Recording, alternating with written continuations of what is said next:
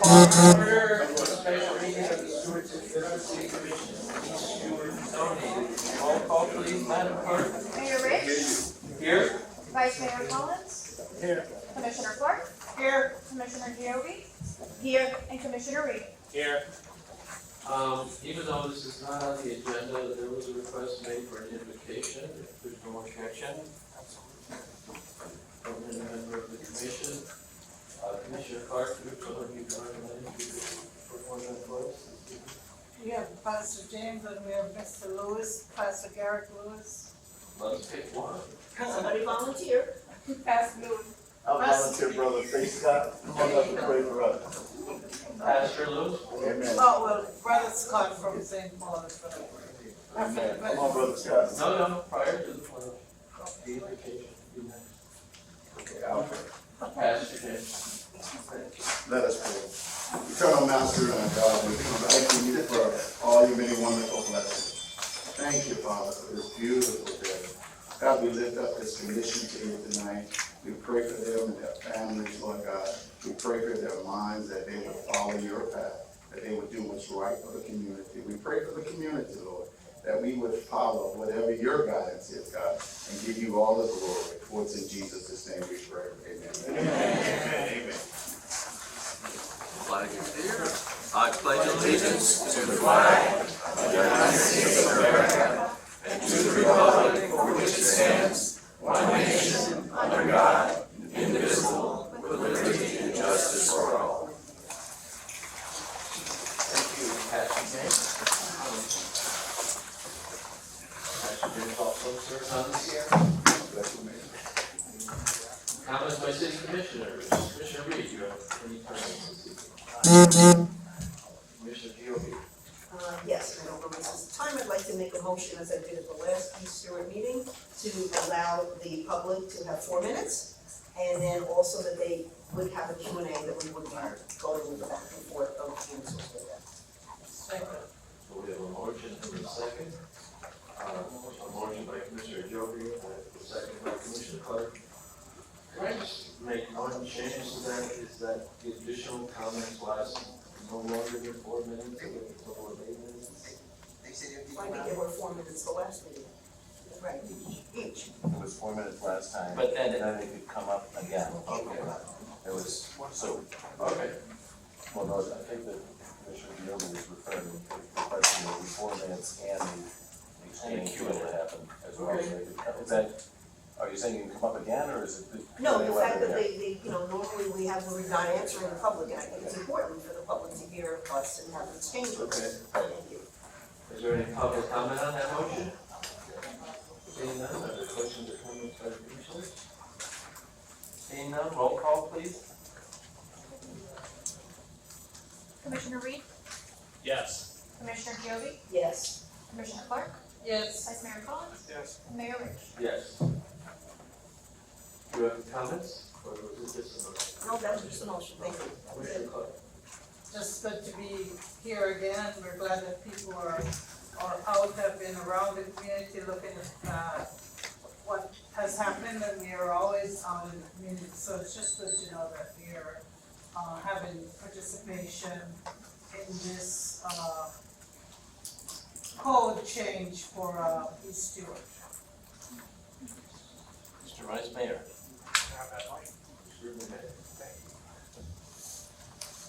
So, I'd like to take a break from being happy tonight, so we can talk about East Stuart.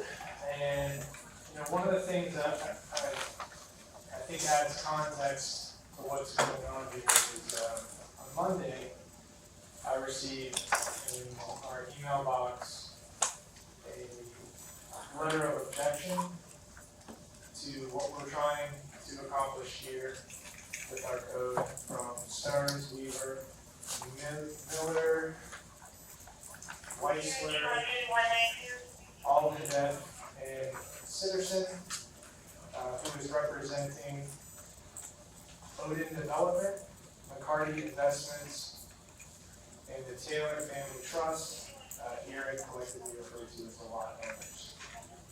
I found this interesting because in December, we similar type of objection letter to changes we've been making in the code from another entity called Neuris Enterprises from the same law firm. Neuris Enterprises happens to be, and I'll bring this full circle so you know where I'm going with this. Neuris Enterprises happens to be run by, owned by, managed by Marcella Campbell. Marcella Campbell is an interesting name when we're talking about these East Stuart changes. She's a developer that lives in Stewart's Point. Was very against some of the recommendations we were making for code changes in our zoning in progress. But Marcella Campbell's name doesn't end there. Last time, I spoke about the East Stuart charrette that made these changes to East Stuart to take it from being a residential neighborhood to a mixed-use and commercial district. Those changes happened in this charrette.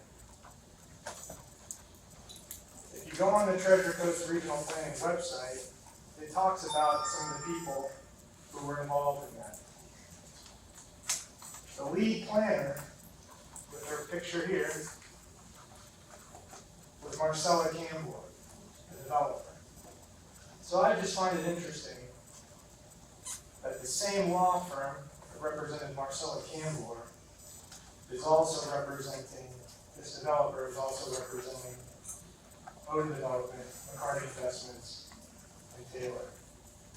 The changes that we are trying to make, that we are proposing to make with regard to the allowable uses for what can be built in East Stuart can be best summarized as, do we want this to be a residential neighborhood, or do we want this to be a primarily mixed use and commercial neighborhood that allows building to go up to 3 and 4 stories, potentially with nobody even being notified. The changes that we are proposing here, and this gets lost as we start arguing and we go on and on. The changes that we are proposing are requiring some of these more intensive uses to trigger a conditional use process. What does that mean? That means that the neighborhood would be notified of that development. And we would have a public hearing, and the neighborhood not only would be notified, but could give input on whether or not they want a hotel on East, on whether or not they want a 3 or 4 story mixed-use project on Tarbonne, whether or not you want apartments, 4-story apartments, to be on Bahamas. That is what is currently zoned. And we'll go into hopefully a lot of depth with that tonight. We'll see up here these green and purple lots. Anything that you see that is green or purple can be that kind of thing. 35 feet, 3-story, without anybody's notification or permission or even input. So the changes that I would characterize the majority of this commission is trying to make, that we've been advocating for, is having those uses, hotels and single more intensive go through a conditional use process so that at least the neighborhood can be made aware of it. So take that how you will with regard to who's representing different entities, but I was personally surprised and interested.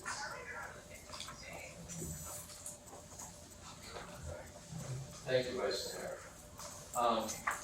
I'm also glad to see so many of you back here this evening, as well as the fact that we're sitting here ourselves listening. However, as I said the first time I was here over a month ago by myself, in my mind, this is just the beginning of the process. It should be just the beginning. And I would hope that, as we have seen by the strong interest and numerous discussions and conversations that have been had and been told and had, and I especially like the one that we were not supposed to come to, that there is a great deal of interest in understanding these issues. And these are complicated issues. I sympathize with you. But it's clear to me that there's no need for us at this time to take drastic measures that's gonna make it more time consuming, more difficult, and more expensive for those of you who live in East Stuart to build on your own properties. Like I said, we've got everybody talking about it, and I think we should continue to take advantage of that, so listen. One thing we've accomplished is we get to dispel some myths about what's going on in East Stuart. And this happens all the time. It actually happened this week in a few instances. On Monday at our meeting, the rumor got started in social media about the Costco project that a stoplight was never planned for Canner Highway. And we were taking criticism for that. Well, that is in fact not true at all. There was always going to be a stoplight there. There was always going to be there was always going to be a stoplight there, and we dispelled that rumor. Then the rumor got started somehow, and on social media, that the city was going to replace City Hall with a hotel and a garage. Well, that's I've never seen or talked about those plans with anyone, and it's one of my big regrets is that we spend so much time on talking about things that are not true. Particularly in the case of East Stuart, the rumor got started that the city wanted to turn East Stuart into the Creek District. I have been sitting in these meetings longer than certainly anyone up here except Mr. Mortel. I have never heard that said. I have never read that it said.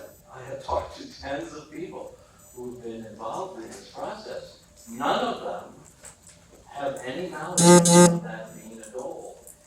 The new code, form-based code that was created for East Stuart and for the Creek District were created at the same time. We went through the same process over the same period of time. If the city had wanted them to be one district, they would have made them one district. They wouldn't have separated them. The Creek District is a district, it's a commercial district. It's completely different than East Stuart. East Stuart is a neighborhood, and that's the challenge we face with the decisions we have to make here. So, as I said, this really should be the start of it. Someone gave me some information this week talking about communities that have been spending substantial sums of money to buy homes and convert them into affordable housing. Spartanburg, South Carolina has spent a great deal of money providing affordable housing through single-family housing, which is something that's come up here. There are many options available to us, and I think we should take the time to explore them. And here's what I've learned, and this is a change of mind for me. I've changed my mind. If we don't come up with a plan for this neighborhood, if you don't come up with a plan for this neighborhood that you buy into, that makes sense to you, that's gonna provide you opportunity, then somebody else is gonna come in and put something in place that we probably won't be that happy with. So that's a big job, and I hope we don't preclude those options by making decisions tonight that I don't think we don't need to be in any rush to accomplish that. So I look forward to hearing from you, and again, thank you all for coming. Mr. City Manager, do you have any comments? Just briefly, we do in fact receive correspondence from a law firm representing, it appears to be 3 families in East Stuart, property owners, and asking questions about different proposals. And the city attorney and I had a telephone conference with them this afternoon that was related to that. One of the issues that was raised in the letter was that the city commission had tabled and addressed certain issues as it related to parking density, setbacks and other things. And I just wanted to clarify, or have the commission clarify, the intention tonight so that the scope of the discussion stays consistent. It appears that the issue that the commission intended to have outstanding is the conditional uses that would be either part of that chart or part of that, whether you needed a conditional use hearing or not for certain uses in the community. It did not appear to me, and I apologize, I was not present on the 24th to be as specific about it, I can discuss it with the commissioners at the meeting, but it appeared that on the 24th, the commissioners intended to resolve the issue of density and parking already, and that you guys had moved on from that, and that the only thing remaining was conditional use. I know you're saying that you guys can address it after my comments are finished. The only reason I say that is because when I kind of reviewed the meeting from the last Stuart meeting, there was a lot of discussion that was way beyond that of the conditional use and was going into almost a full-on charrette or planning session for everything in East Stuart. And I open and welcome to the idea of, making changes and plans for East Stuart as the community sees fit. But I also think that it's important that we recognize what the scope of this meeting is and where you guys are going. And so I'd ask the commission to just verify for the residents here what that issue is, so that we can, and I told the attorney that I was talking to today that we would do this. That's why I bring it up. Okay. Well, I think when Mr. Baggett reads the second reading, he can clarify the scope of the discussion. So, for last time, it's the conditional use chart, It's the table. table that we were going through. And then secondarily, I really would like to make sure that we do get feedback from who lives in the neighborhood with regard to item number 2, which is street by street. Should these be residential parcels, or should this be commercial mixed-use parcels? I'm most focused on Bahama, Tarbon, and then to the west of East, in that little triangle there, and then 10th Street. So what's the role of the group here with the commission? That's a very open-ended discussion. It's a D and D, so there's no beginning and end for us. Would you like to separate those very clearly? The next phase that we will be doing I is understand. meeting together to discuss those zoning map changes, so making sure we get feedback from who lives in the neighborhood while we're in the neighborhood will be very important. Well, on that. let's talk about this.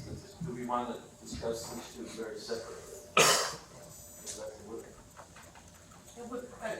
I think that we should keep it the way that we have it set up. That would be the logical thing to do it afterwards. But again, based on what city manager has said, and I know that we have to still hear from our city attorney, I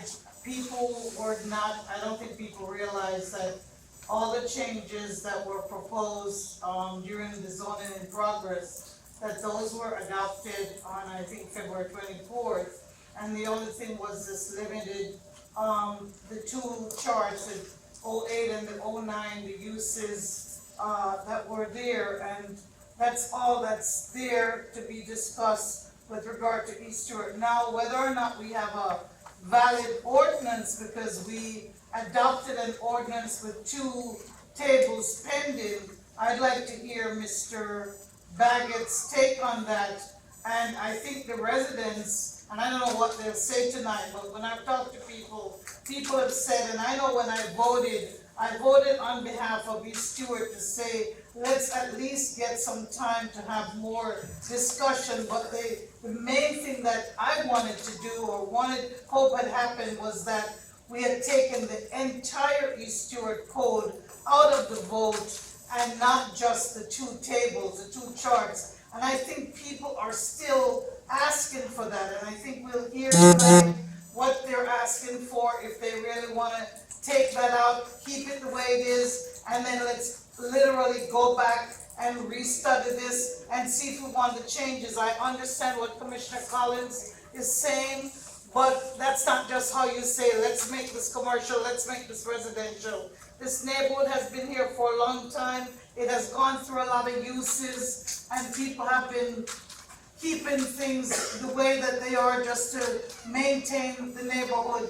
Yes, some of the commercial has gone away because after desegregation, a lot of the commercial wasn't needed. But there are people who still wanna go back and redo and build a little bit of commercial and upgrade some things that they have. So it's important to give those considerations. So of course we'll hear from staff, but I really want Mr. Baggett to put into perspective, what is it in the ordinance that, can we go back and pull out East Stewart if we have a motion tonight to pull out East Stewart and say, let's not adopt these two tables along with what has been previously adopted, which is the density and the parking. Those are the two big things that really affect this area. We didn't make parking changes. That was one of Well, the the things we rolled back on. Sorry, okay, for We the, didn't apply the parking changes. Stuart. okay. Okay, so multifamily would not be required to have the additional parking requirements? I thought That's what we had discussed, is that would not apply to that you. was just single family that we said we were meant to The change. parking changes But didn't we'll apply. listen For to for staff. clarity, I don't know if the city attorney has that, because I don't know that I recalled that. So if somebody came in and wanted to build a 10-unit apartment complex. Okay, hold on, they hold on. wouldn't- But they wouldn't. All right, so Okay. we are gonna follow the agenda as it is written, Yes, sir. Which to is make not- it less confusing. Which is So not we will, amendment to the whole zoning in progress, it's specific to the chart. item 1 will be read by Mr. Baggett. We will have a presentation by staff, and if there are questions of Mr. Mortel and Mr. Baggett regarding what applies and doesn't apply, we will have it in that context, which makes more sense. No, okay, hold on. I can feel where we're going with this. These two meetings in East Stewart were specific for this chart. This is not to unpack the entire zoning in progress that we did tonight. Or else, again, this is the problem. We have an ordinance that needs to be completed. We decided to take the East Stewart portion out and come to East Stewart and talk about it, which we have. But to your point, Commissioner Clark, the longer that we do that, it starts to create an issue with our ordinance. Okay, Mr. We Vice Mayor, come to seek what the neighborhood wants, we're coming up to the approval of but the agenda. now we're talking about potentially unpacking the entire zoning in progress tonight. That was not why we were here tonight. We're here to discuss this chart and the allowable uses, and then secondarily, the zoning map changes for East Stewart. Correct? We're on the approval of the agenda. Can I get a motion for the approval of the agenda? Move approval of the agenda as published. We have a motion by Commissioner Clark. Just for clarification, I wanna make sure we're all on the same page here. I'm not sure. All you're doing is approving the agenda, which is written right in front of you, which everyone has in front of them. If you don't want to approve the agenda, I Don't don't, have a meeting. then we don't have to meet with them, so. Second, Thank you, Vice Mayor. So we have a motion by Commissioner Clark, a second by the Vice Mayor. Let's do a roll call on this one. Mayor Rich, Yes. Vice Mayor Collins, yes. Commissioner Kiobi, Yes. Commissioner Reed, Yes. and Commissioner Clark. Yes. Okay. Now we have comment from the public on non-agenda related items. So if you wish to address the commission on issues not on item 1 or the D&D on the proposed zoning map changes, this is your opportunity. And Madam Clerk, do you have any green cards? I have several reports, but some have nothing and some have 1 or 2, so I'm not sure if you want to take all of them out or. It's all gonna be related to 1 and 2, correct? That's why we're here. I would think so. Mr. Smith, do you wish to make a comment? Yeah, sure. With regard to a non-agenda related item? Please come forward. Good evening. Good evening, good evening. Good evening, Commissioners and lawyers.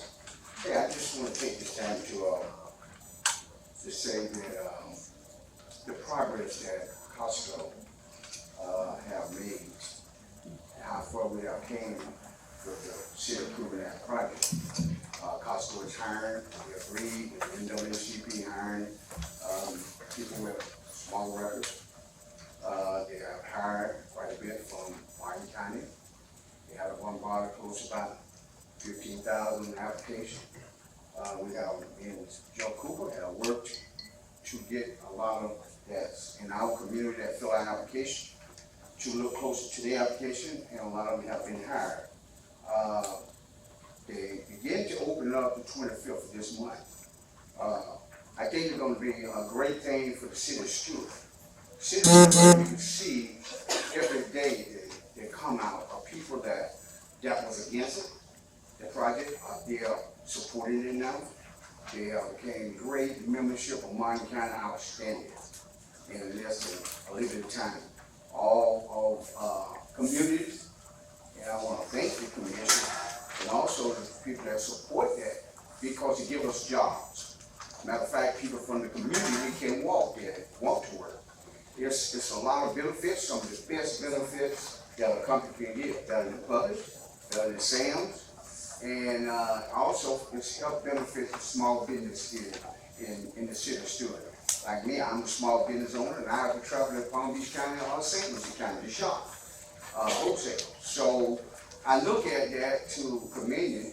Some might not agree. I heard you saying earlier about the stoplight, that if you go over there, take a look. Go just explore the community and see how beautiful it is. Over $4.7 million worth of landscape. It's just awesome. Before we get into the apartments, but just to see what it's going to bring to the city of Stuart and the revenue that it will draw. People are very excited. I spent days over there just seeing the change of people for their faces, from the islands to Lexus to you name all sorts of people like just looking at it. So to the community. I want to say someone that was on the agenda, but I'll wait on that. But I just want to commend you to still work hard together. I know that a lot of you have disagreements in the way you see things, but we're in front of a lot of people that are trusting in you in their hands. And I hope you all can be the example, set the example for this community and how you communicate. You professional, vote you in, and set that straight. If you got some differences, handle it another way. Don't do it in the front of these people and have them concerned, where's we at war? We're gonna come to agreement, disagreement, but do it in an agreeable disagreement manner of respect. And I just pray that y'all just continue to work together with love. Just a job. And the people caring for you do a great job. I wanna thank you very much. Anybody else, Madam Clerk? Kimberly McCarty?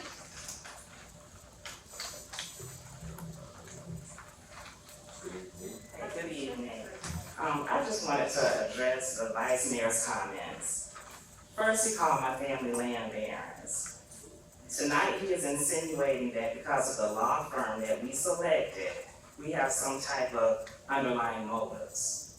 To be clear, what our goal is to preserve our rights as property owners and individuals who are genuinely concerned about Eastwood. Despite your insinuations, it does not take away from the firm's findings, which are legitimate and show numerous statutory violations. Thank you.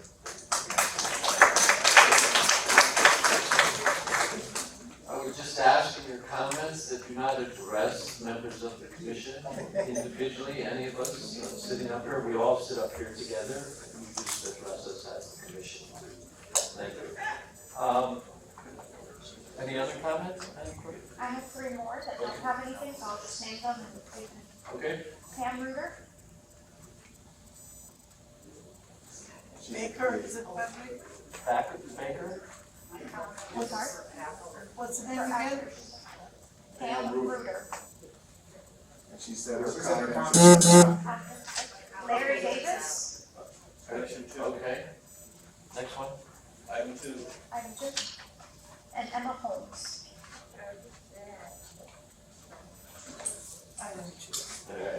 Okay. Mr. Baggett, will you please read item 1 for our consideration?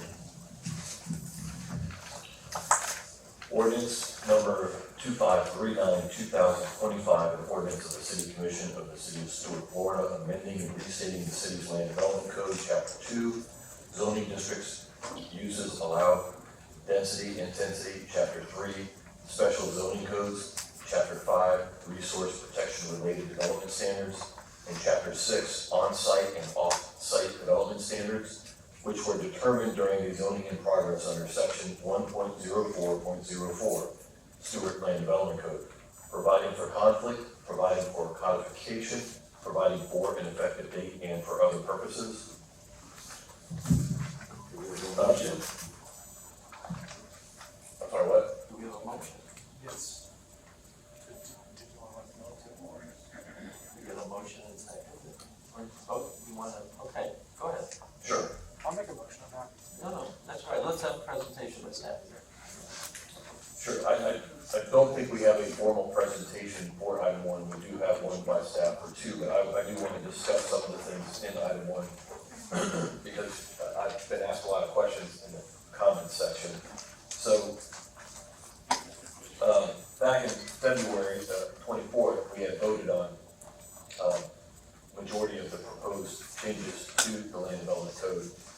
And it was my understanding that we were tabling and pulling out to be brought to East Stewart, section 3.003 permitted uses.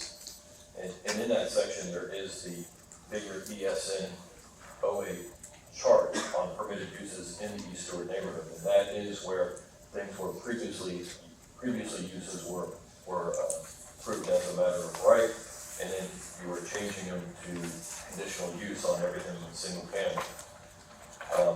And that's what I had stated on the record at that time. However, when we did get here, it seemed that the discussion went beyond conditional use and went to lots of things, including a lot of the changes, other changes made to the East Stewart neighborhood. So there was confusion, even on my part. The law firm's letter pointed out that confusion. So I think it does need to be clarified by the board today. What did you mean? Or is it just the section and chart that I mentioned on the permitted uses versus that are in conditional uses now? Or have we opened it back up, the other proposed changes that were done to East Stewart neighborhood under the code? Before we go there, but I wanted to point out 2 things. I had put on in front of you, one of the issues raised by the law firm kind of pointed out a scrivener's error in the East Stewart neighborhood under a different chart, and it would be the East Stewart neighborhood number 9 chart. And this is where we had changed the minimum lot size to 6,000 square feet.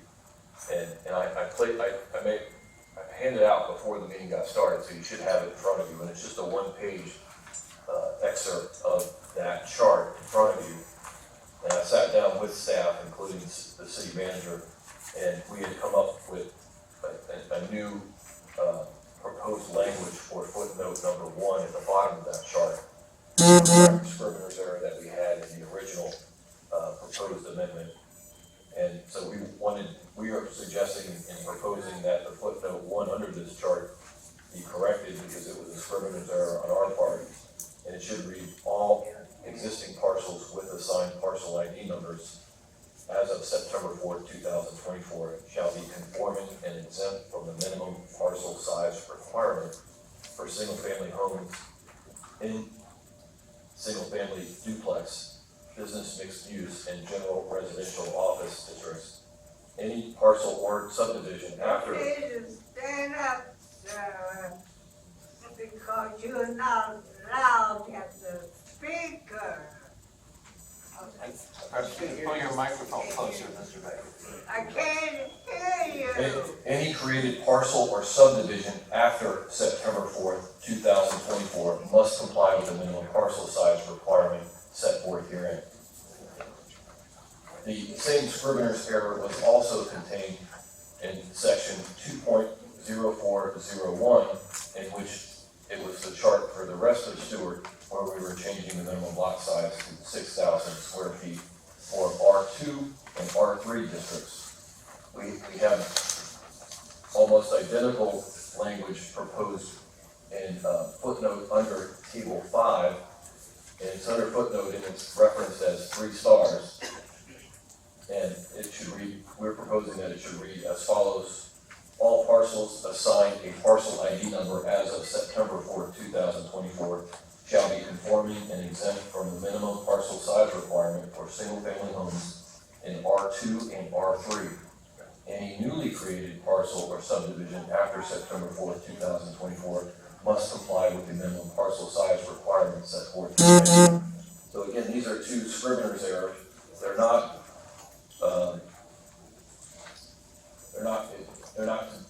part of what's being discussed tonight, but they were raised in the attorney's objection letter, and I thought it was a good time that we bring it before you to address the scrivener errors. And as I read the language, both myself and other staff members involved are recommending that this change to the footnotes in both of those charts. And then also getting back to my previous comment, I think it needs to be clarified. Are we only here to continue voting on the permitted uses in East Stuart, or is it more than that? So you're saying any motion that's made, it needs to be quite specific? Well, it's also, I don't think there's any ambiguity as it relates to the balance of the city of Stuart. Like, I agree with Commissioner Collins that the intention is not to reopen the entire zoning in progress and go back to the whole thing. The question was, the commission had discussions and said, we are going to have this meeting at the city of Stuart to discuss what is going to happen in the city of Stuart, or East Stuart, and therefore we're going to table the conditional uses until we get to the East Stuart workshops. But did that also table the other elements, that being the density and one other example would be, well, you said parking, but I think you exempted the parking out. But another example is you guys addressed the minimum lot size, but then you made all of the existing parcels compliant. So technically that issue, in my mind, is resolved by that solution, and anybody that has a ID is compliant. But again, the way that the discussion was, it was that the commissioners all said we're going to hold off on the East Stuart issue until we get to East Stuart, but did it mean all of the East Stuart issues, or was it just the conditional use chart? Yeah.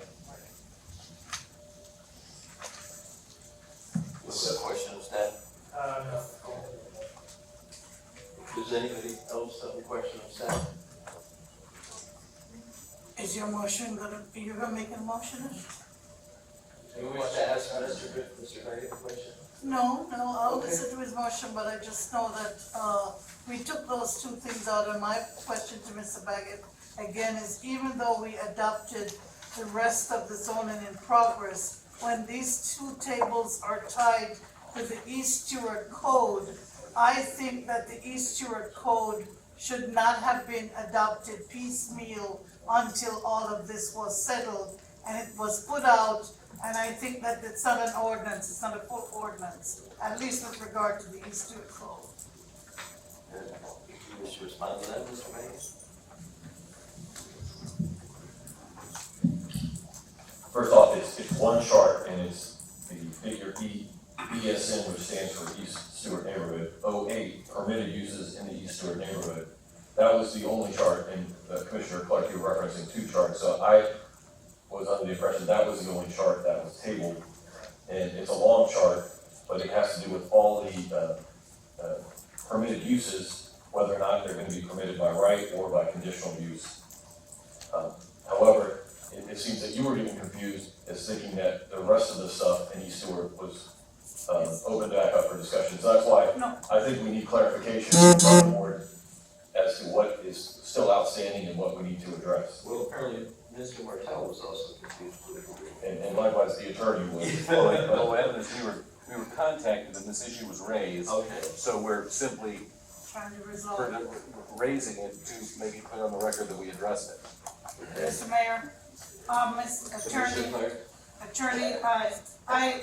unless staff is not going to present this, but I'm pretty sure that staff has we have some changes to the 09, and I thought that there was 08, but you're saying, I think, did you just say 08 or 09? Correct, I went before you, with two charts, one of them was 09, where I mentioned that that we had made a scrivener's error in footnote 1 of chart 09, but I didn't mean that that was, what was to be discussed Okay, tonight. all right, so we have 08 and 09 with a scrivener's error, thank No, you. no, 09 was a scrivener's error, 08 Right, and is a then conditional 08 is use. the land use. Correct.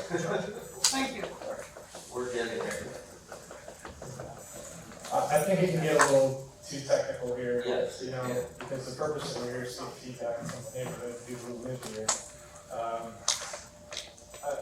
As a lead up to my motion, I really tried to take the comments that happened at the last meeting and process that into what could we do, and to Ms. Kim's point, something that's more reasonable, something that's more moderate, that doesn't feel as extreme. As far as I can tell, and I'm sure you can tell me in the comments if I'm way off, one of the main issues is the height. You know, do we want to have 35-foot and 40-foot structures in East Stewart, 3 and 4 story buildings? And as far as I can tell from the people who live here, that's not what we're necessarily interested in. But at the same time, we don't want to stifle the ability of property owners to develop and have commercial and business opportunities for people who live in East Stewart. So I'm trying to balance that, and I don't know if you're able to look at this chart at the same time, Jody, could you pull up the ESNOA chart? But, Would you like her to make a presentation? No, just or to would put you up like what to do it in the context of a motion? in the context of the motion, just Okay. have so what I'm speaking to can be visualized. But when I was going through these various uses, that can happen on the parcels, that's what we're discussing. On parcels in East Stewart, what can we build? Single family, duplex, multifamily, ADUs, mixed use. And Mr. Redpair, I prefer Hang tight, just let me speak. if we have a motion, and then we can hear from the public. I know I'm just Prior. communicating, I'm trying to communicate the nature of what I'm proposing. Okay. So we all can even speak to it, okay? Hotels, bed and breakfast, adult daycare, it seems like the type of issues that we really wanna make conditional use, and again, meaning that would trigger it coming in front of the community, right? Would be the larger scale things, hotels, mixed use, right? Meaning 3 and 4 story, mixed use, whenever you hear that is coffee shop, sushi bar, burger joint, apartments. Kind of like Albacoa or City Place, okay?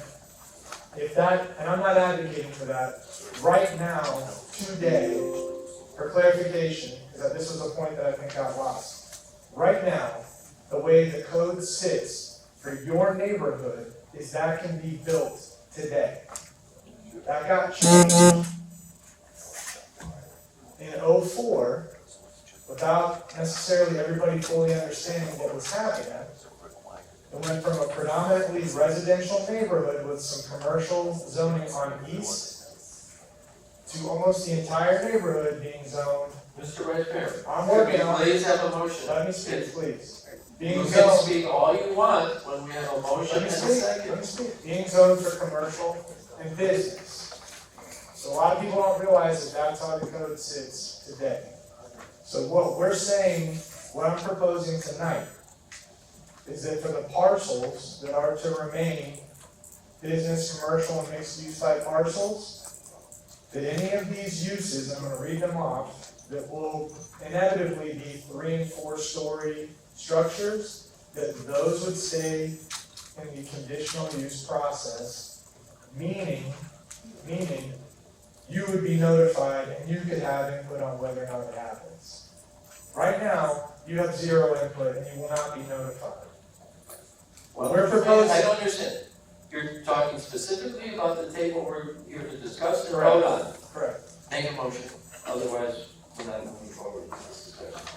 Just make a motion. I'm trying to explain what I'm. You will have every opportunity to explain it in the context of the motion. I don't understand. Okay. So I would like to make a motion that within the ESNOA chart, and would you like me to also include the scrivener's errors, or is that something that can? Yes. And then the mentioned scrivener's errors in the ESNOA, error 9, 09, and table 5. and table 5 of 20401, for the record. Beautiful. Alright, so I'd like to make a motion that we keep under the conditional use process, and I'm gonna list off the uses. Multifamily, which is apartments, to be able to do that, you gotta tell the neighborhood you're gonna do apartments. Mixed use, which is that 3 and 4 story stuff, if you're gonna do that, you have to tell the neighborhood, you have to let everybody know. Hotels and motels. Bed and breakfast inns, which I'm not sure, but I think could potentially be a larger structure, so for safety there. Governmental buildings. If the city of Stuart were to buy a parcel and want to build a 35-foot tall thing on it. Assisted living facilities. These are structures that can often be very tall. Banks, financial institutions, bars, which is already under conditional use. Office, business, professional, medical, or veterinary, so office buildings, right? Rooftop dining, which is currently under conditional use. Theaters, public facilities, public utilities, telecommunication towers, and then government parking garages or private parking garages. If that's gonna happen in East Stuart, that the neighborhood should be notified and have input. So that would be, those uses would be included in conditional use. What would now be excluded as a part of this motion, right, what can be still built by right, would be single family, This is perhaps an easier to say. But duplex. it's no longer conditional use. These would no longer be conditional use. This is Single family. single family, duplex, ADUs, family daycare, home occupation, room and boarding houses, adult daycare, child care centers, community centers, funeral homes, libraries, museums, religious institutions, schools, art shops and galleries, barber shops, beauty salons, catering shops, clubs, fraternal organizations, massage therapy. Microbreweries are already under conditional use. So that for the motion, I would want that to remain conditional use, because it's a bar in a Christian neighborhood. Restaurants, convenience and general stores would not be under conditional use. Retail, studio, art, dance, public parks, community gardens and urban farms. So Can I just have, Madam Clerk, did you get all that? Do you feel? So I got it all, with the exception, I started losing track of the excluded, doing a little faster, but it is on tape recording, so I'm gonna go back and review. So I think that does a reasonable job of hedging the neighborhood to be made aware of these types of uses if they're gonna happen here, without the appearance of blanketly making it more restrictive, which was the feedback I got at the last meeting. So that way, we can all have input if it's something that's gonna be tall and intensive. And then some of these other uses, like barber shops and general, retail, like local, it doesn't have to be 3 or 4 story. There's nothing in the way of that being able to be developed with production. Because he made sufficient reference to the scriveners there, Mr. Knight? Yes. In his motion? Yes. Okay. Is there a second? I second the motion with the understanding that the community will have full explanation as to the current by right versus what is being proposed. Thank you. So I have a motion by the Vice Mayor, a second by Commissioner Giove. Is there public comment? Madam Clerk. First one is Kimberly McCarty. Thank you. Mayor, Mike. We're finally I getting to the I think we're gonna go right to public comment, Mayor. try to give some context, so it's not just. Mayor, Rich. Yeah. Just so there's clarity, that, so the only issue that's outstanding is the conditional use chart. Yes. I just wanted to. So just to clarify, we are not talking about, 09 or 08? Oh, wait. oh wait, we are not talking about Your discussion regarding proposed zoning map changes for East Stewart. That is a completely separate issue. Yeah, that'll be next. That will be next. But the other issue that asked to be clarified was, are we only discussing, is the only thing open left is figure ESN 08? Yes. that is, I hear that one. is the Vice Mayor's motion, so that's all we are discussing.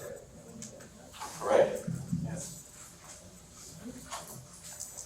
Okay, I'm sorry. No, that's okay. A lot of the issues Could have you just been, introduce I'm yourself? sorry, and address? Kimberly McCarty, 5772 Southeast 47th Avenue. A lot of the, points that were brought out by our attorney were addressed, just now. I'm just gonna go through the preliminaries. Good afternoon, Mr. Mayor, Commissioners, others on the dais. As many of you know, me and a number of landowners sent you a letter, and you have received a letter from our attorney regarding this matter. I'd like to provide a copy, entered into public record. There are many constituents who believe that the policies that are being proposed will have adverse effects on the East Shore community, such as restrict housing choice, increase displacement, and unintentionally contribute to gentrification, the very outcomes we are all trying to avoid. Additionally, as property owners who have deep ties to the East Shore community, these policies will diminish our rights under the guise of protection. For these reasons, we felt compelled to seek legal counsel. Out of respect for time, I'm just going to provide a few of the highlights. Florida statute states in relevant part, all land development regulations enacted or amended shall be consistent with the adopted comprehensive plan or element or portion thereof. Florida statute also states after a comprehensive plan is adopted by the governing body, no land development regulation, land development code, or amendment thereto shall be adopted by the government body until such regulation, code, or amendment has been referred either to the local planning agency or to a separate land development regulation commission for review and recommendation as to the relationship of such proposal to the adopted comprehensive plan or element or portion thereof. Additionally, Florida statute states a land development regulation shall be consistent with a comprehensive plan if the land uses, densities, or intensities and other aspects of development permitted by such regulation are compatible with and further the objectives, policies, land uses, and densities or intensities in comprehensive plan, and if it meets all the other criteria enumerated by the local government. The pending amendments violate these fundamental statutory requirements, as do the amendments adopted by ordinance number 28539-2025. Florida statute permits a substantially affected person to challenge within 12 months of adoption any land development regulation on the basis that it is inconsistent with a local comprehensive plan. Several lot owners are prepared to file a petition to challenge this ordinance and the pending amendments if adopted. This ordinance also recognizes in the first whereas clause that Florida statutes also requires the city of Stuart to adopt or amend and enforce land development regulations that are consistent with and implement the city's comprehensive plan. Yet the record confirms that this ordinance and the pending amendments were drafted based on the direction of the city commission without any supporting staff analysis, evaluating whether the reference code amendments would be consistent with the comprehensive plan, and prior to the local planning agency, considering whether the amendment should be consistent with the comprehensive plan. This also violates Florida statute. This ordinance and the pending amendments inordinately burden the lot owner's properties and adversely affect the lot owner's private property rights. The lot owners are prepared to exercise their legal remedies, including but not limited to filing claims pursuant to the Burt J. Harris Act in order to protect their property rights and obtain compensation from the city for the reduction in fair market value that will result from this ordinance, just a little bit more. It is also evident that the city has inappropriately targeted the East Stewart community and East Stewart property owners by selectively adopting land development regulations designed to restrict their property rights that are not otherwise applied to other areas of the city, particularly as related to allowing only single-family dwelling, which you've since made a motion, as permitted uses and requiring conditional use approval for all other uses. Property owners are prepared to seek legal remedies to protect their civil rights, in addition to their property rights if the city does not respond appropriately to their objections. In closing, the lot owners would prefer to resolve their objections by engaging with the city commission, city attorney, and city manager in a constructive approach rather than pursuing legal remedies to ensure that East Stewart and their properties in particular are regulated in a fair manner that protects property rights and implements the requirements of the comprehensive plan. Thank you.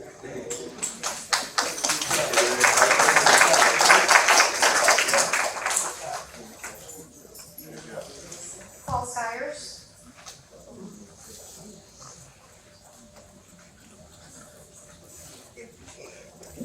Mr. Harris. I'll be good. I want to apologize for my behavior last time out. That was a little intemperate. It was late. Oh, trust me, it was. But tonight, it's a peculiar. Paul Skyers, 600 Southeast 10th Street. It's of a peculiarity that maybe somebody can clarify for me. Are there any 3-story buildings in East Stewart as we speak? Because there seems to be a problem with height. Yes, there is. Scott Mansion is a 3-story, and there's another 3-story in East Stewart. So you're incorrect about that. And the city of Abacoa, the award-winning city of Abacoa, that's had probably 18 different recognized planning awards. Is there a problem? Why do we keep disparaging our neighbor city as if what they've done there with their front porches and their, mixed uses? Why are we disparaging that city and making it seem as if that's a bad thing to happen in a town, in a community that already has mixed use as a part of its character? Why? Why are we nobody? Let him finish his comments, please. So, I'll have further comments later on at a separate time. My thought process is simply this. If you didn't follow the prescribed procedure that cities are supposed to follow in amending their comprehensive plan, before you can change any of the LDRs or regulations, that everything that you've done in this zoning in progress, not only for East Stewart, but for everywhere else, is for naught.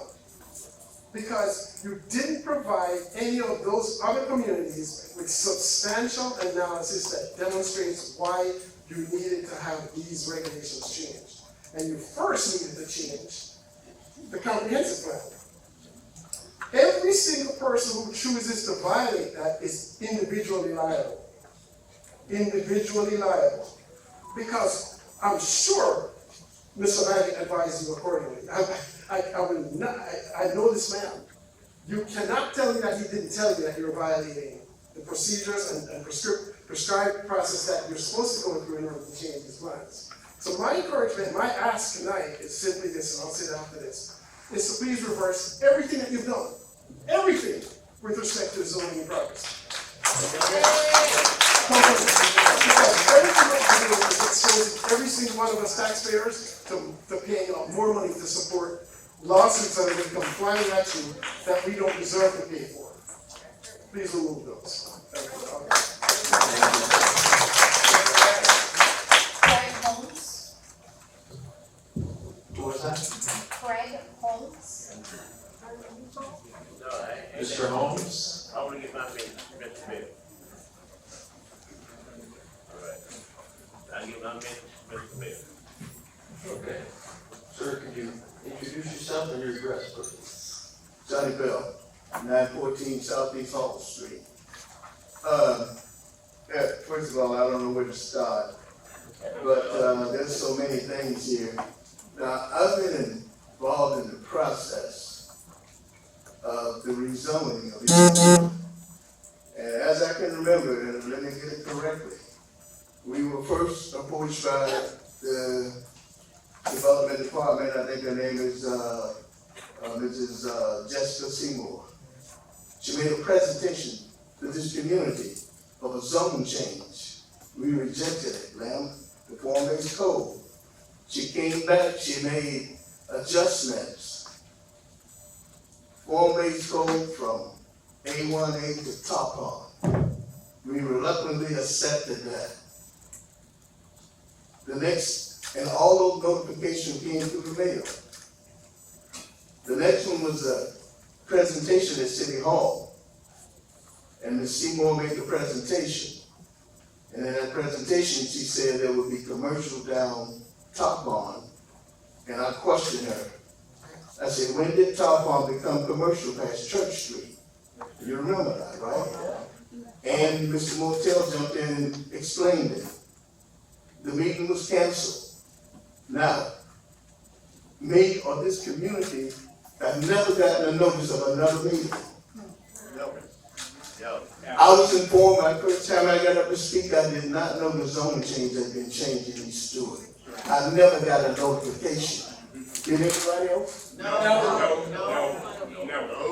There were no notifications, and I was informed that in 2023, the East Stuart Urban Code was appealed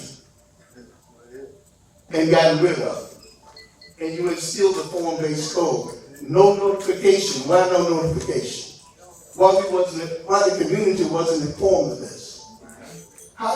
You violating a lot of things right here. What, can somebody explain to me why we wasn't informed?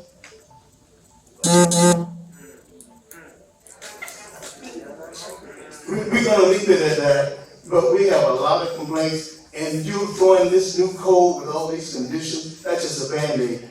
This community wants to go back to the code that we adopted, and we had input into. And that's the East Stuart Urban Code. People accept nothing else. You have really disrespected this community.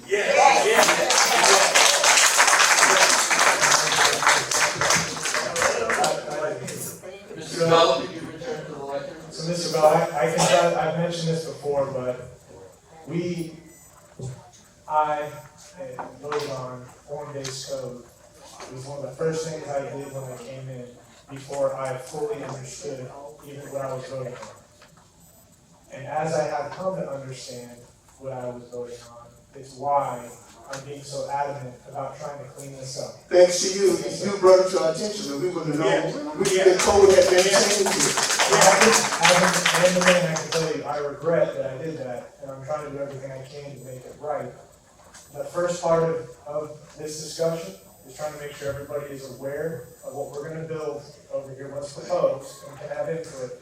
The second part, number 2, is going through the map and having everybody here say, that should be residential, or that should be mixed use, that should be commercial. But my thing to you is, we already have that code. If you go back to the original code, we won't have to go through these changes here, what you're talking about. If you go back to the East Stuart Urban Code, it's spelled out exactly what this community wants. Now, you have a little property on East Avenue, but it can be tweaked. It can be tweaked. Right now, this community don't need no commercial business. We need places to stay. But it is a historically black community. Now, it is not all black anymore. It's very diverse. We have everybody living in here right now, and they love that area. But we want to keep East Stuart a community, and it's not a commercial district. Amen.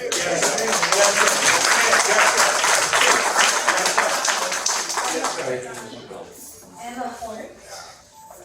What? Mr. Bell, you gave your minute. He's good. Johnny Bell?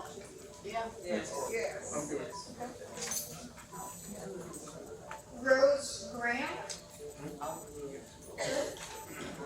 Gwendolyn Hall? Paul Brinkley, I'm good. Gloria Howard, I don't have anything to say, Mr. Bill said it all for me. Rita McCarty, No comment at this time. I agree with what Mr. Bell has said. Eric Steinmeier, No comment, I agree with Mr. Gunn Bell.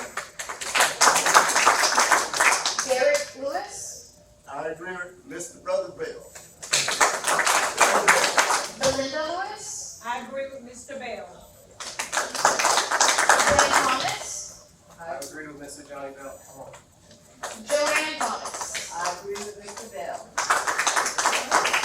Lucius Racer, I agree with Mr. Bell. Roderick Peterson,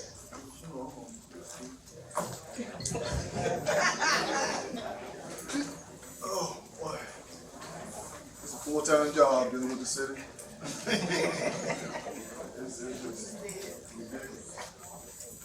Good evening, board, commissioners, and city mayor, and city manager.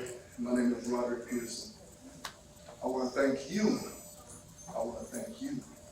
I want to thank you, Commissioner Reed, Commissioner Joby, Commissioner Collins. Confusion. Confusion. I believe in development. It's how you develop. And for the confusion that for this community has always been, is from this community. These people has blood and work in this community. I've only been in this community for 12 years, but I know the families in this community. My family was born and raised in this community. But I'm trying to understand, why would you change this community? Why? Seriously, why? You're not changing Cooper's Creek. You're not changing Cooper's Creek. And this community was here before that. I have seen all the documents, and this land was nowhere dirt. There's nowhere to hold. But they built out of that dirt. Over 100 years. Over 100 years. Where's the sympathy? Where's the sympathy? None. We all grown here. We educators. There's a lot of There's a lot of educators, developers, builders. Where are we right now? Is it that important to change this community? Is it? And nobody still ain't talking about taxes. Yeah. Can we speak about taxes? Do you have anything dealing with taxes? What it consists of, a 3-story building on MLK, just speak about Willie Garrett's property that y'all bought. Is that taxable in this community? Accessible? Not if it's owned by the city. So it's no. It will never be consist of tax accessible in this community. Won't be taxed on it. No. So, do y'all have an outlook of taxes if anybody even build in here if they go up?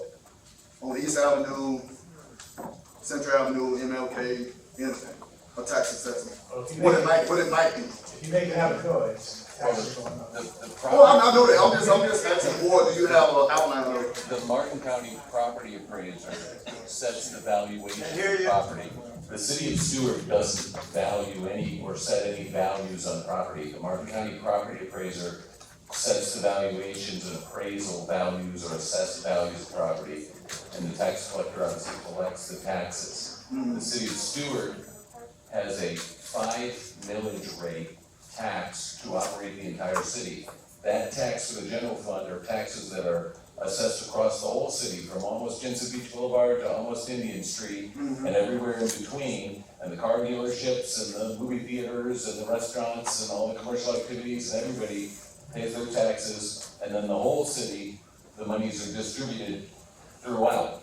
So, as it relates to the Gary property in East Stewart not being taxable, it doesn't matter because East Stewart's expenses are paid from the whole, not from the individual. So. So where, this community is governed, is zoned out. It's not, it doesn't have a separate taxing district, it doesn't have a separate anything. It's all, we're all part of the same place, we're all in the So we're same. connected. We're just, yeah, we just have a different, we have a nickname for our neighborhood. Okay. Well, I hope that we come to a resolution of, to go back to like Mr. Bell said, because it's always been a community. We're not back like 60 years ago. It has changed, I know it.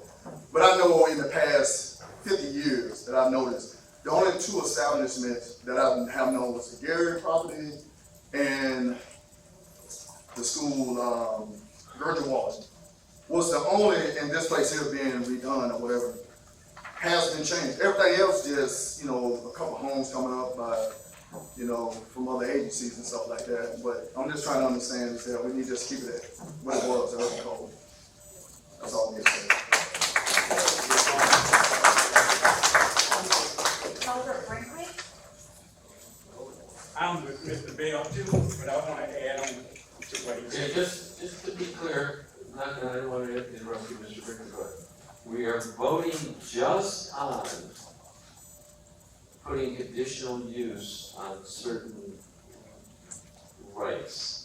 To build single-family homes, to build, we're not talking, this first vote this evening is not on zoning changes. It's not on turning dark and commercial. That's not what we're talking about. Feel free to discuss whatever you want. Because I was just gonna say, you didn't say this to everybody else, let me speak, okay? Respect me now, because right now you disrespecting me. You didn't say that to nobody else, don't do that to me, okay? Just make that clear now, you've been disrespecting me a little bit too long now. You don't have to like me, but what you need to do is respect me. Okay? Thank you now. Now, I want y'all to hear this here. Y'all see this here? Put it on the mic, Albert. Put it on the mic. This is this is a tractor trailer. This is a tractor trailer on my street. First thing in the morning, 7:something in the morning, a tractor trailer from the gutter company. The gutter company ended up there without the community consent. And this is what Commissioner Collins is letting us know. Anything can go over here right now without our consent. This tractor trailer was first thing morning, 7:something in the morning, to the gutter place, passed by my house. Yesterday I went to check on my neighbor. What's down there on my street? Another tractor trailer. Just so happening, he ran up in the yard trying to turn the corner. A tractor trailer don't have no business in a residential community. Right now you can see the marketing in my yard right now where he ran up in my yard. That's because, people, right now we don't have no say of what's going on in this community. As they say, high rise can go up right now. We don't need that. As Johnny said, this is a residential community. Now, you said earlier that you heard about combining the Creek District and he stood together. Well, I like to let you know something. That was said because I was in the meeting. You wasn't in that meeting. About 4 people in here that was in that meeting. Commissioner Clark, Mr. Martell, which was the city attorney at the time, probably Mr. McBride, and myself. And the thing was to combine the Creek District and East Stewart together. That's what was said. And the only people spoke against that, he's dead now, one of them. And that's Pete Walson. And myself, we stated that was wrong, that was disrespectful to the East Stewart community to combine a business district with a residential community. That was said. I was there in that meeting. That was the whole goal, is to combine the Creek District and East Stewart together. Well, Lord behold, if you Commissioner Clark, that particular Saturday, what happened? The city trolleys took from the Creek District and came over to East Stewart. So don't tell me that was the goal. That was the whole goal at that meeting that I was there to combine the Creek District, Business District, and East Stewart together, a residential community. That's what was said. I was there. You wasn't there? Ma'am, I was there.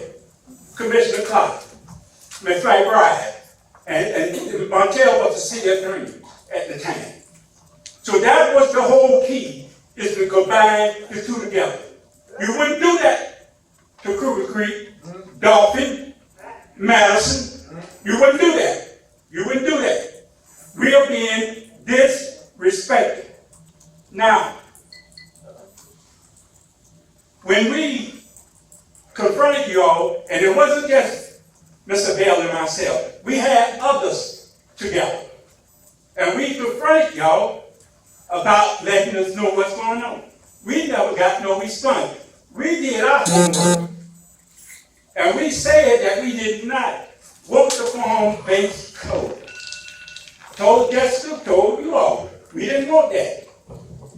But you did it anyway. But now, when the community is confronting you all, now you want to bring it to the community when you should have did that the first time. That's being a hypocrite. That's being a hypocrite now. We told y'all on numerous occasions, meetings here, meetings at City Hall, that we didn't want the form-based code because that was straight out justification. But you did it anyway. When we told y'all we didn't want it. But now you want to come here and have a meeting. Again, I say, that's hypocrite. Now, when we had that meeting, and I was up there with the bright line, and a lot of people were speaking for East Stewart because of what that would do to East Stewart. And no disrespect, Commissioner Clark, but I went home, and I don't like technology, but I went home and I watched that meeting, and I was upset when the comment was said, if the taxes go up for East Stewart, so be it. But see, the thing you need to understand, Commissioner Clark, we live here. No disrespect to you, you don't. We live here. And to make that type of comment, that is disrespectful to us. When I look at the Garrett property, that's in the charrette. When I look at the Cherokee, that's in the charrette. And that's gone. And I heard Bernice make the comment the last meeting was here. The Taylor property is in the charrette. And see, that's gone. But see, that was the whole plan to harass her.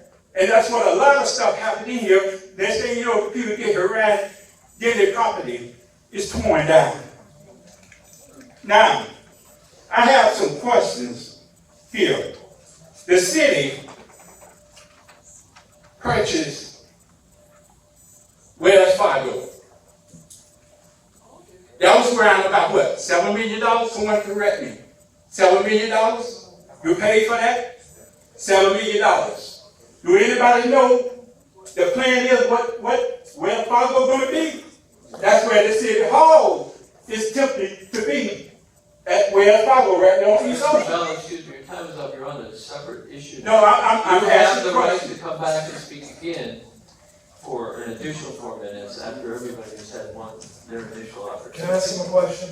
You certainly may. Would you clarify what you were just saying? My point is to let the community know that's why I'm here. I have a responsibility from God. See, my responsibility from God as a minister is to put others before me. See, I have a home, but I want other people to have somewhere to live because of the city, people is on the streets right now. I see this every morning. People is on the streets because they don't have nowhere to stay. That's my concern. And like Johnny said, we want this to be a residential community. We don't need no commercial here. And my point in pointing these things out, Commissioner Colley, is you paying $7 million for a building. no housing. 2 streets downtown to put the cable underground, almost $12 million. 2 streets downtown, almost $12 million. You got from the Florida FOC, you got $4.8 million for the area. Has that been used? What's the purpose of that 4.8 grant that you got for the Gary property? Thank you, Mr. Benson. By the way, thank you, it's for the Gary property, it will be used to construct the private lift program.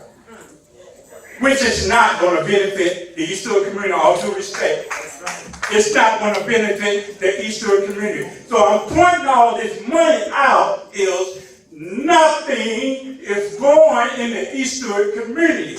See, you all need to understand we are a liability to the city. So the city is not going to put nothing in this community. Why? Because they want developers to come in. And the developers come in, you are out here, because as you said, your taxes. Thank you, It's Mr. going. President. You can have my 3 minutes to come back. You can have my 3 minutes. Mr. Mayor, You can have my 3 minutes. Let the man We let everybody go for 10 minutes. He can have my 3 minutes. Larry, take Okay, well, but you can come back as many times as you want, but everybody gets an opportunity to speak first. I would like an opportunity to just briefly address some of the things that were brought up so I can provide some clarity. First, I hear you, I'm going to go in reverse order. The last thing you said was, talking about the Wells Fargo, you said that you don't want any commercial in East Stewart. But Mr. Bell's property is commercial. There's a barber shop and a daycare. That property is commercial. So if we made everything residential, Mr. Bell's property would be illegal. And we don't want to do that. So that is, You know, I understand, it's saying it should stay commercial, because it always was commercial. In the 1960s, East Street was a commercial corridor. It wasn't residential. I just want to. Okay, can hold on, Mr. Brinkley. Let him respond to you, and then you may respond to him. I'm just trying to find out, do you want no commercial in East Stewart? Other than what's already there. You're saying take all the commercial out? you know, all due respect, it seems like you're trying to insult now. Not at all. You know what Mr. Bell has said, and we on the same page with that. What's is here is here. So, that's not, So all due what respect. we're saying is, everything that's already zoned commercial, like TK gutters, should stay, because it's been zoned commercial since 1968. Okay, but since you want to go there, let's go there. It was zoned commercial, but it wasn't zoned for nothing that's there now. It wasn't zoned for no gutter. And matter of fact, that was a historical building, and look what it is now. Historical building. The truck that drove past your house wouldn't make a difference whether it was a gutter business or a yo-yo business. It was zoned commercial. And how did it become that? Because we should have been notified. It wouldn't have happened in no white neighborhood. You know why? It would have never happened in a white neighborhood. Let's be honest. It would have never happened in a white neighborhood. It was actually on Seminole Street before it moved there, and it's been on Seminole Street at 34 Seminole for 10 years, and it was also on Dixie Highway before that. So actually, it was. But I'm speaking of East Stewart. I understand. What happened to East Stewart? It wouldn't have happened in a white neighborhood. The gutter business was on Seminole Street. Okay, would it been allowed on Kruger Parkway? Absolutely not. It wasn't the zoning of It wouldn't have commercial. happened, all due respect, it wouldn't have happened on Kruger Parkway. Because there's Thank no you. commercial Thank on you. Kruger Parkway. Thank you. Historical building. We wasn't notified. I'm thinking gutters finna get put up. And then in my neighbor, it basically in her backyard. No respect for the people in the community. And Go ahead and finish what you're I saying. understand your concern about that, but the city doesn't have the right to tell a person what they can and can't do with their property. If it's zoned commercial, a person that owns the property has the legal right to do commercial activity on the property. we don't have the ability to come in and say, no, you can't do commercial activity on that property, because it would be a taking. We'd be taking their rights away. Okay, Mr. Martell, we just gonna go on now. Okay, Let's go ahead and finish, yeah, go ahead and finish, yeah, I go also- ahead. I want to Yeah, say- absolutely. I do recall that meeting, and I was present with Mr. Walton as well. And what the discussion was, is that Jessica from the Treasure Coast Regional Planning Council had been working on 2 independent overlay zones. One was the East Stuart overlay zone, and one was the Creek District overlay zone. And there was a series of meetings being scheduled. And the discussion was, we should combine the 2 and have one meeting.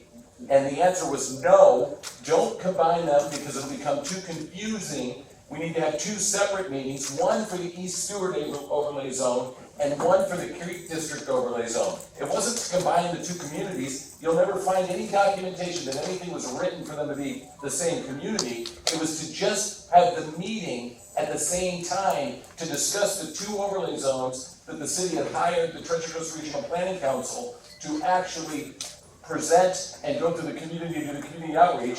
It took a year and a half to go through both of them at the same time, and at the end, what happened was that both meetings were getting ready to be scheduled at the same time, and they weren't, but the little tour on the golf cart was scheduled to do the reviews of both, so that weekend they did the reviews of both. Then, pursuant to everyone's wishes, the 2 meetings didn't happen, the meetings didn't get combined, they were held as 2 separate meetings, and ultimately, the city commission adopted the East Stewart overlay zone and adopted the Creek District without any merging or connection between the 2 at all. And again, I agree that that happened in 2023, and I hear what the community is saying is that you'd like us to reverse and rescind the East Stewart overlay zone, and you don't care about the Creek District because it doesn't apply. So, Mr. Martell, what you didn't hear, well, after that meeting, Pete Watson came up to me, and his exact word was this here: it's wrong, or what they're trying to do to you all. That's what he said to me after that meeting. And so now, maybe he meant he didn't think the East Stewart overlay zone was good. The conversation was combined. That's what I heard. I was there. Now that's what was said. That's what was said. And he came from the meeting. I can show you the documents from Jessica. It never was combined. Go ahead and finish what you're going to say. I'm telling you what he came to me and said. Go ahead and finish. And then going back to the 2002 charrette, I also agree with you that the Taylor property was featured, the Gary property was featured, and the Cherokee property was featured. But there's a misunderstanding as to what the city's role is in development. The city doesn't do development. The city doesn't come in and develop apartments at the Taylor property. That's a private piece property. The charrette, we understand that part. let me just finish what I'm saying. Go ahead. The charrette was a visioning workshop where the members of the community of East Stewart came forward and said, this is what we would like to see in the future. This is what we want East Stewart to look like in the future. And then the Treasure Coast Regional Planning Council took all of that information from everybody and wrote the East Stewart Urban Code based upon what everybody said they wanted to see, so that if the Taylor property wanted to come forward with multifamily in that location, if that was the vision of it, that the code would allow that to happen, and so that there could be mixed use on East Street. But the problem was, when they wrote that mixed use on East Street, the way it was written created confusion. And it said everything on East Street had to be mixed use. And so it said that if somebody wanted to come in and just do 2 apartments, they couldn't, because they had to add a drugstore, or they had to have a commercial thing. Or if somebody wanted to come in and just do a drugstore, they couldn't. They had to put an apartment upstairs. So one of the things that the city came in to fix was to say, look, nobody intended that every single property have to have both commercial and residential on any street.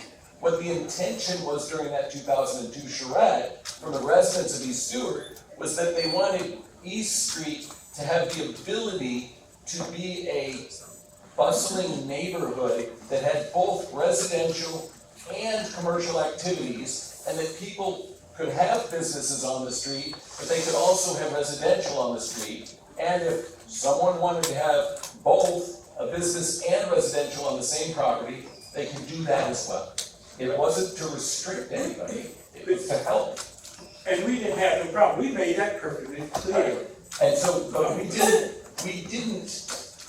do anything to, and I know that the McMahon, property was demolished, but it wasn't because the city did it, it was because it didn't meet the building code any longer. It was because the building inspector, no, it was behind the, Cherokee.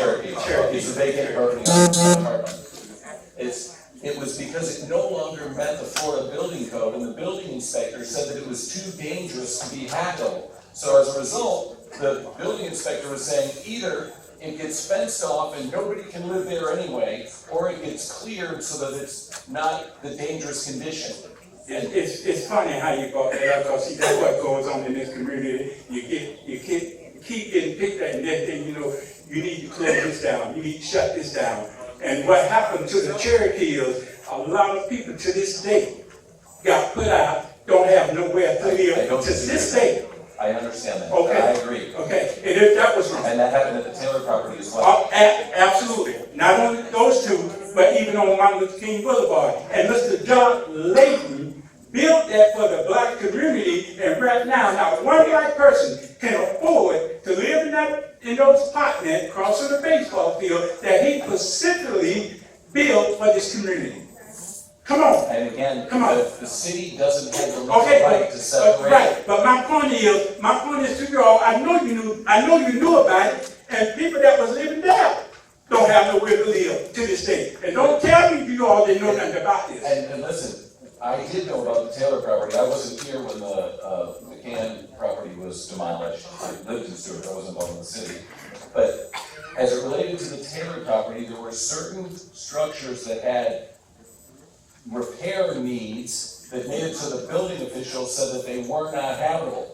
If the private owner or private developer wanted to go in and redevelop those properties and build housing there, the city has never stepped in front of that. We're not saying no. We haven't said no to that. It's for whatever reason. I was Mr. Gars is here. He could probably answer what I'm saying. And Mr. Martell, if you all, see, I have seen this happen in other places. If you all really wanted to help out, you all could have got some grant money to help this man out, because I know, specifically, hold it down, let me finish. Specifically, Mr. Taylor, which was all about this community, he was about the community. He talked to me specifically. Mr. Frank, he called me, Mr. Frank, do you know where I can get some money? I said, George, let me check around and see. It wasn't like he wasn't trying to do nothing. He was. I know this for a fact. And here's the thing that I did not like. A lot of the city officials sit up there and eat this man food, and you're plotting all at the same time. That was disrespectful. That was wrong. I'm not familiar with what happened. Oh yes. Every night out, sitting there eating the man food up. And I'm not disrespecting Bernice, but I know what the man came to me and asked. Oh, I'm sorry. He came to me and asked. But the city doesn't have any grant programs related to giving cash to somebody to build a house. They do it in other places. The Palm Beach, they do it in Palm Beach. They have the same programs as the developers have come here with, and the city Stuart rejected.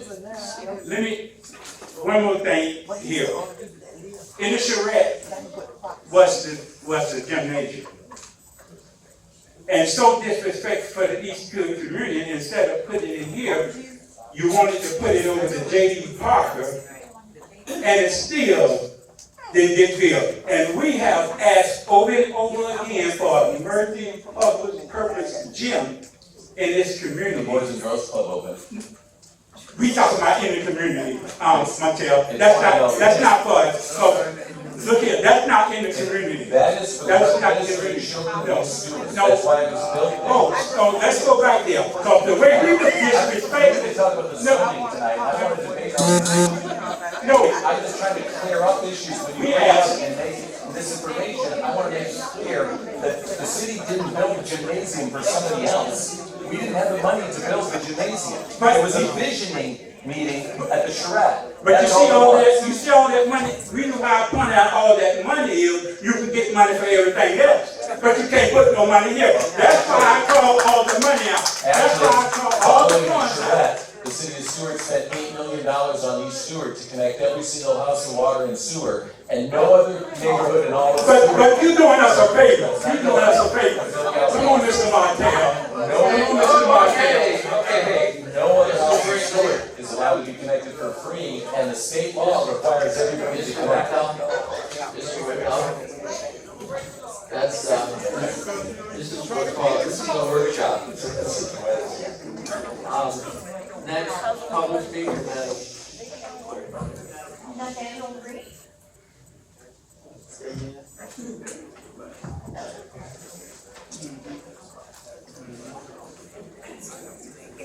There are a lot of issues to discuss. I agree. Nathaniel Green, born and raised in Stuart, live up in a little place called Branch. Dittos to Brother Johnny Bell, who well spoken, and I adopt his message. Sister Kimberly McHardy, I adopt much of what she said, and I would applaud this honorable body to consider a slight pause if it does not disrupt the zoning in progress initiative. As one was readily willing to admit, there was some confusion among the few. There was frivolous errors in the document. I think there's a few reasons for pause. I think Mr. Martell has it pretty well spot on regarding the charrette and the vision that this community had back in early 2000. Mr. Hires,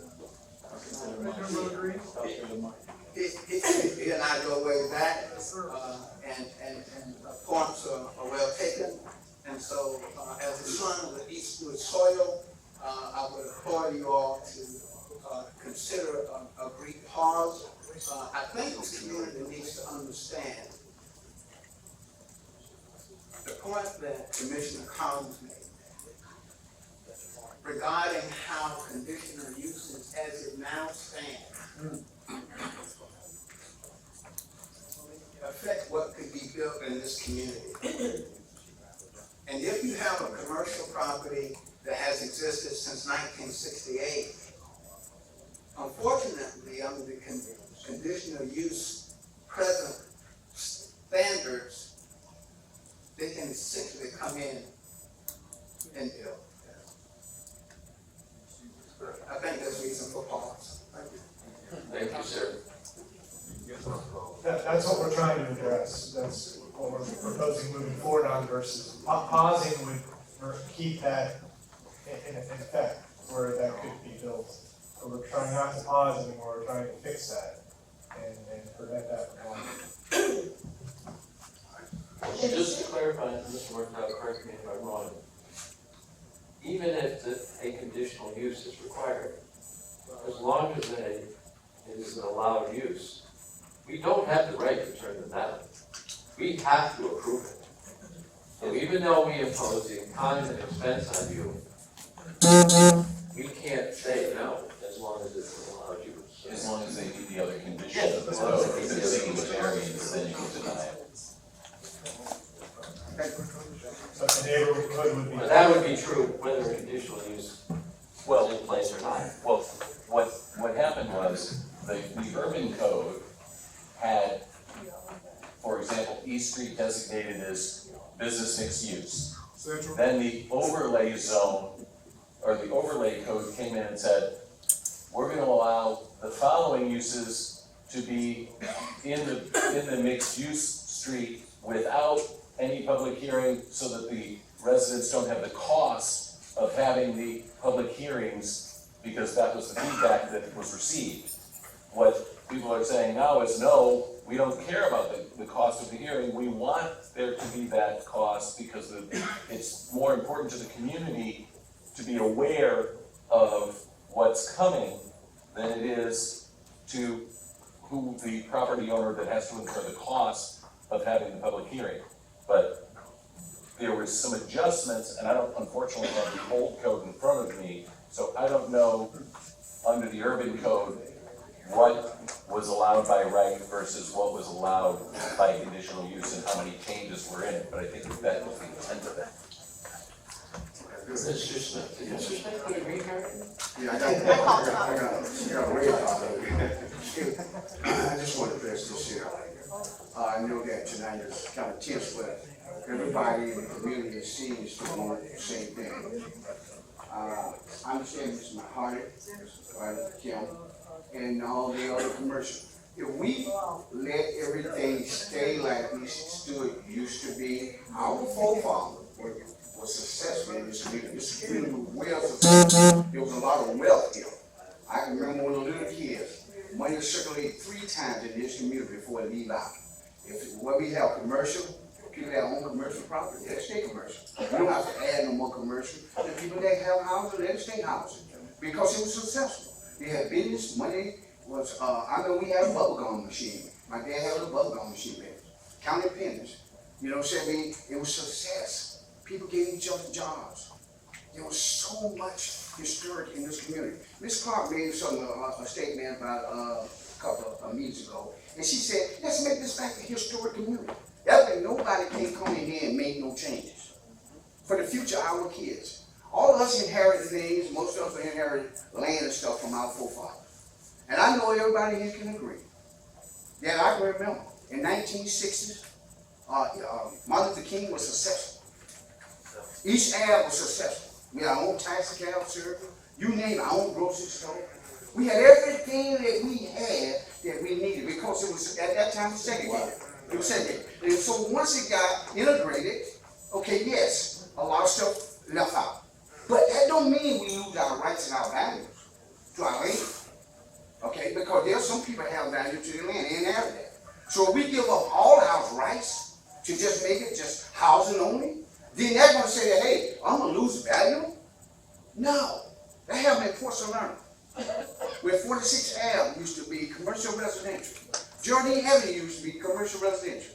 They had a meeting, they changed the code. So we cannot allow, I think everybody will be happy that have land here. Homeowners, or whoever have land, that nobody won't go home and say, I lost, I won. I understand that the condition of tractors and trailers running through the community, you know what I'm saying, stuff like that, but don't take away what we already have inherited. Our forefather died, worked hard in this land. And I think City of Stuart will be much great. This community will be one of the best communities it is. And I think it'll be very valuable that we allow this community to keep what the success once, it'll be success again. Thank you. Any questions, Mr. Smith? Next, please. Evelyn Holmes. Evelyn Harris? It could be, yes. I did put Harris. Yes, he's there.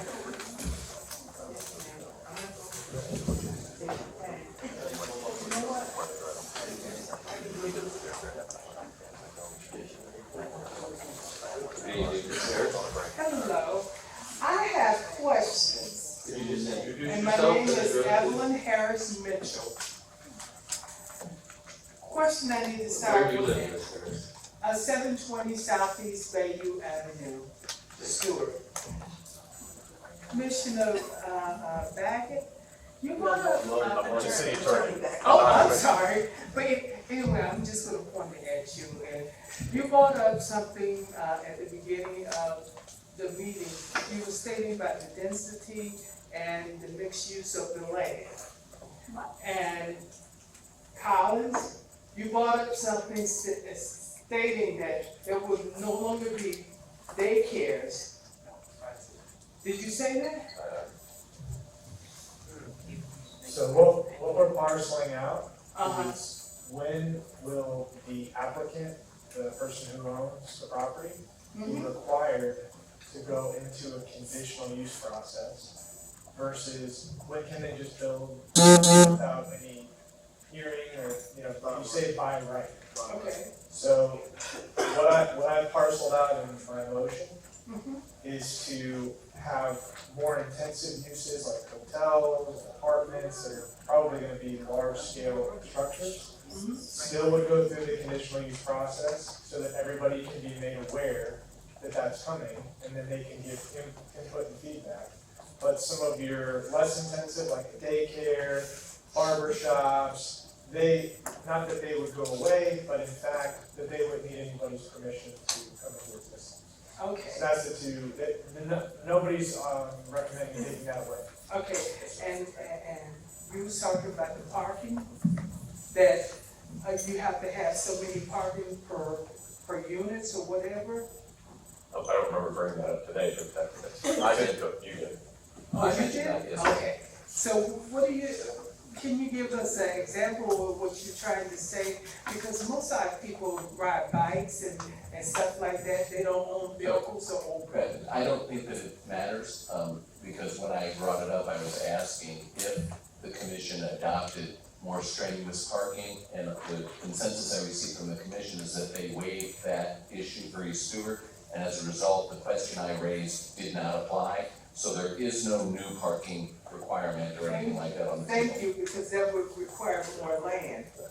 Okay, now, on some of the misused land, we have apartments, we have a small business, and we have single-family uses on some property.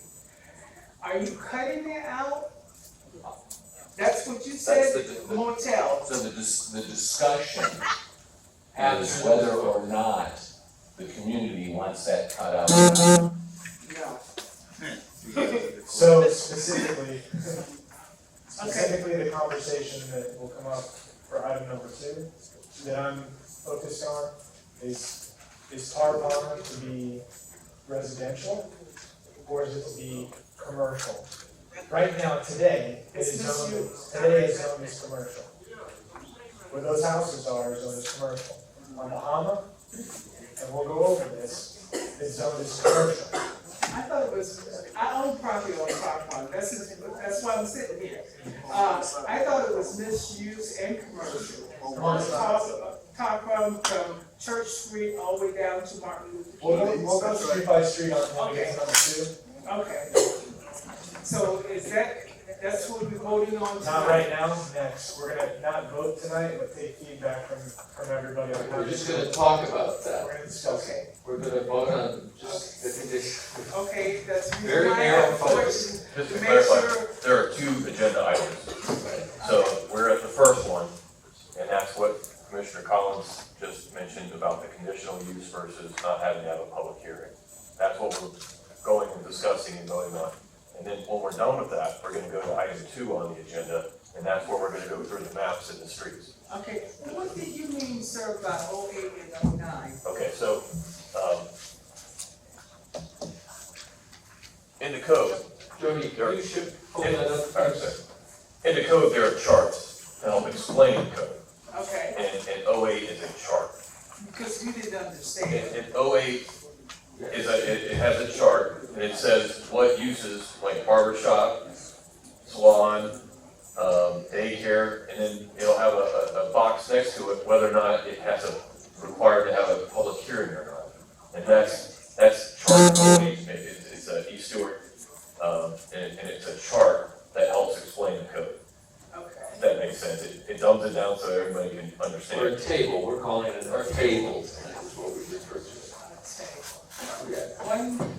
Another question, on Bayou, did you code that as commercial from Lake Street to Martin Luther King? I think that the last meeting I was kind of confused on that. It's I think coded purple, and that includes my house, so I'm very concerned. The last 2 I'm glad you're here. parcels, the last 2 parcels on MLK Boulevard and on the corner of MLK and Bayou are zoned BMU, which is business mixed use, so it could be either commercial or residential. I think that you probably notice along MLK there's other businesses and stores on the storefronts there. So that's really what that's applying to, because you can have it be residential as well, it's your choice. Okay, so 720, I still could be residential. I honestly don't know which one is 720. Okay, that's between. That's only the first 2 lots on MLK Boulevard. Bayou and Lake Street. So value and weight is not, that's, the SF, is it? You got SF? Yeah, it's single family.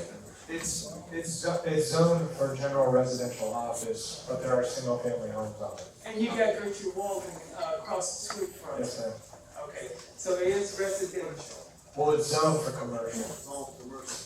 I thought so. That's why I'm asking you the question. So are you asking the residents that who's there, we have to have something commercial on our property? No, you don't have to, and we'll talk about this in item number 2, right? If it is zoned for commercial or mixed use, that is most likely what it will ultimately become. You zone a parcel for what you want it to become in the future. So right now, there's a single family home that sits on it, but in '04, we rezoned it for mixed use for commercial. Okay, so. So today it's a single family home, but if you were to sell that property, somebody can come in and build a commercial structure. The GRO is residential office. It's not as, you're not gonna get the commercial type businesses, but there can be offices and That's law not offices and true. doctor's offices. By right, you can go up to 35 feet and 3 stories. Correct. And it can be commercial.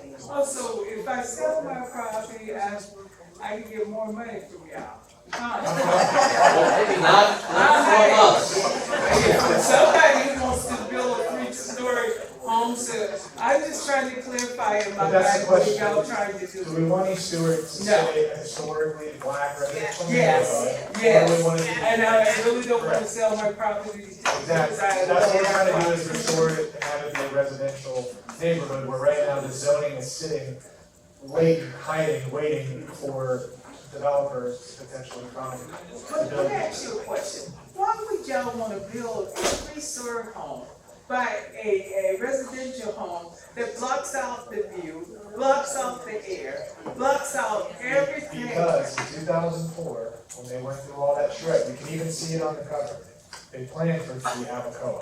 They planned for East Stewart to be Abacoa, even so much as I believe it's on page 31.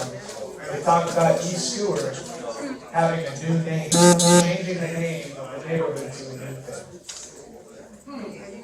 That's been the plan since Mayor, I'd like to touch more base on that as well, not to go after Brightline still, but Brightline chose that location as well. Yes, it's in the City of Stuart comp plan, but part of the grant process was this particular grant, the station had to be located in an economically endangered community, and that's why they chose East Stewart, by the way. You said economically endangered? Correct, and that came directly from the Martin County Board of County Commission. I thought it was going to be at the fairground. Correct, so part of the grant application, they wouldn't have their economically endangered community if they chose the fairground. That's why they chose that location, by the way. So you can do the math there. If you have an economically endangered community that's been rezoned for Abacoa, and you put your station there, what's the next step that's gonna happen? That's what we're trying to do. And I believe when they announced Brightline, what did the CRA go up to, $1 million extra a year, just because of announcing it, by the way. Ma'am, before you, our development director has put up an example of one of the charts. And I think that's, what, do you have 08 up there? Yeah, so you'll see on the left side of the table, you'll see the various uses like libraries, barber shops, and then to the right, you'll see a check mark or a CU. So a check mark would mean they don't need a public hearing. A CU is the conditional use, and that means they would have to have a public hearing. So it's like a chart, it makes it easy to understand. You see it? How can? That's what we're discussing now. How can we attain? Yeah, so if you go to the City of Stuart, if you just Google City of Stuart Muni Code or Land Development Code, you'll go to section 3.02.03, and there's gonna be figure 8, or figure ESN 08, and it'll have that whole map up. Yeah, I can write it down. Okay. Thank you, ma'am. We're gonna take a 15-minute recess, so we'll reconvene at 7:10.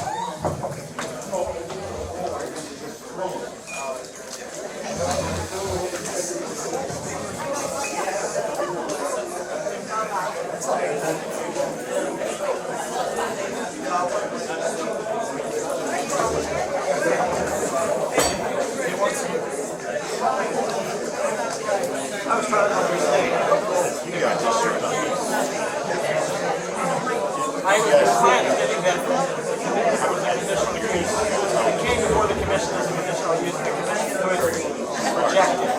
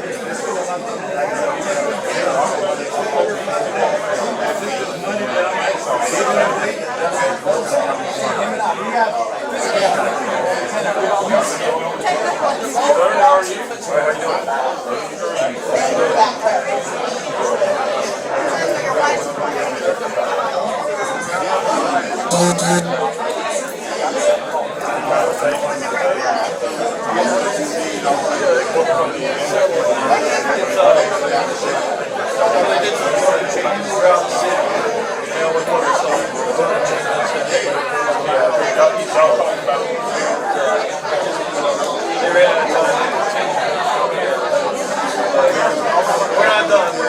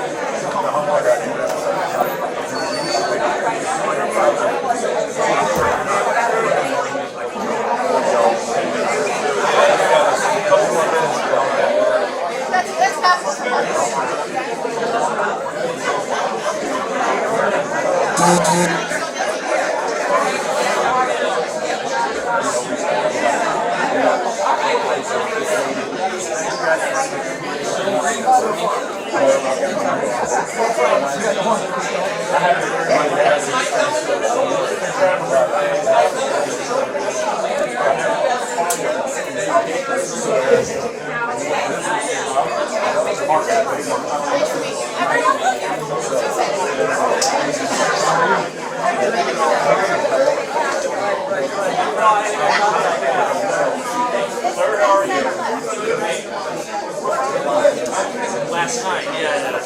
Same here. And I'm not even allowed to take my prescription medications. I can't get on the influence on it. My mother-in-law had her kids do it. Same day, they're walking out the hospital. So, this is the second agenda. So this is our net. This is the zoning net. This correlates with the ESN. So for example, if I might have, let's say you can have a restaurant by right in BMU. That's BMU. You looked at the same BMU. Correct. Should this be BMU? Should that be BMU? Should this be BMU? Should this be GRO? Should that be GRO? These are those. Well, so what you can do is, you can make it, because they do go hand in hand, right? Okay, yes.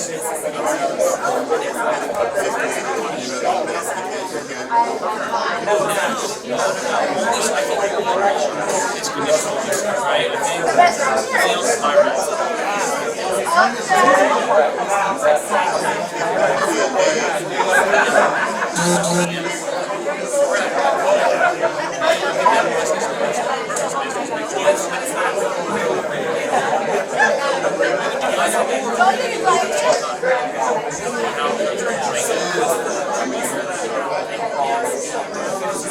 the question is, should EMU be scattered all around here? Should it be here? This, I think, is a PUD. This project. So that's going to be a PUD. These tabs right here. Historically, it's been like this all around. But the question is, have all of those usages even though you can be zoned for business mixed use, did they allow all of those intensities in BMU? Right now, you can, yes, but it's probably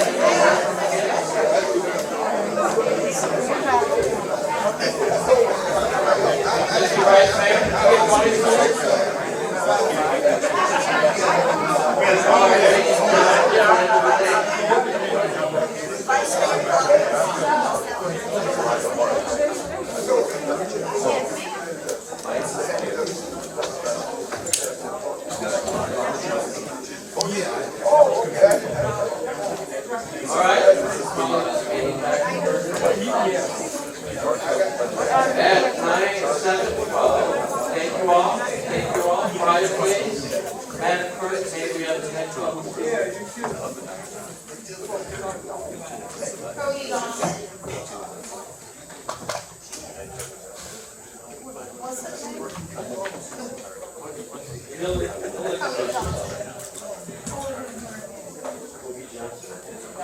Johnson, and I'm 14 Southeast 9th Street. I just got a few things to say.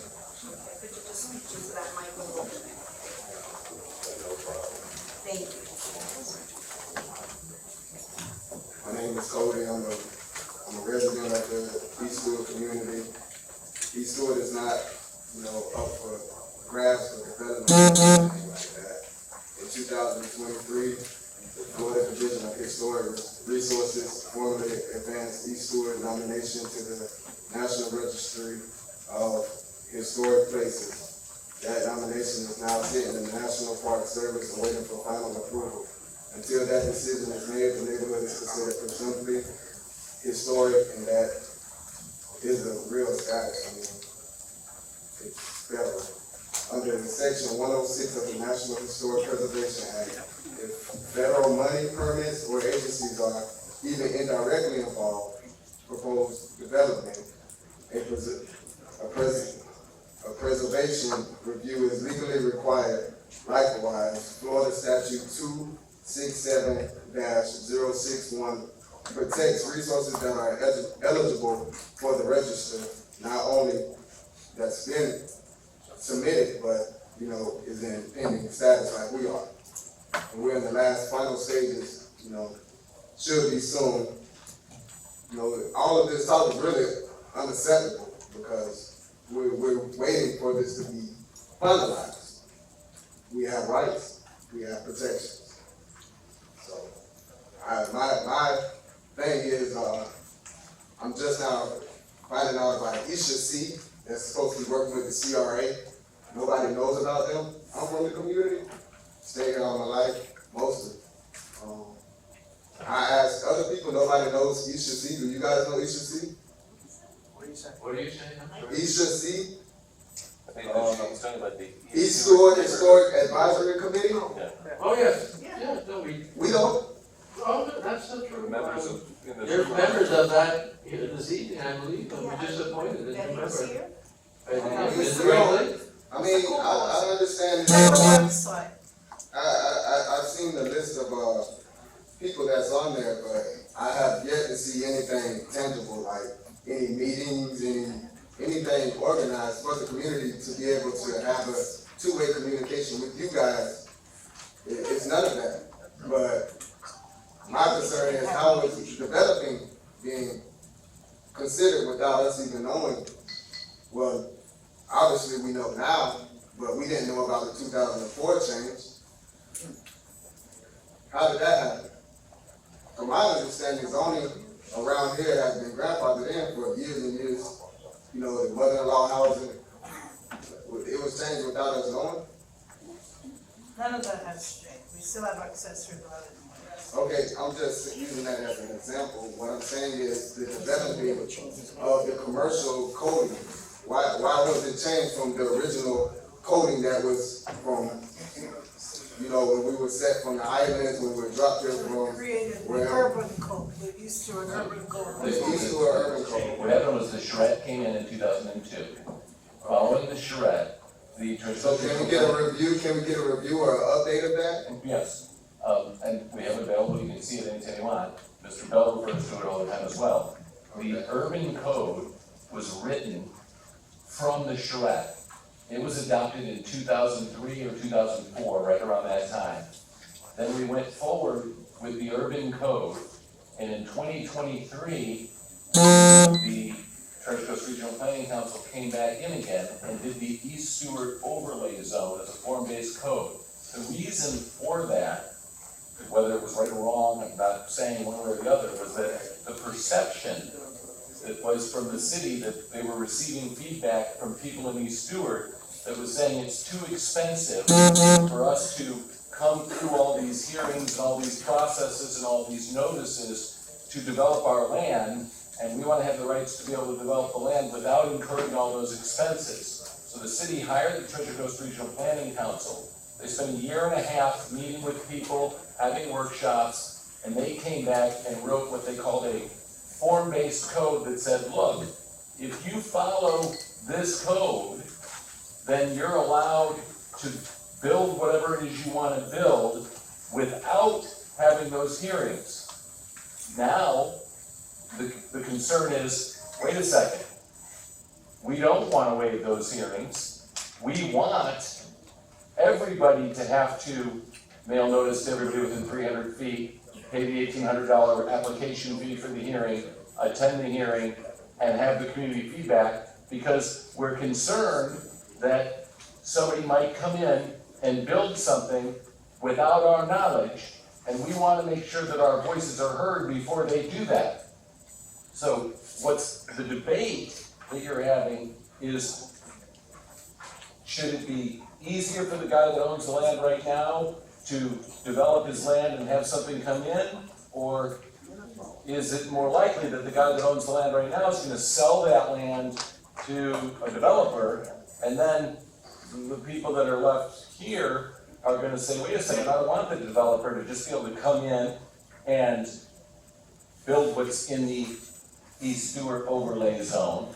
But I think that if you followed through, if we had Jody go through it, you can see the conditional uses and different things, and we had that presentation that we were intending to have, then you'd see that the process actually had a lot of limitations and a lot of stuff that people had to comply with anyway, and that in a lot of cases, if they wanted to overbuild or do something that the community wasn't gonna like, then they would have had to come for a public hearing anyway, and it would have had to be voted on. Now, that's a completely different issue than the second agenda item, which is, should we make streets just single-family homes with no commercial on them? Or should we have streets that have both commercial and residential on them? Or should we have streets that are just commercial? And that's still on the table, we're still gonna talk about it, but that's a different subject. This subject is, what's there and how do you develop your land? And if you own a parcel, do you need to have public hearings to get approval, or should you be able to go through a streamlined way to get it approved without doing the applications? And that's kind of what we're trying to get. That's overstood, so I understood everything from the time I got here. My issue is, I wanna reiterate this, we're in consideration to become historically black. That means we are presumed historic, yeah. I can send you the email, I can send everything over to you. My issue is, sir, that, So Stuart was designated as a historic town, we made application, and you're absolutely right. Yes. What that does is it just qualifies the community to be it able to freezes apply. in the zone, like the zone. It doesn't. It qualifies for grants to maintain the preservation, but if nobody applies for grants, it doesn't matter. But, and also, if you don't get the grants, it doesn't matter.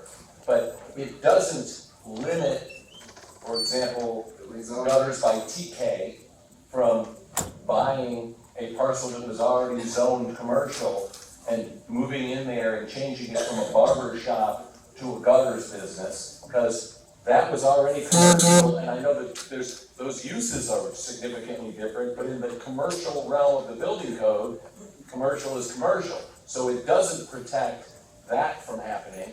It just. Yeah, I know whatever's grandfathered in, I'm talking about the rezoning. I'm not talking about grandfathered, I'm talking about where gutters by TK is right now. No, It used to be a that barber zoning, shop. that zoning is, it hasn't changed. That's the same zoning from when it used to be whatever it was back in the day. I totally agree. I mean, we know Tarpon used to have all types of businesses. We know Bahama had businesses. We know East had businesses. We wanted to stay like what it was when we got here. That's what we're saying. Okay. Thank you. Mike, Mr. Martel, the clerk, did form-based code change the zoning? Yes. It added, it moved, there was some map amendment stuff there as far as the zoning was concerned, but it, for example, East Street was mixed use, or East Avenue was mixed use. It changed it to BMU, which is called business mixed use, and it changed the language to say, instead of having to have, if you want a drugstore, you had to put apartments upstairs. It changes to say, if you want a drugstore, you can just have a drugstore and you don't have to put apartments upstairs. Or if you wanted to build a single family home, or you wanted to build 2 apartments, you didn't have to add a drugstore or a commercial, a barber shop or something. It said, no, the landowner can decide, and it separated those into a less restrictive, because before, and not on purpose, but the way it was written, it said it had to be mixed use. So everything had to be mixed use. The feedback we got from East Stuart was that that was causing it to be harder on the property owners in East Stuart, because they couldn't. It was hard. Right, because they had to do both. And so it was intended to take it away to make it one or the other. This is the kind of thing that is so snaky to me, is we've all of us got in our email the pre-zoning before it became this. And the whole neighborhood, except for East Ave, and then going west on MLK from East Ave, was zoned as residential, as R3. This was not a mixed use in terms of zoning community as of 1998 and 2000. It changed to be That's true. 2/3. But that was the urban code adoption in 2002 charrette. Right. That's prior to the 2002 charrette, the area of East Street and Bayou was R3. That was in the 90s. But in 2002, it became the mixed use or the urban code overlay zone. Harbon, Bahama, 10th Street, and then west, like, west of It Center. just depends on how far you wanna go back, apparently, from what I'm hearing. Yeah. Because what this gentleman said, he just said, I wanted to stay with the ability to put in mixed use. But we'll get to that, we're talking about conditional use. Thank you, sir. Next, Madam Clerk. Joseph Cooper. Thank you. Oh, I'm sorry. That's okay. Commissioner Gill. I really wanted to just address the young gentleman, Okay. and I wanted to ask the city manager. Sir, could you return to the dial, please? I just wanted to ask the city manager, do we have a follow-up on the status for the, I'm sorry, do we have a follow-up for the status of the historical registry?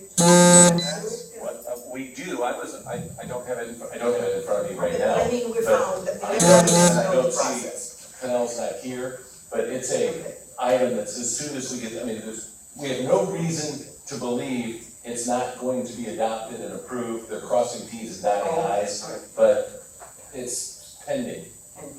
Just correct me if I'm not correct. What I wanted to say is what you're thinking is if a particular building was considered historic, and then it would certainly stop That's any different, changes. right, yes. That's different than a whole area. That would be, if you have a building that had been put in historical status and it was approved, that would not be, that would be protected. It limits the color, the So roof. it was over 100 landmarks and sites that were historic. How many have been torn down? Well, I don't know if they had historic status at the time that they were torn down. I mean, they were surveyed as historic. We do have that. Well, and that's the city trying to save them. That's the city identifying and doing it. That wasn't private landowners, the city did that. Okay, I understand that, but how many were torn down? How far back do you wanna go? That's what I'm I can go at, but private owners have the right to tear down their land. So it's. I've seen all the red tape on houses, and I've seen worse houses and worse trailers other places. But they get tore down quick down here. I don't know the last time a property was torn down in East Stuart. What? Was it You're right. 2020 or 21? You right. Y'all have a nice day. I don't know if somebody can refresh my recollection. I thought it was one of the property, Taylor property. Okay, are you done? Thank you very much. Thank you. Mr. Cooper, come on up. Good evening, give me that large, I think last time I started with here. Pull up the mic, please. I want to see you, Joseph Cooper, 906 South Street. But I want to start out by saying that in the book of Proverbs, chapter 4, number verse, it says, the beginning of wisdom is this: get wisdom, and though it costs all you have, get understanding. So what's important with that verse is that we can get a lot of wisdom, but without the understanding, it's hard to put things in context. And I think this process we're going through It's a very complex process, but fundamentally, the understanding is this, is that, as Sister McCarty so eloquently, that when you start to give up rights, that fundamentally we have to fight for rights, right? So we don't need to be giving up rights when the struggle was to get rights that we were supposedly granted as citizens of this country. And so, whereas there could be some well-intentions to try to talk about a CU process to cover, to make sure that we don't get out of court, we know that's not gonna happen because the banks, they won't lend for that type of development in East Stewart. They won't. So when you compare and contrast Alcoa and that part of Jupiter, that zip code, and you look at what we're dealing with here in East Stewart, that's probably not gonna be financed. No developer can go to the bank, like I stated, unless there's somebody in the Middle East and pay billions of dollars for this area, and then they got to recoup that money. So, you know, we don't need to begin to talk about when there is a CU process anyway. If you had to go outside of a stated use, you have to go and you have to get permission from the commission. You have to go before the community. You can't just put, hey, we'll just say you can't put your normal in the middle of East Stewart without going to get permission. So you can't put something that put toxic things in there. So we can slow down with this, allow the people to retain their rights, property rights, to do and pick and choose, but also let the community, and Mr. Bell said, he talked about, he wants to be able to do, he still wants to do what he set out in the charrettes. So now there's a lot, so the best way, the most effective strategies in war is to divide. And when you divide the people, you conquer them. And you conquer them by confusing them, right? The people are confused. And so that's how you can conquer them. So, but if you want them to succeed, bring understanding, and then they will succeed. So we can slow down, figure it out, and let the people get a great understanding, and they can't do it in this kind of form. It's too complex. We have to slow down, get in a room, time and time again, so the people can say, I understand fully. That's all I have to say. Thank you. God bless.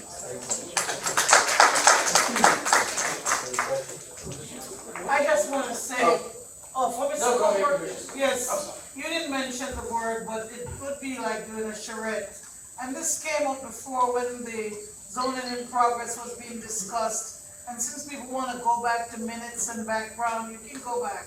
And one of our commissioners said, we didn't want to have people have a charrette and have them come and give ideas and give opinions, and because it's just going to take too long, it's going to burn down the process. But I think if people are talking about respect and wanting to have something positive come out of the commission, then we need to show that respect and say, let us do what we need to do to slow down this thing with East Stewart, whether it means rescinding it out of that ordinance, whatever process it takes. And I know that we have a motion on the table, but I think that once and for all, we need to listen and do and follow through. It's a new area. We were worried when it was 2000, now it's 2025.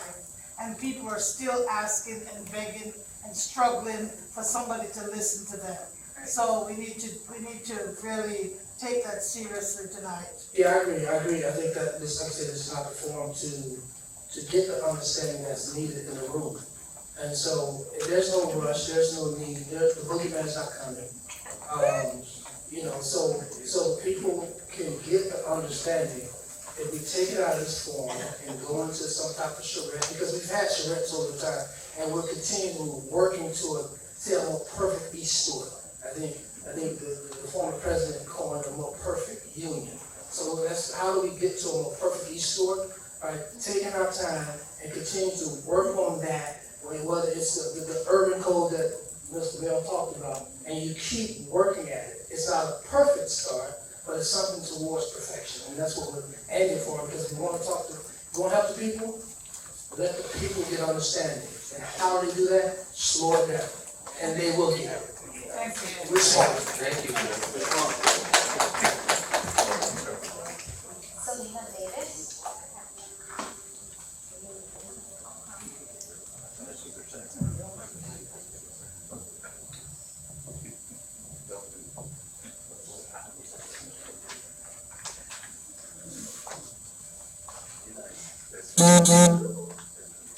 Hello, everybody. Hello. Things I wanna talk about. Say your name in the microphone. Introduce yourself and your address, please. Okay, I'm Selena Davis Nichols. I live at 931 Southeast Martin Luther King Jr. Boulevard, Stuart.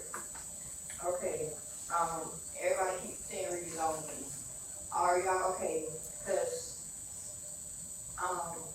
my mom stay on East Avenue, and now that's just like Martin Luther King, 10th Street, Palm Beach Road. Fire trucks, ambulance, all kind of business, buses, and everything come through there. Couple of months ago, my grandson was going across the road, got hit by a car. You know what I'm saying? So I was wondering, how y'all gonna fix all the traffic coming on East Avenue? And plus another thing I wanna discuss, the light from Martin Luther King and East Avenue by the Boys and Girls Club. There's a light there for the kids to cross. And where the Garrett's still at, you can't see, you have to come in the road to see what's coming, but you make that right. And then the police get behind you, there's a ticket, because you're in the road. That's all I want to discuss. All right, thank you. Thank you.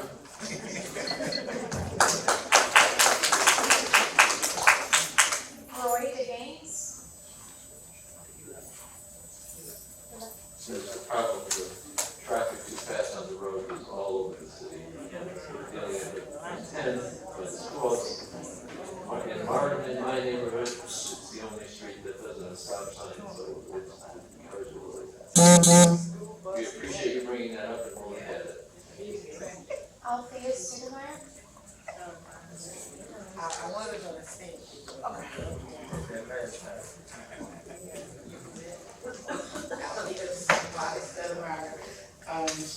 One thing, I got frustrated, okay?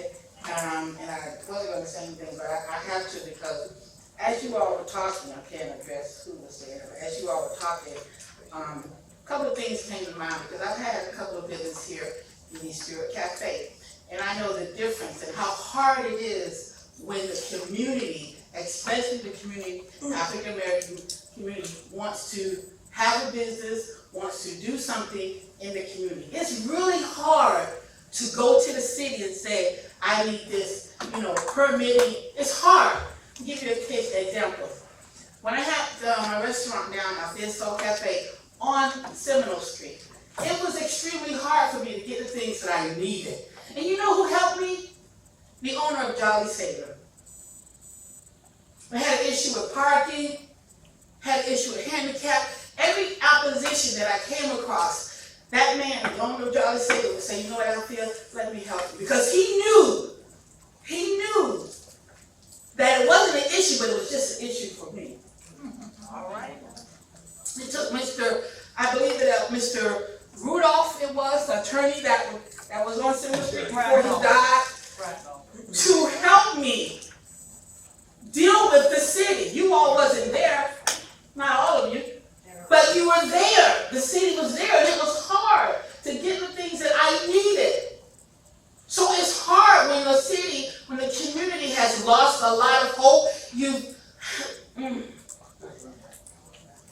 You have put so much weight, and I probably did that. You have put so much heaviness on them, so it's hard to even. Nonetheless, it's almost like the community is being weighed down, and you're feeding off that. You're feeding off the community.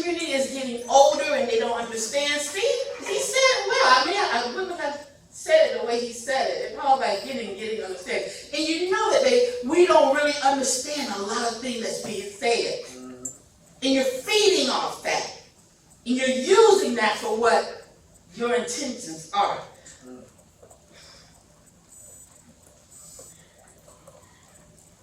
Easter can be self-sufficient.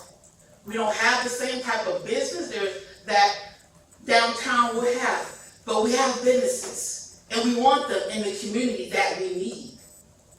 I wasn't born and raised in East Stuart, but it is the heart of our community. And we need the businesses, we need the homes, we need those things that we need. We need everything that you want us, that you say you want the community to have. But we don't need the hard time when we come up there and get those permits. When someone comes there and needs something, we don't need to be, well, you can't do it because of this here. And it's the wording and it's the coding that's twisted. So before you move on, let everybody have an understanding. Lay it out and plain and simple. Keep it simple.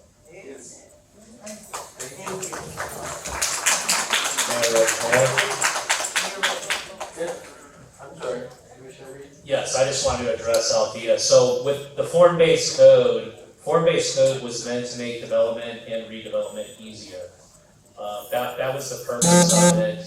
So you had pictures on how the front facade would end up instead of reading conventional land development code, which would be text amendments. So you see a picture so you know what the development would look like. What happened was, though, they expanded the map, which is another agenda item.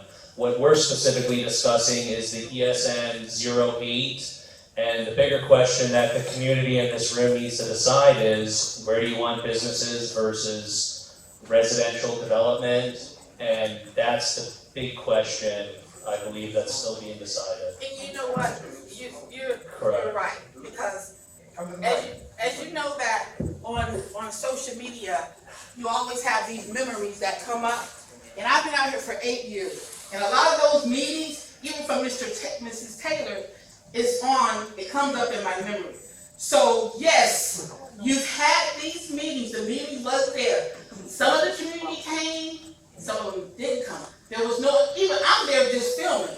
So I know these meetings took place, but I wasn't there understanding anything. I was there so that the community can know that this is going on. But the understanding wasn't there. So what you're saying is true. I can pull up lots of meetings, but the understanding was never there.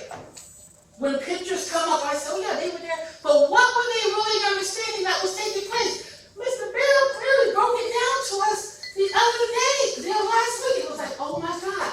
Some of the things that the concerned citizens did, I didn't know. Not that I was, had to know, but just, oh, you did that, you did. So they work together.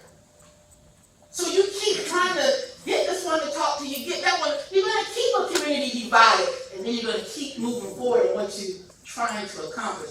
But the community has to take accountability and become united. Yes.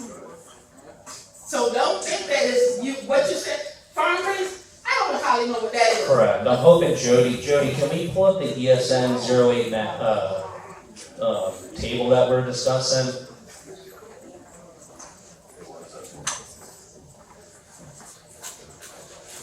And is there any way to split the screen between the GIS map is this projecting, mirroring the screen? Because then we can do it. You're mirroring the laptop, correct? Okay, so we should be able to do both then. If we want the ESN 08 table and the map on the same screen so people can understand what's going on. And because we're mirroring the laptop, we should be able to do it and just do 2 browsers and drag and drop one to the left side of the screen and one to the right.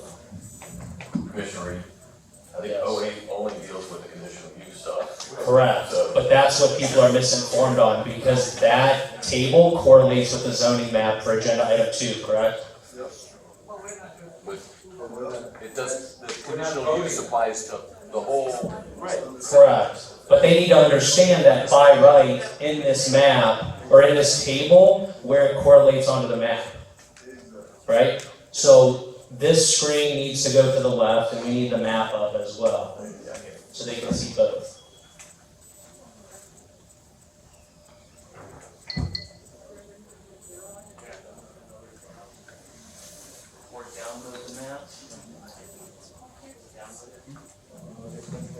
If not, I can do it real quick if you want.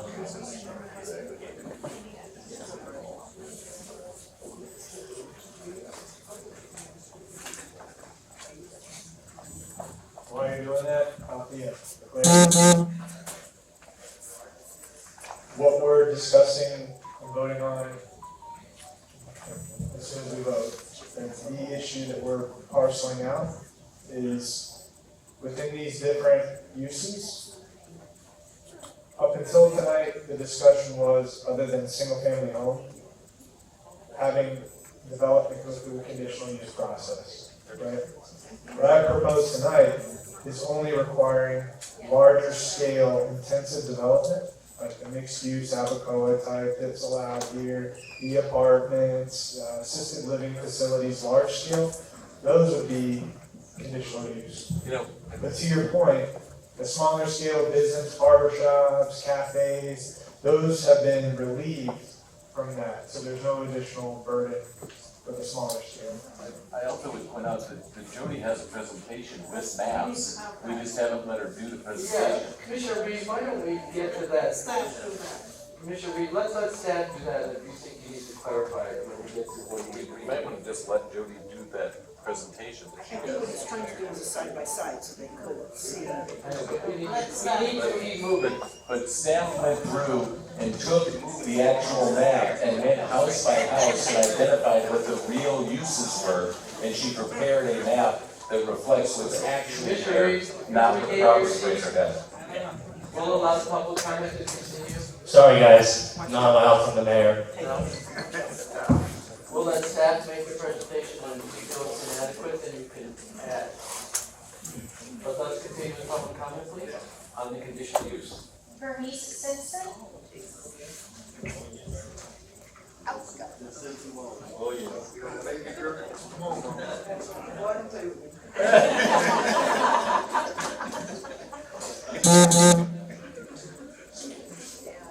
Good afternoon. My name is Bernice T. Simpson, which is Bernice Taylor's property. I have 3 questions that I'm throwing in the mic. I'm talking loud enough, I don't need no mic. That includes singing. Well, we can hear you, but I don't know if they can. They hear me. Okay. Don't you? Yes, my one question is, people with land, and you say that how high can we build? Yeah, you the one that put on the phone. Yeah. So, by right, you can build up to 35 or 40 feet. And then if you wanted to build it bigger, you have to have a special need? Without anybody's permission, you can build up to 3 stories, Okay. 35 to 40 feet, depending on if it's the green or the purple. That is much larger scale than what I don't know exists. what the green or the purple is. Your I'm property's talking in about 10th Street. Your property's in green. So your property, you could go up to 35 feet and 3 stories without anybody's permission. Okay. Question number 2 was, somebody asked me why I tore down the property, which I explained 2 weeks ago. No one was living in it. And every time something happened in East Stuart, they eventually would go over there and die or whatever. And then I was told that if they keep dying on my land, I wouldn't be able to build. So that's why I tore it down.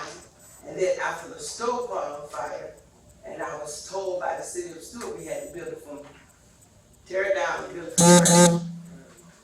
So that's why I tore the property down. And then I get being accused of spending money that I personally didn't receive because I was working for Martin County Engineering at the time.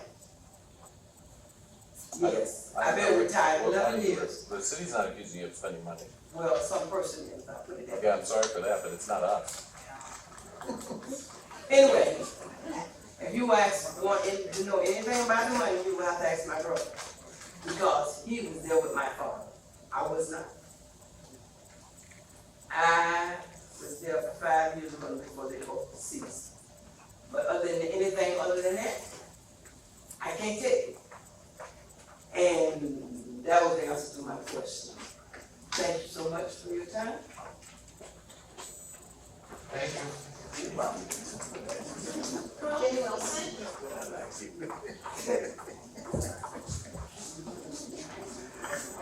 Good evening, Mr. Wilson. How everybody doing? How everybody doing? My name is Jimmy Wilson. I live on 801 Park Farm. And I just want to let you know I'm 100% with Mr. Johnny Bell.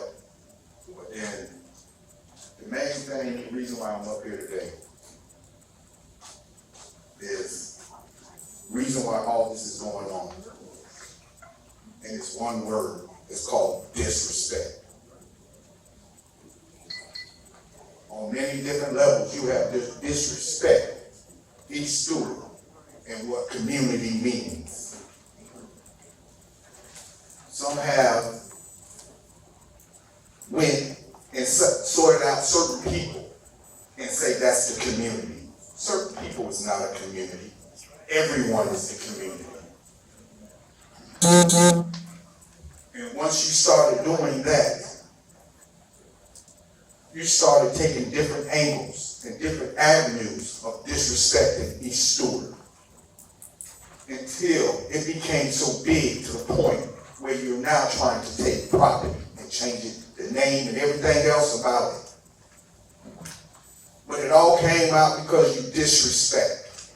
And I was always told when you go in somebody else's house, you come with respect unless they showed you respect, disrespect.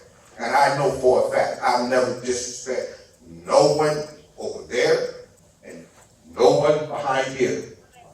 And I've done a lot of great things for my community.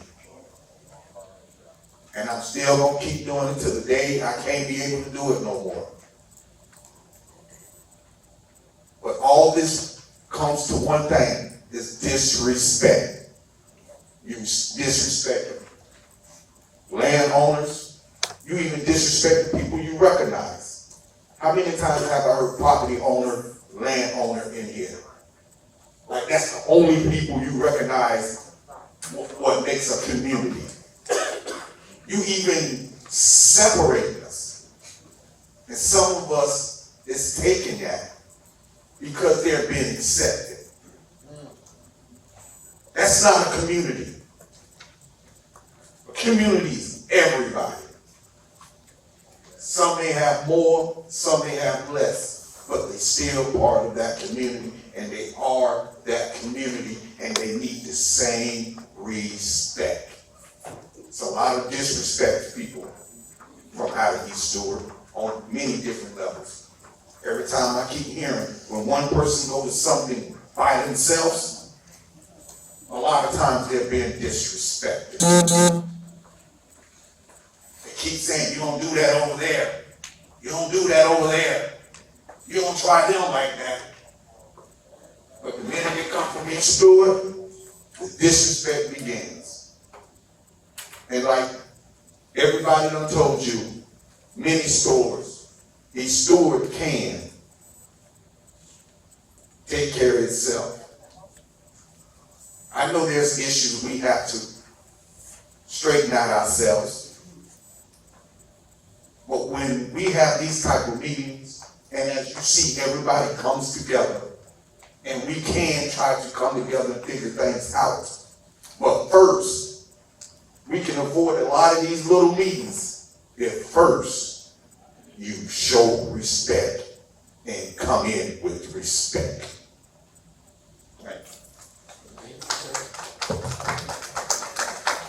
Mayor Rich. Yes, I do for Jimmy. I've known Jimmy since I was a young child, so I respect him heavily, Jimmy. And as far as agreeing with Mr. Johnny Bell, I believe Johnny Bell's views are to have businesses along MLK and I believe down East Ave. I believe it's something along those lines, which is what we're trying to decide. And the question is, on that ESN 08 table, do we want those businesses as it currently stands to stay by right? All of them currently On that issue, I would like Mr. Johnny Bell to answer that for me. Okay. What was the question? The question was, I know Jimmy agrees with you, Johnny, on this. The question was, businesses on MLK, on East Ave, and the question was, according to that ESN 08 table, how it's currently on there, do you want that to stay how it is, because then it would be by right for those businesses, or do you want certain businesses in those areas to be conditional usage? This code is a form-based code, Yes. is that correct? And I'm not that familiar with the form-based code, for its business, but MLK has historically been business. East Avenue, historically, and from the East Stuart Urban Code, has been mixed use, as you say, but there's only like 2 businesses on the street. So if we removed form-based code from it, whether it was form-based code or text code, it would still equate to the same thing. You could achieve the same thing, but what the form-based code did was make development and redevelopment easier, and they also updated, the map for the usages on that table. And that's what we're discussing on this agenda item. That's what Vice Mayor Collins' motion was. Is that the only street you're discussing, East Ave? What about? So what we were actually discussing was the entire East Stuart neighborhood for the ESN 08, because it's applicable to all of East Stuart. And then the next agenda item would be the actual map for East Stuart. Form-based code, I don't quite understand yet, but the East Stuart Urban Code, commercial was from, on Top On, from Martin Luther King to Church Street. East Ave, from Martin Luther King to Florida, and Martin Luther King. Other than that, there was not, commercial use, there was a Taylor store on the Taylor's property, and according to the East Stuart Urban Code, that was allowed to stay if they preferred to put one back there.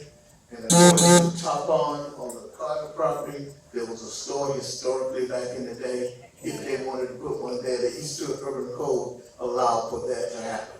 And so that's the way we really don't need any more business in East Stuart. And that's why there's 2 things at play. We have, like I said, the ESN 08, and then we also have the map, and they do go hand in hand. For example, if we looked at that map before 2023, if you looked at a property that was zoned for East Stuart GRO for certain businesses, historically, you had to get a conditional usage. Right now, as it's adopted in 2023 to current, you do not have to do that conditional usage for certain businesses. It's by right.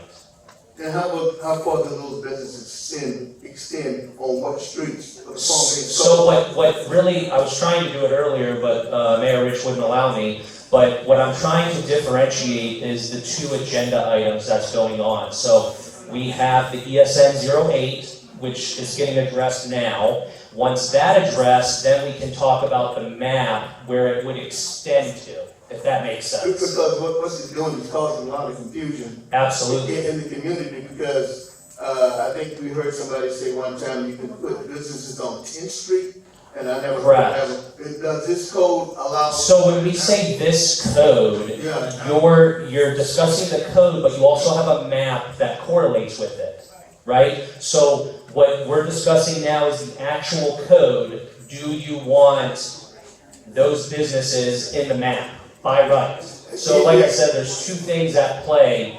We have to figure out what businesses you want in East Stuart by right versus conditional usage, and then the next agenda item is the actual map. Where do you want those businesses to be located? So I would ask you, Mayor Rich, I'm really... I would Go ask ahead. Commissioner Reed. They are 2 separate items. Numerous people have told us how confusing it is, and as it is. Can we have a motion to talk specifically about conditional use? Can we try to confine the discussion? That's what I'm doing, Mayor Rich, and I think I'm doing... Correct, because they correlate, and Johnny has to understand it, and so does everybody in this room. They took time out of their day to come down here. I got elected to be down here. That's the difference. Okay? I'm required to be here. They're coming out on their own free will, and it's my job to educate them so they're aware of what's going on. And every time I try to do it, you're disrespectful towards me as one of your fellow board members, and I really don't appreciate that. And it's uncalled for, and I've had enough while I'm here tonight. Thank you. I would like to, really, the community needs to talk about this and be on one accord. From what I'm hearing, we don't need really, About what? the business, we don't really need any more businesses in these sewers.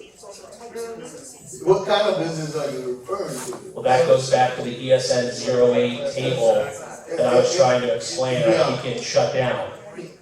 Okay, but we need, community needs some discussion about this stuff. Yes, I agree with you. And I was trying to do it earlier by putting it on the screen, and I was told to sit down. Commissioner Reed, would you let me try to? You can try. So the thing that we're discussing right now to vote on is updating the different uses, right? So when I say use, is it a single family home? Is it duplex? Is it apartments, right? With the chart, the table that you'll see there, as it stands today, the current code today says nobody needs anybody's permission, you don't have to tell anybody, there's no meeting, and you can build apartments, you can build. So what we're recommending, the motion that I made, is for some of these more intensive uses, in order to, when you put in an application for the hotel, or when you put in an application to build apartments, it would trigger a conditional use process and a meeting, so that the neighborhood would be made aware. See the signs, the blue signs would go up, everybody would get notified, and then we can have a meeting and we can all talk about it. For the less intensive uses, I'm not recommending that. Barbershops, cafes, things that are probably gonna be like one story, you know, it's more like the type of business that everybody seems to be advocating for in East Stuart. But the larger Abacoa type that I keep referencing, hotel, things that are gonna be 3 and 4 stories, you know. The motion that we've made, that we're advocating for, is having those go through a process where everybody's made aware. Does that help kind of? Okay, I think I get it. That's the one thing we're discussing. Is that protection for as of now conditional use, or is that a permanent thing? So right now, you have no protections. All right. Right now, you have none, it can be, it could happen tomorrow. It can happen tomorrow, whatever. So what we're advocating for, the change we're trying to make, is that the more intensive uses, that they have, that the applicant has to go through conditional use, so everybody knows what's going on. Okay, for now, Just let me clarify. Go ahead. The next thing, so if you look at the table 08, any business you can think of is listed there, any possible business. It doesn't matter where that opportunity may exist in East Stuart. And it says you can do this, you can do that. The next thing we're gonna talk about is what will be allowed on what street. And so that may be. I'm gonna tell you where I'm having a problem, okay? Because like I stated before, we did not approve of this code. Nobody knew it was coming, we was blindsided. We don't know when it was approved or who recommended it. It was not presented to this community. We don't want it. Well, if you'll stick around. Okay. Right? This is an opportunity for us to try to make it better from what it stands at right now. I talked to 2 group of people this week, and they don't want the code. They want to go back to the East Urban Code. But for our protection as of now, we're vulnerable from what I'm hearing. So what do you mean we don't want the code? Because the code. Every place in the city has. We had a code. Okay. That we approved it. We saw nothing wrong with that code. You gave us a code. We didn't want. He's saying that Mr. Bell and the people that he's speaking on behalf of would like the commission to rescind the 2023 adoption of the urban overlay code and restore it back to the urban code. Okay, that's what we're saying. Okay. Thank you. I'm not attacking you. Okay. We're here to listen. No problem. We're here to listen. All right. I mean, those uses are still in I said, it is confusing. This has to be confusing. Okay, who's name? Bonnie Moser. Ms. Moser.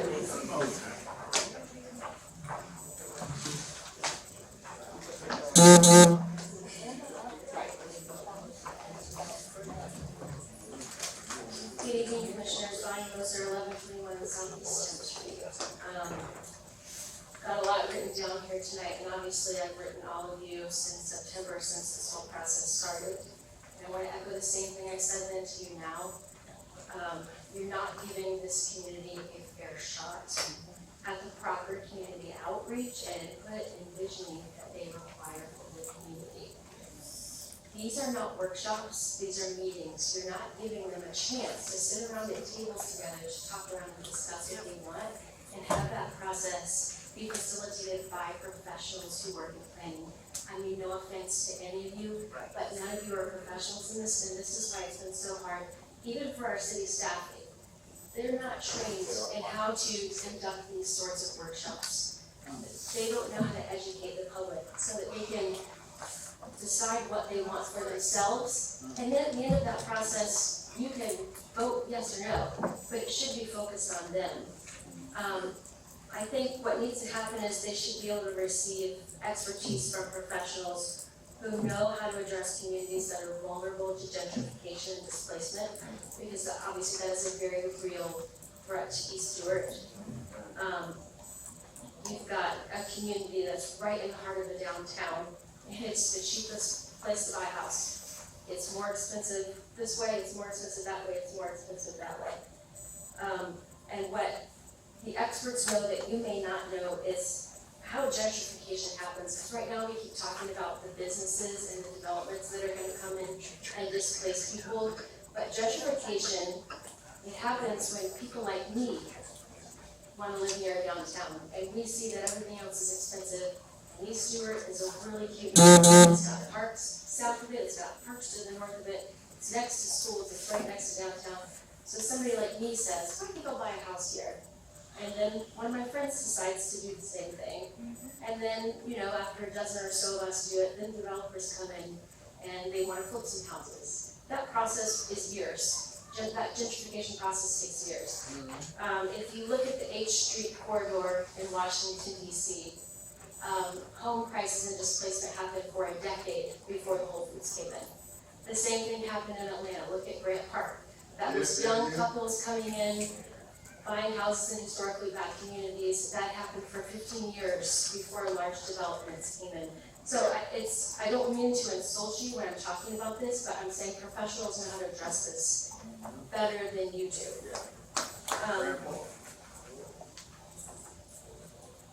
Right now, we're talking about the ZIP maybe protecting communities from that or not.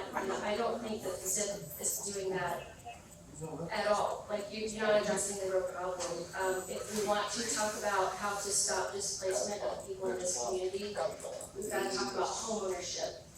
We shouldn't be talking about zoning, we should talk about how to get people in this community owning their homes so that they are not vulnerable to being displaced. Thank you. Do you have a question? Commissioner?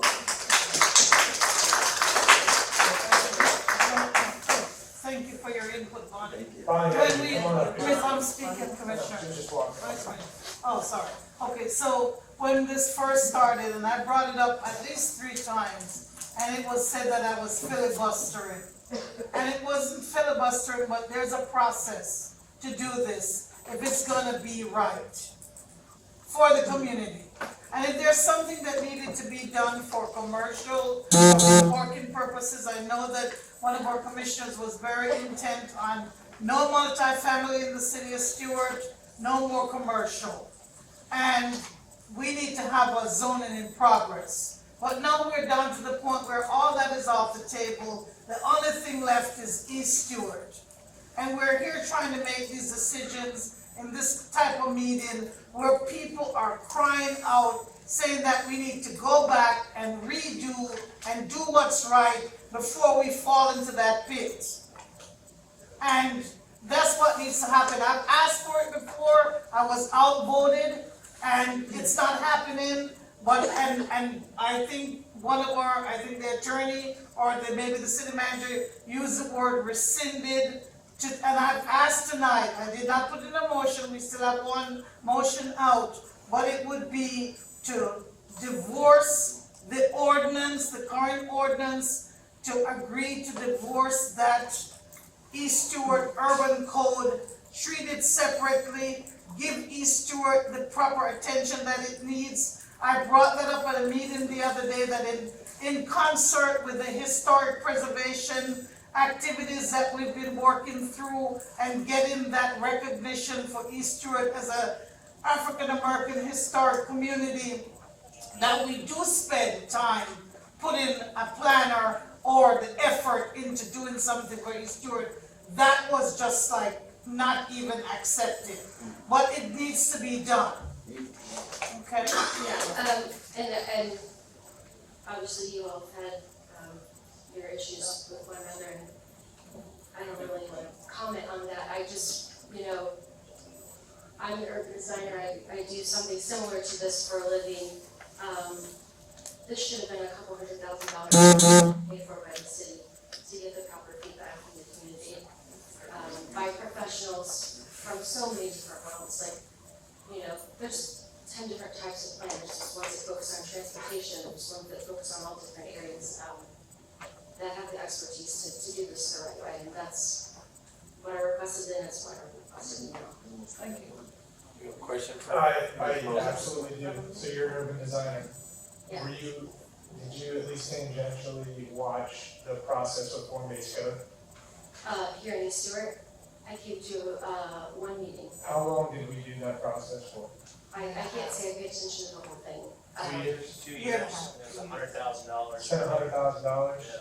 Had a lot of professionals from Treasure Coast Regional Planning involved. Yeah, can I make a comment on that? With all of your infinite expertise and wisdom, does it sound like the people in this neighborhood are happy with what you guys came up with? Well, so I'm not one of those guys. Listened from that professional class at Treasure Coast Regional Planning?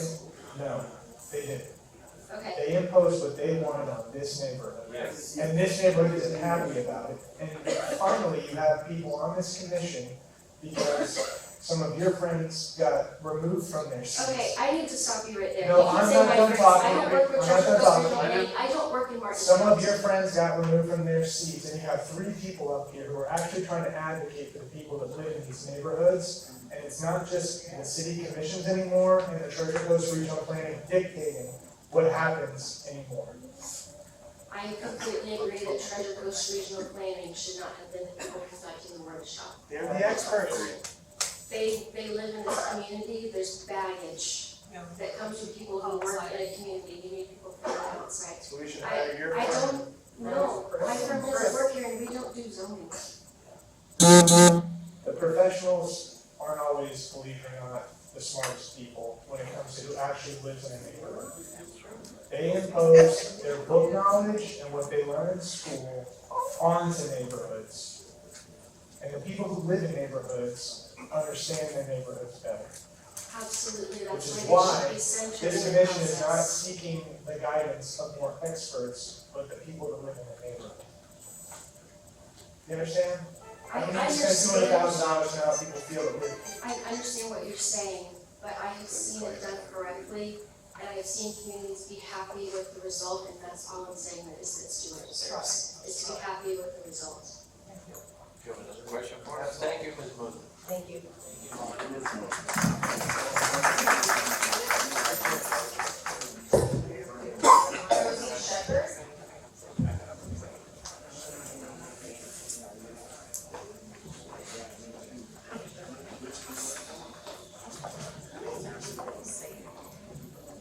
Thank you. Rosie Shepherd. I don't live in the East Stuart community, but I have the privilege of working here and serving residents here. And one of those residents is Mr. Lewis Leonard. So I was talking to Jody earlier, and she said, and we were thankful that they did a site, several of you did a site visit at his residence. He has a 7-unit multi-family property. he received a permit and built 3 additional units. And they're not big, it's not 3 stories, it's not 5 stories. And at the time, it was zoned for 30 units per acre. But if all of this is adopted, now we can only have 5. Well, we're beyond substantial completion.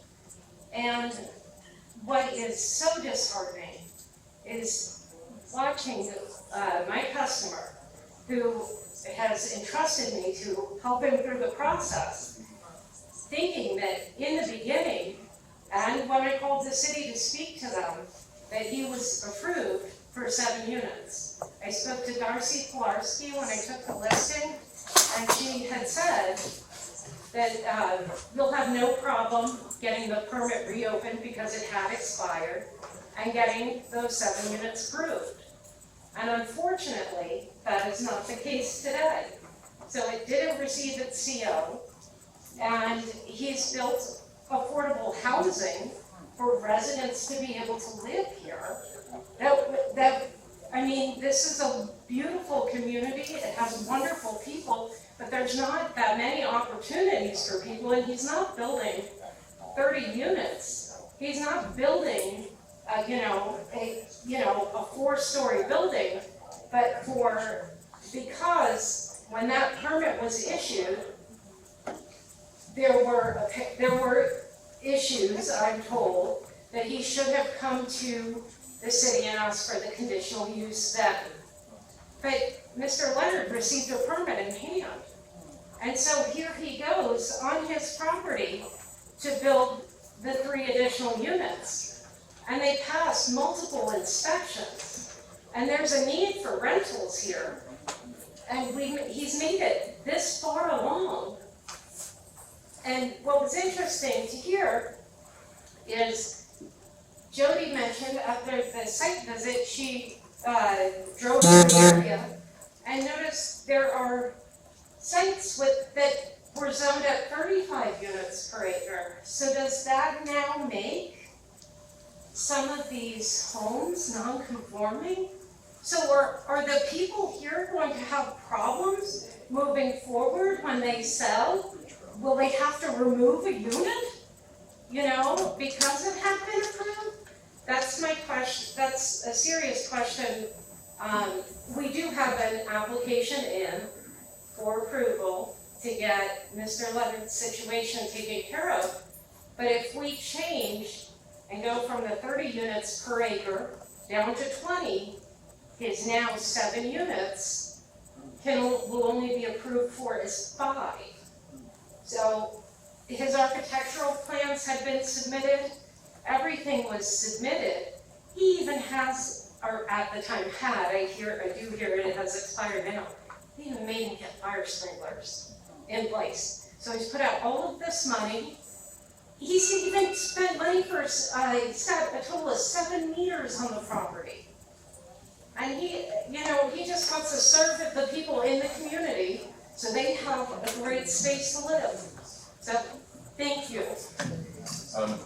For clarification, it's a perfect example, Rosie, to talk about the conditional use process and what Mr. Bell is referring to as the prior urban code. The urban code that was adopted in 2003 allowed originally 15 units per acre by right, but then it became 17 units an acre by right in East Stuart, and 30 units an acre by conditional use, meaning you had to go, if you got above 17 units an acre, you had to go in front of the city commission to get authority to build more than that. Mr. Leonard's property originally was made up of a larger piece, but it got separated into a 0.29 acre parcel with 2 houses on it. The 2 houses that were on his property have existed there for well in excess of 50 years. I'm thinking closer to 75. 1926. Okay, so 100. But when they were built in 1926, they were single-family homes, which doesn't matter one way or the other. They were there and they've been there. At some point along the way, and I don't know when, they got converted into duplexes. No, So, absolutely no. They're not duplexes? Always have been duplexes. Okay, in your lifetime, maybe they have, but I'm telling you, it doesn't matter. As duplexes, there's 4 units there. 17 units per acre allows on a 0.29 acre parcel 4 units. So the duplexes were allowed. Then Mr. Leonard came in to get a permit from the city of Stuart, and his architect applied for the permit as what was called an out parcel, or an outbuilding. The outbuilding was not declared as 3 apartments, it was declared as an outbuilding. When the city, but here's where the conditional use comes into play. You get a listing, and you see that Stuart allows it to go up to 30 units per acre. 30 units per acre times 0.29 equates to 8 units. You see 7 units there, 8 are allowed. The assumption is that it's okay. It never went through to get the conditional use to go to the increased number of units when those 3 extra units were built in that outbuilding. But when it came up to Mr. Leonard in whether it was July or August, the city said to him, hey, you're allowed to get up to 30 units an acre. What you need to do is apply for a conditional use, go in front of the city commission and show them that it's your house is like this and it's got this outbuilding. And because you converted the outbuilding into 3 apartments, because of the proximity to the house, the commission can waive that setback issue or whatever it is, but you're gonna need to put fire sprinklers in. I told him not to spend the money on the fire sprinklers yet, because I was concerned that he'd spend that money, and the new code that's been adopted in 2025 has reduced the maximum to 20 units per acre. So if you take the 0.29 times 20, it limits it to a total of 5 units. So my concern was that he wouldn't be able to get the 3 approved, and I didn't want him to spend the money on the sprinkler system if he only was gonna get 5 units, because I didn't want to have him spend money he couldn't recoup. But, and you're obviously gonna have a chance to talk and tell whatever stories about however I'm wrong, that's fine. Yes. But the zoning is that it was originally 17 units by right per acre. You reduced your parcel to 0.29 acres. You multiply 0.29 times 17, and you get 4 units that you can build. You had 2 duplexes on the property. That's exactly 4 units. That's it. When you came in and built the outbuilding, it was, the permit that was received was for an outbuilding, not for 3 apartments. And as a result, it didn't get hooked up to the water. You've done that since, but at the time, the permit didn't have a water hookup to it. It didn't have impact fees hooked up to it. It didn't have equivalent residential connections to the utilities hooked up to it. It didn't have the public hearing requirements for the conditional use that it would have required. And the 3 units, just impact fees alone would have been about $50,000. So there was a lot of stuff. But nonetheless, you could still resolve it by a conditional use under the urban code that Mr. Bell was referring to. Under the current method, if it's capped at 20, you're allowed 5 units. So that out unit would only be allowed to be 1 individual apartment. Now, for what it's worth, I don't know that it could be a semantic here, because in doing that process where we went through the community and the presentation that the development department was prepared to do, we found that there were several homes where the property appraiser has it listed as a single-family home, and in one of them there were 8 separate tenants living there as literally like almost like a boarding house. And so in Mr. Leonard's case, it might be that he's limited to that out parcel to a single 3-bedroom unit, getting him to the 5 units, and then he turns around and rents out the bedrooms for $500, $700 each per month or whatever he was renting them out for, and gets it, but he still would require to do a conditional use. The other thing that we look at is we have 0.29 is the size of his lot. If we take 0.29 and we divide it by 7, we find out it turns out that he's got 24 units per acre is how many how that would equate, although it's only 7 units, it's less than 30% of an acre. So it turns out to be 24 units per acre. And that's where we get into this math thing where people think 30 units per acre means 30 units. But it doesn't, because unless you have a full acre parcel, it's that, and most of the lots in East Stuart are in the 0.13 to 0.15 range. So most of the lots in East Stuart at 30 units an acre could have a maximum of 4 units on them. Not 30 units, but 4. But if you combine them all, there's different mathematical formulas. In this situation, a conditional use hearing is required to go above 4 units. The question you end up with is, if Lake Street gets zoned as just single-family duplex, then he can't do the additional, because the 2 duplexes will be the end, and you're not allowed to do more than that. Because it's been capped at 20 units per acre, it will only be allowed to do a maximum of 5 units. And when I met with him, I thought that multifamily had a parking requirement of 2 units, 2 parking spaces per unit, and now I'm hearing that East Stuart didn't have the parking requirement, but I thought that that was going to require him to have 7 units times the required parking, and then he'd have to put parking in it. Okay, so 1 per unit would be 7 parking spaces. I think he has 7 parking spaces. Yeah, so I think parking solved, and so we wouldn't need to address the parking issue. Well, one thing I want to say, much respect to you. After talking to you the other day, we sit there, and you were very kind, look, I must say, you went in the building department, and you came back, you said to me, they led you, quote, they led you in the wrong direction. That's what you said to me. All right, I remember, trust me, I remember that. When you came back, you said to me, quote, they led you in the wrong direction. I could have said to you, be more specific. They, no, not they. The city of Stuart. The city of Stuart. Because the first of all, okay, let me finish. The first of all, what you do when you ask for a request a permit, you go to the city with your application. You go with a plan, and you give it to the city. They go back in the back and sit down and they review it. If necessary, they may even revise it. But we built everything according to the plan. Correct. You gave me the permit. I didn't jump over the counter, not too personal. Right. I didn't jump over the counter and go back there and print out this permit myself. I would have been put in jail. You all gave it to me. I agree. We've done everything according to what was we supposed to have done.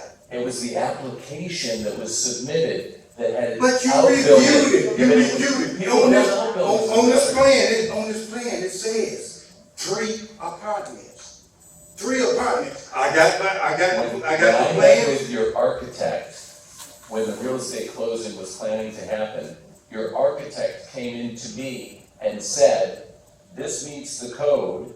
And I said, really, did you see that it's 3 apartments? And the meeting ended because he acknowledged, and it's Dan Brayton, if anybody wants to call him, he acknowledged that it was a outbuilding that was plan. I have a stamped plan from the city with 3 apartments, not 1, 3 apartments stamped, your seal on it.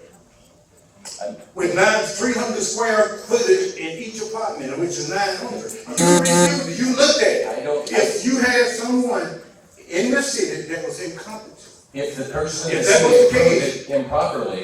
Right. Well, that's not my fault. I can't be responsible for employees. Excuse me, Mr. Leonard, Mr. Leonard. Yes. I understand that, this has created a problem for you. Yes, it has. Financially wise, No, and mentally wise. I completely understand. However, I allowed Mr. Martin to speak because he revealed the burdens of a conditional use.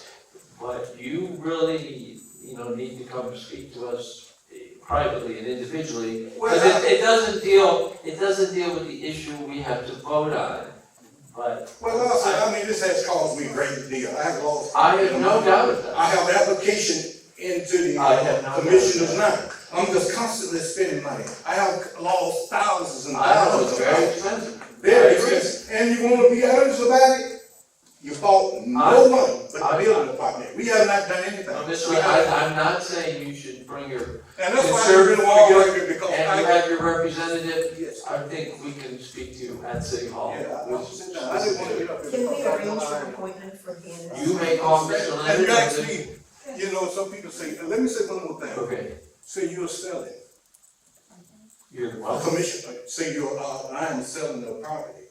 Commissioner, you asked me the other yesterday, when I showed him the building, showed and everything. Well, I don't know where that is. I am stressed out with you I'm guys. sure you are. I'm stressed to the max, because I wanna this is what I have done all my days, is build. And I'm gonna continue till I just can't pick up a hammer no more. I'm gonna build in another state, another city. I can't go through this stress, man. I got too old for this. I really have no, but the stress that you have caused me. Drama, issues, situations. I can't take Okay, it. Ms. Leonard, we will be in touch with you, absolutely. Thank you. Perfect example of what I was saying. That's exactly right, Althea. You're And correct. Perfect example of what I was saying. You stated it best. And I really, and that's why I'm here speaking. Because I own a roofing company. I don't get a permit if my NOA isn't proper, if all my paperwork isn't right. I can't get that roof permit. So why was he damaged like this? He should have never been. If So the city's thank at you. fault, we'll find out. Thank you very much. Yeah. But it also draws the question of, do you want Lake Street to be single-family home? Next slide. But if it is, and we change it to single family, his application is over. That's right. That's exactly right. Okay, next speaker. Claudius Taylor? Who? Me.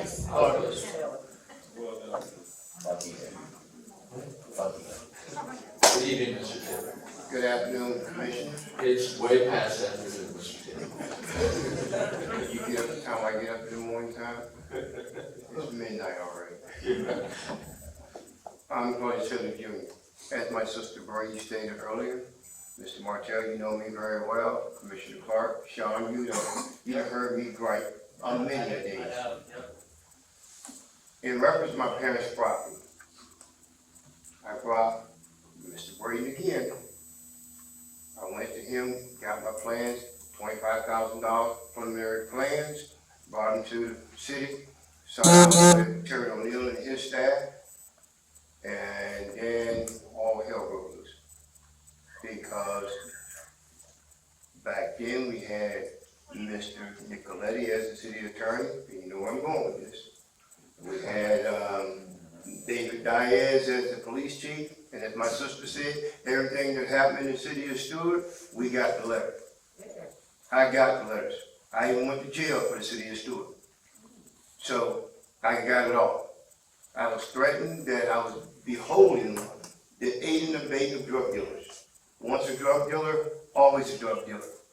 Where they do that at? But that was coming from the city staff, and some of you guys are new, so I don't hold it against you. I was annexed out of the city. They wanted me to sign my rights away to my father's property in a criminal case. Where they do that at?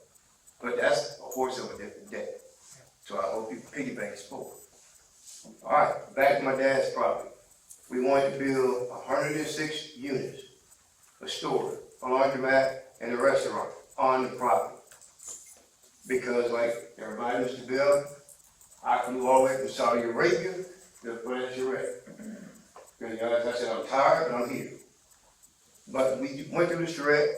The Taylor property was grandfathered in, according to the charrette. After I was arrested and, sign your rights away, That's when the city came up with this new code. A little birdie came and told me, hey, oh, why would they change the code on your dad's property? And I said, oh, well, okay, I'll let my sister Bernice know. But it happened anyway. I'm gonna tell you, all you new guys, no fun, no shots taken. But the old criminals and crooks that were sitting on the board, may God deal with their souls. Because if I had to, it wouldn't be nice.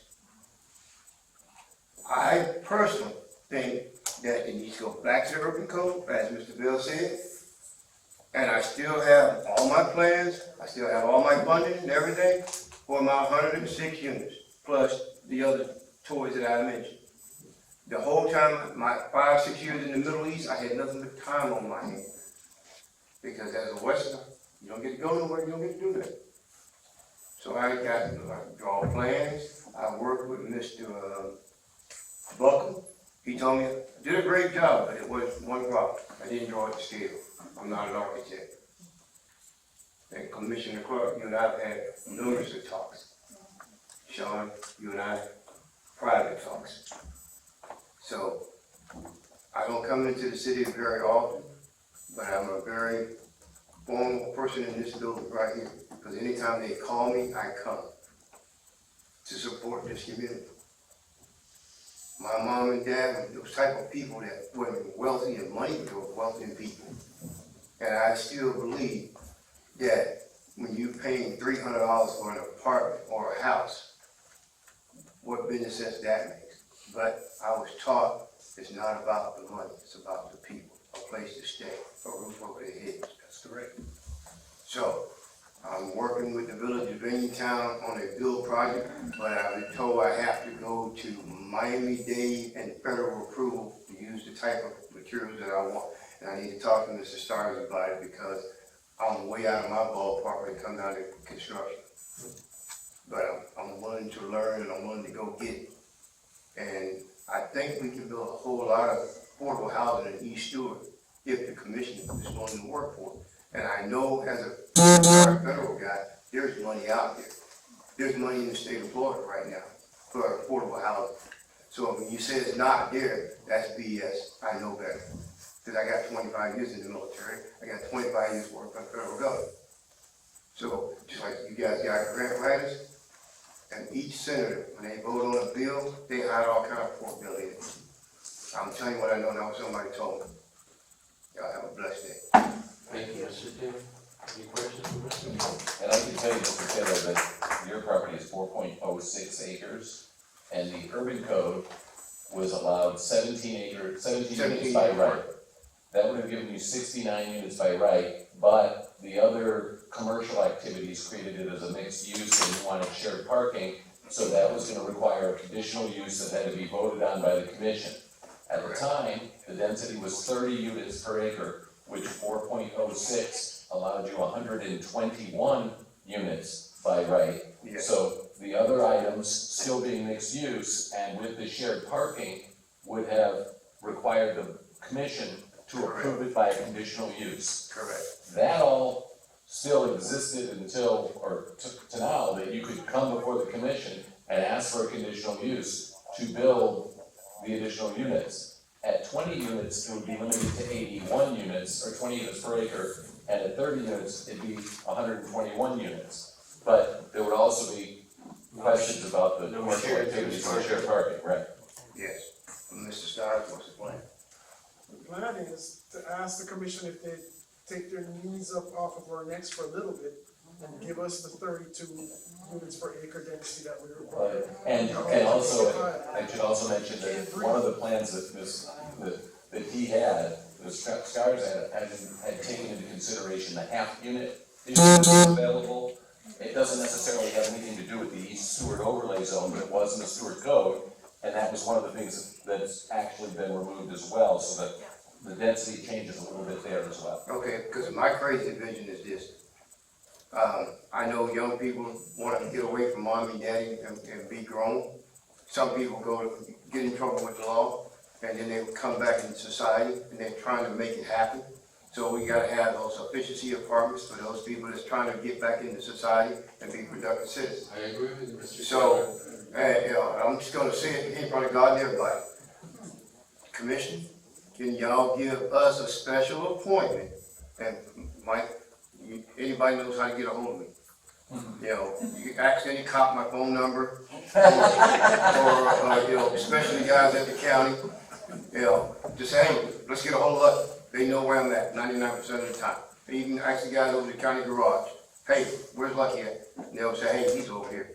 So I'm not that hard to find. Mr. Stars, he's willing to work with my family, and we want to get this project done, because Stuart, I come in Stuart some mornings, and God bless her soul, Miss Matt, I would go buy her coffee and bring it by in the morning on my way to work and drop my son off to school. To see her, that lady being killed in her own house, that was a travesty.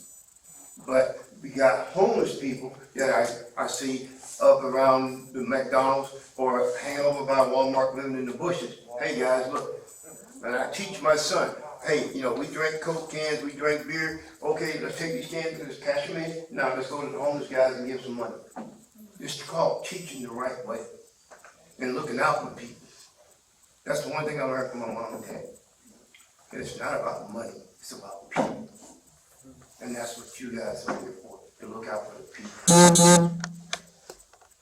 So I'm challenging each one of you.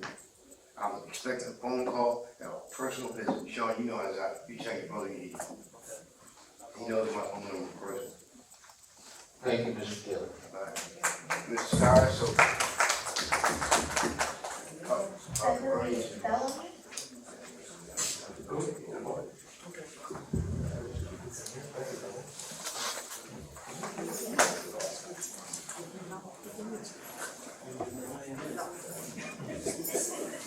Good evening. Good evening. My name is Beverly Bellamy. I live here in Stuart. And I'm not here from Stuart, I'm from South Carolina. And I'm here to speak on behalf of the growth that we need here in East Stuart. I've been here for like 30-something years now. And the more I look at our community, it makes me want to cry. I always think about how we can make our community to grow and expand. We need, first of all, let me start from at the Gary store. I came down here in the late 90s, and I remember hanging as a teenager in my 30s, hanging at the laundromat, just hanging there, having fun, And there was a car wash there, it was a laundromat there, it was a beauty salon in the back of the area, and I'm just thinking, it's been sitting there for years now. They took away from the gas station, which all that was the Gary's Foundation, I guess, I'm just wondering, all the some in the back is office buildings, besides the beauty salon, and if I remember, Althea remember the young lady that had the beauty salon in the back of the store. So I'm just wondering, what is they gonna do about that part as bringing it back here in East Stuart? Because we need growth, and like most people are saying, that we need housing for people who need somewhere to stay instead of living out in the wilderness or at the parks or anywhere, you know what I'm saying? And I have seen this myself. There is a lot of homeless people out there that's trying to survive, and they don't have nowhere to go. So we really do need growth here in this community here. We need something for the kids to go to, I would say a library, you know, or we need like, restaurants. We need like, it's just like downtown Stuart, the, Confusion Corner down here. I go down here too, and it's nice down here too. But the thing is about it that we need to expand and have growth here in East Stuart, like housing. You know, a lot of people spoke about housing. We definitely need housing, low income housing, something that people can really afford and be comfortable and be happy.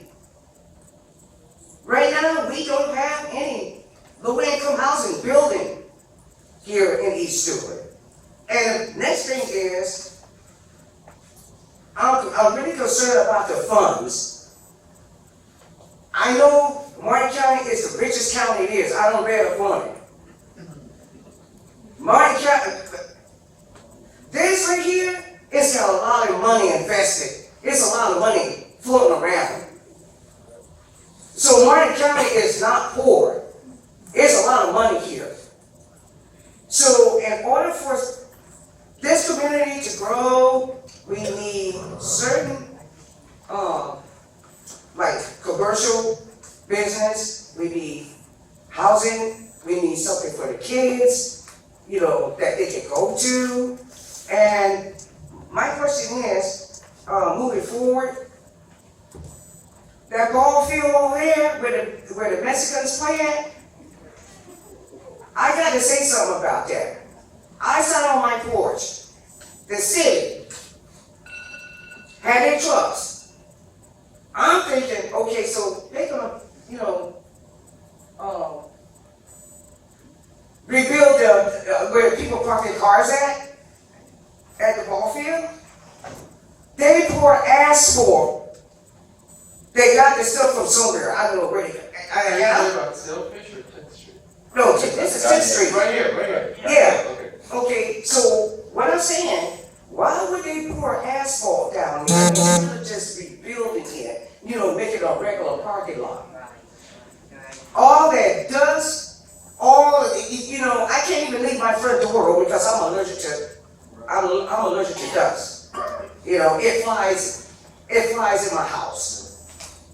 And so I'm just wondering, why would they put asphalt down instead of rebuilding, making it as a regular parking lot like this outside of here?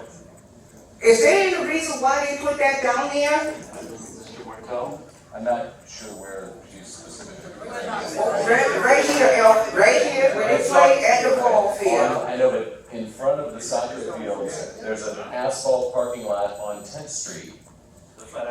Is that what you're talking about? It's right where the ball field, where the Mexicans play at. I understand, and then Okay. on the water treatment side, where the water treatment plant is, they have red asphalt on that side. It's a shell rock park. Well, I thought, Right, that's what I'm saying. okay, so why would they put that there instead of like making a regular parking lot? Like a shell rock. It's not asphalt, it's shell rock. Because the city is in the process of completely redoing the Guy Davis Park and spending close to $10 million to redo everything. But 2000 something. I tried to take time, and $10 million is a lot of money. But if you come to the meetings, you'll know that in this legislative session, there's another $500,000 on it, and it's moving forward literally next year as this money comes in. But there's no reason to spend $200,000 on an asphalt parking lot to only rip it out 2 years later. That Shell Rock parking lot has been Shell Rock. I moved here in the 1970s, so my recollection was since then. So they packed it in and they restored it and expanded it rather than putting asphalt in because they needed parking spaces not only for trucks and vehicles at the water treatment plant, but for people utilizing the baseball fields because a few years ago, they added and finished the baseball field that causes more people to come than just the soccer players. So as a temporary fix until they built the 10th Street Park and we have the whole design plan, I'm happy to share it with you, reach out to City Hall, we can show it to you, and it actually has full parking lots, asphalt, not dust, not shell rock. Well, that was my question, because I don't understand, which I'm trying to understand, and I'm looking at this, I'm wondering when is East Stewart is gonna start developing? Because we need a lot of growth here, and it's not really, nothing is really, being built here. With all due respect, I don't disagree with you. The Willie Gary property, the city has applied for and received a $6 million grant. We're re-landscaping it, final numbers are supposed to be in from the state of Florida by May. And if that money comes in, we will be rebuilding that into a 12,000 square foot training center for electrical, plumbing, and other vocational training, as well as a fully landscaped area and then a designated area that can be phased in for additional stuff in the future.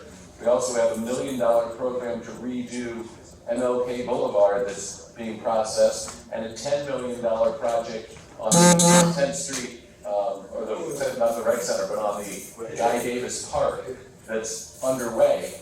But what we're hearing from the community is that they don't want more development, and they don't want more businesses. They want to keep it exactly the way it is.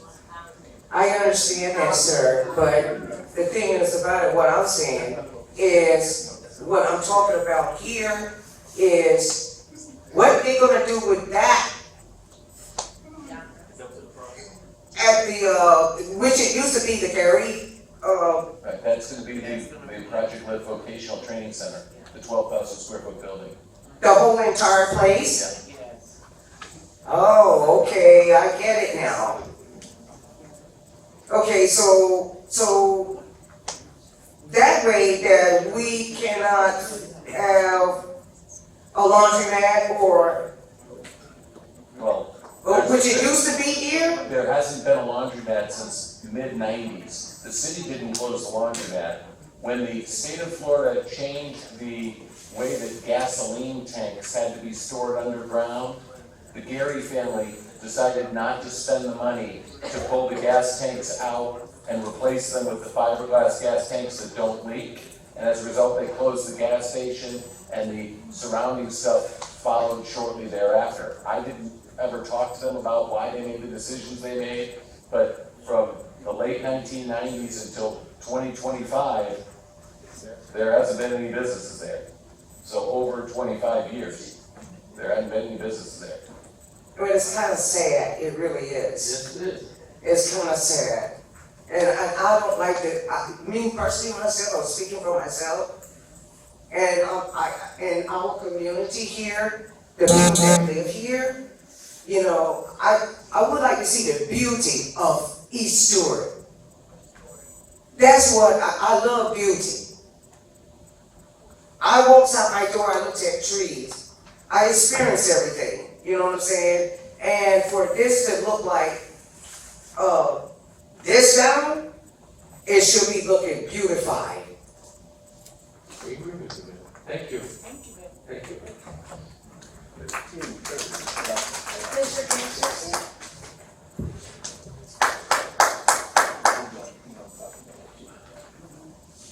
James Christie, Please, 373. Mr. Christie. 373 Southwest East Port Circle, Port St. Lucie, Florida. And I couldn't have come up at a better time. You're talking about the Willie Gary Plaza, but you left off a few things.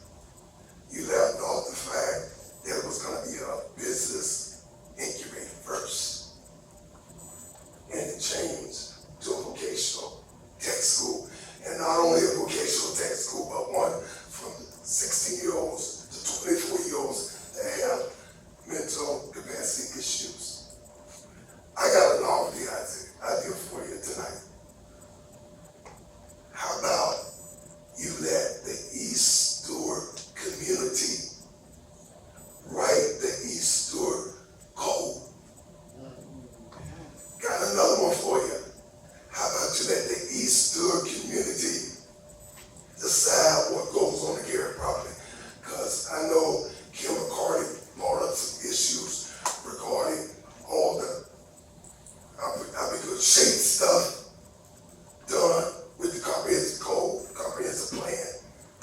the Bible in the community.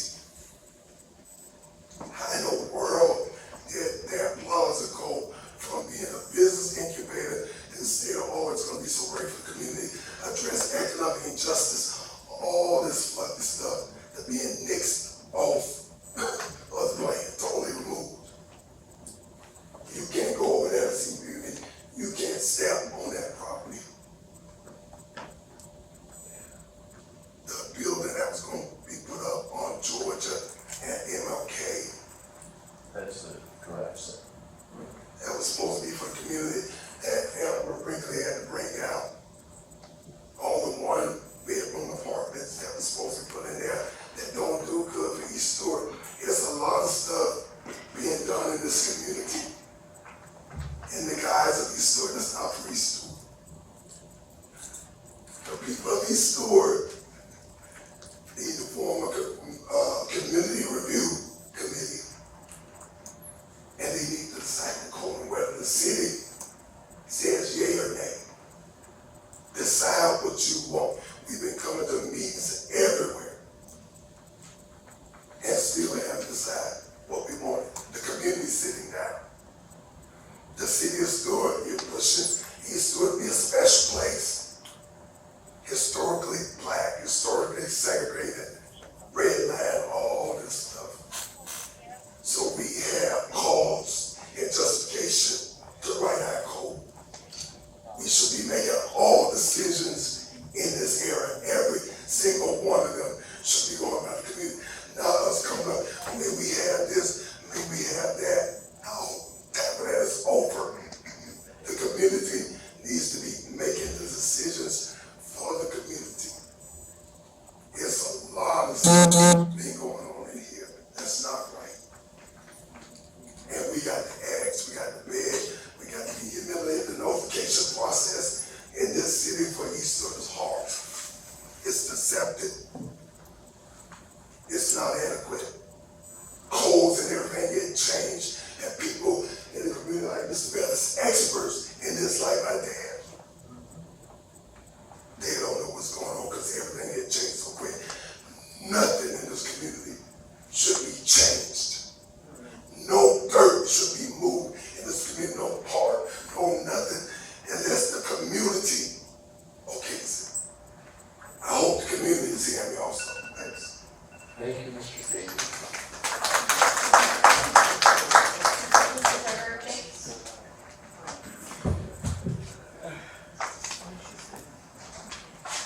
Mr. James. Good evening, Commissioner. My name is Frederick James. I live at 901 Southeast Park Avenue. My only comment is that we would ask that we do get, I live in the community, and as Bonnie has stated, she's asking for professionals to look at our community, help design what needs to be in our community. I am not the smartest one in the room, but I know that these people do this for a living. People who have specialties in redevelopment and financially blighted areas on how to develop those areas. So I just ask you guys to consider that. Thank you, Mr. James. Frederick Crystal?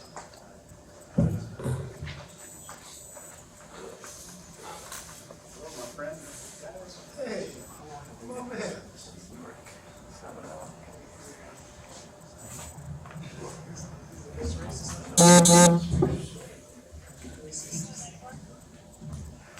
I would like as much time as some of the people had here tonight. That'd be good, Mr. Mayor.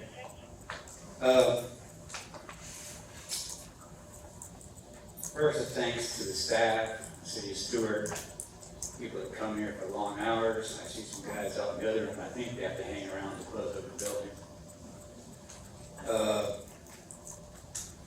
Mr. Martell is so outstanding with his knowledge of the City of Stuart for the past 40 years. Amazing.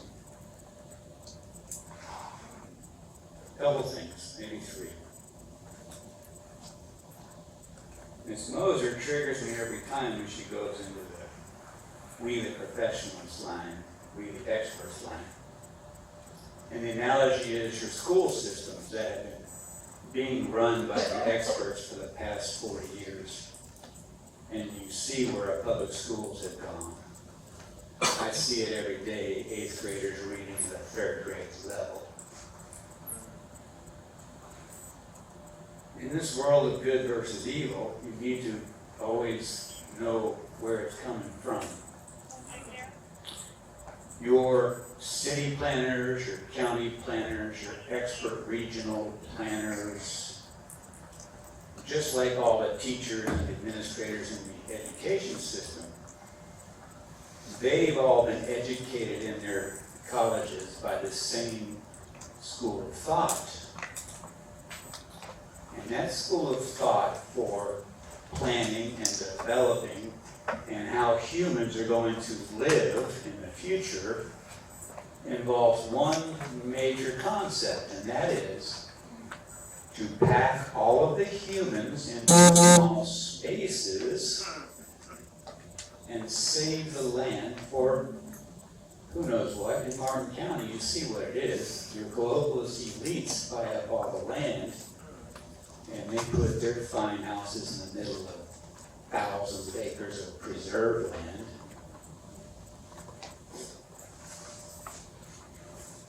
While the working man, and these people that plan these things, the old model of America where the working man had maybe a shot at having a little house and a little yard for his kids to play in, that's evil. Oh no, that's not sustainable. So be careful, all right? You don't want the experts. And that's why I'm so proud of this commission majority for recognizing that they're going to represent the people of the city of Stuart. They got out, this commission majority. One's got the beautiful mullet. He's the research engineer ad infinitum crazy man, okay? You got the great Italian lady, New York heart fighting soul, okay? And you got the street fighting man, the God-fearing street fighting man, okay? Those are the people looking out for you, okay? And I have come under fire, first of all, to Mr. Christie, and he'll tell you this. I was on the CRB board, and Mr. Christie will tell you, I was the one vote that said no. No to that, whatever it is, that school. I said no. Let the people from the East Stewart area decide what they want to go there. Now, the only beauty of being on that board was it got me more involved with the city, and I was able to mingle with a lot of the East Stewart people in the hall. And I've spent the last couple of years trying to explain one thing, and that is simply this. And it's sad, and it's heartbreaking. It's heartbreaking, I get it. The fact that, yes, you are divided now, but I say that's a good thing, because no longer are you a bunch of sheep being led by who you thought were your leaders in your East Stewart community. Amen. That is, and every time I come here, I see a new map that's awesome. That one back there that shows the homesteaded properties in East Stewart versus the non-homesteaded properties. That's a huge tell. There's your sign, okay? And I see maybe less than half on that map that are homesteaded, meaning less than half of those residential lots are owned by the people that live there. And that leaves a whole lot of rental property. It says that a handful of people own a lot of land in the city of Stuart. And I'll conclude with this.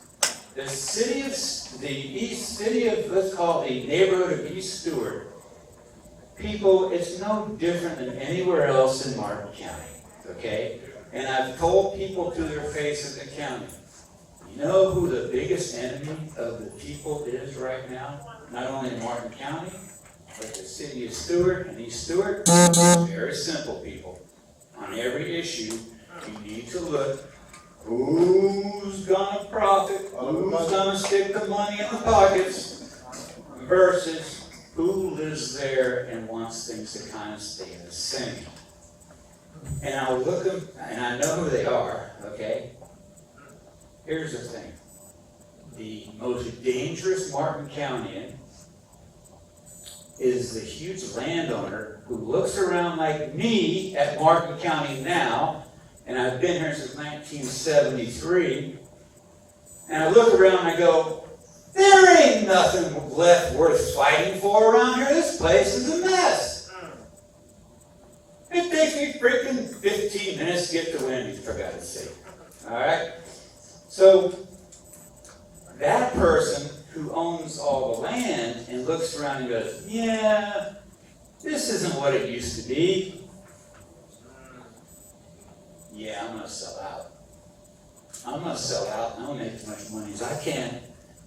And I'm going to the new Stuart somewhere else that looks like Stuart was 35 years ago. So, yes, you're divided, but that's a good thing because it's a great awakening, and I would like to think that I played a small role in that. Thank you. Aaron Muffins.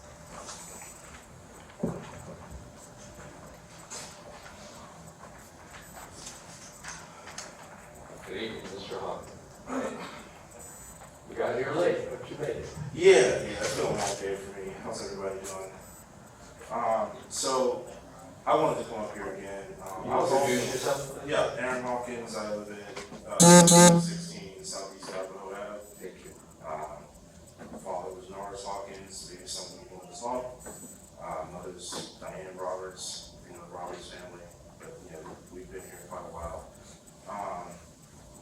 I wanted to come up here, and first I was also on the CRB, but I wanted to ask if the city had considered the special taxing district, if that's been talked about. Have you guys had a meeting on it, or moved it forward in any way, or considered talking to the other governmental bodies in Martin County on whether or not that's even a possibility? Because I understand the goals here are all about protecting against overdevelopment and stopping gentrification, and I would like to reaffirm that the best way to do that is a special taxing district focused on restricting the taxes of residential property.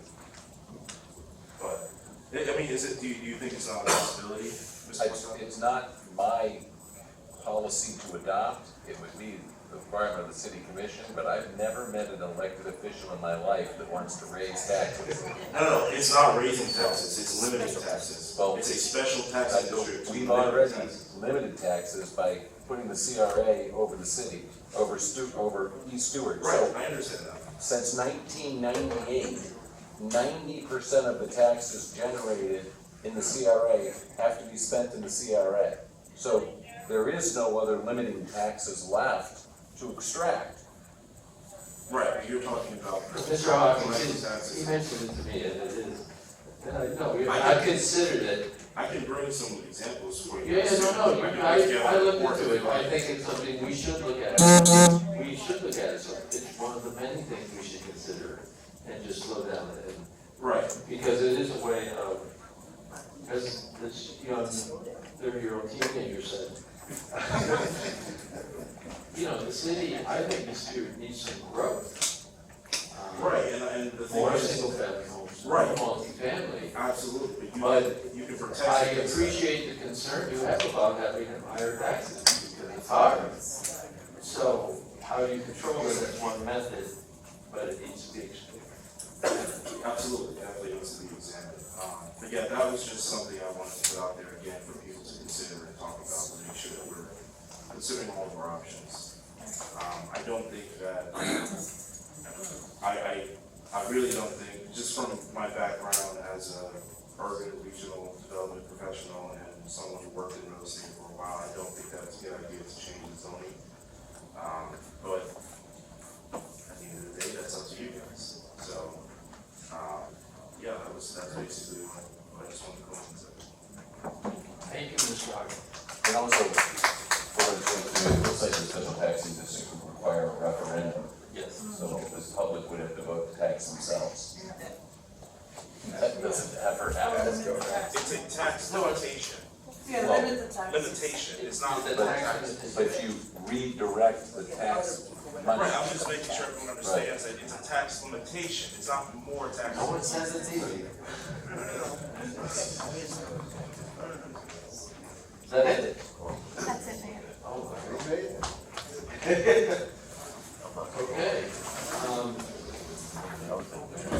Commissioner Clark. Can I ask the staff to just briefly list all the current additional uses and then list any new or additional change conditional uses? Just go through that before we vote. With regard to what's been proposed in the motion, or what's existing currently, what do you? You want to know what, is he changed? What is existing currently as a conditional use, and if it reflects the same as what, Commissioner Collins is saying, because I think that there are some things that are being listed, no, just things that are said. I want the exact thing, because you'll say like a barber shop was this or that, but I wanna make sure that we know exactly what's listed now as a conditional use, and what is the other things that he wants to add before, just for the people to see that right now, based on his list that he just gave us. Just go down and do by right, Just by go by- right. by right. Conditional use. Yes. So as it stands currently, maybe that's what you're. Yes, Yeah. Well, you yes. want to know what it is currently. Yes. What is it right now today? What is it right now today? Okay. You understand? Yes, I understand. We can't hear you. Can you hear me now? Can you pull this or, I don't know. Can you?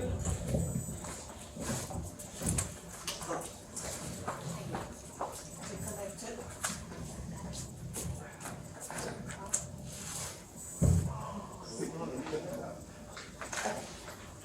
Jody, there's only a handful of them that are conditional use currently, Hold on, and then everything else is by right.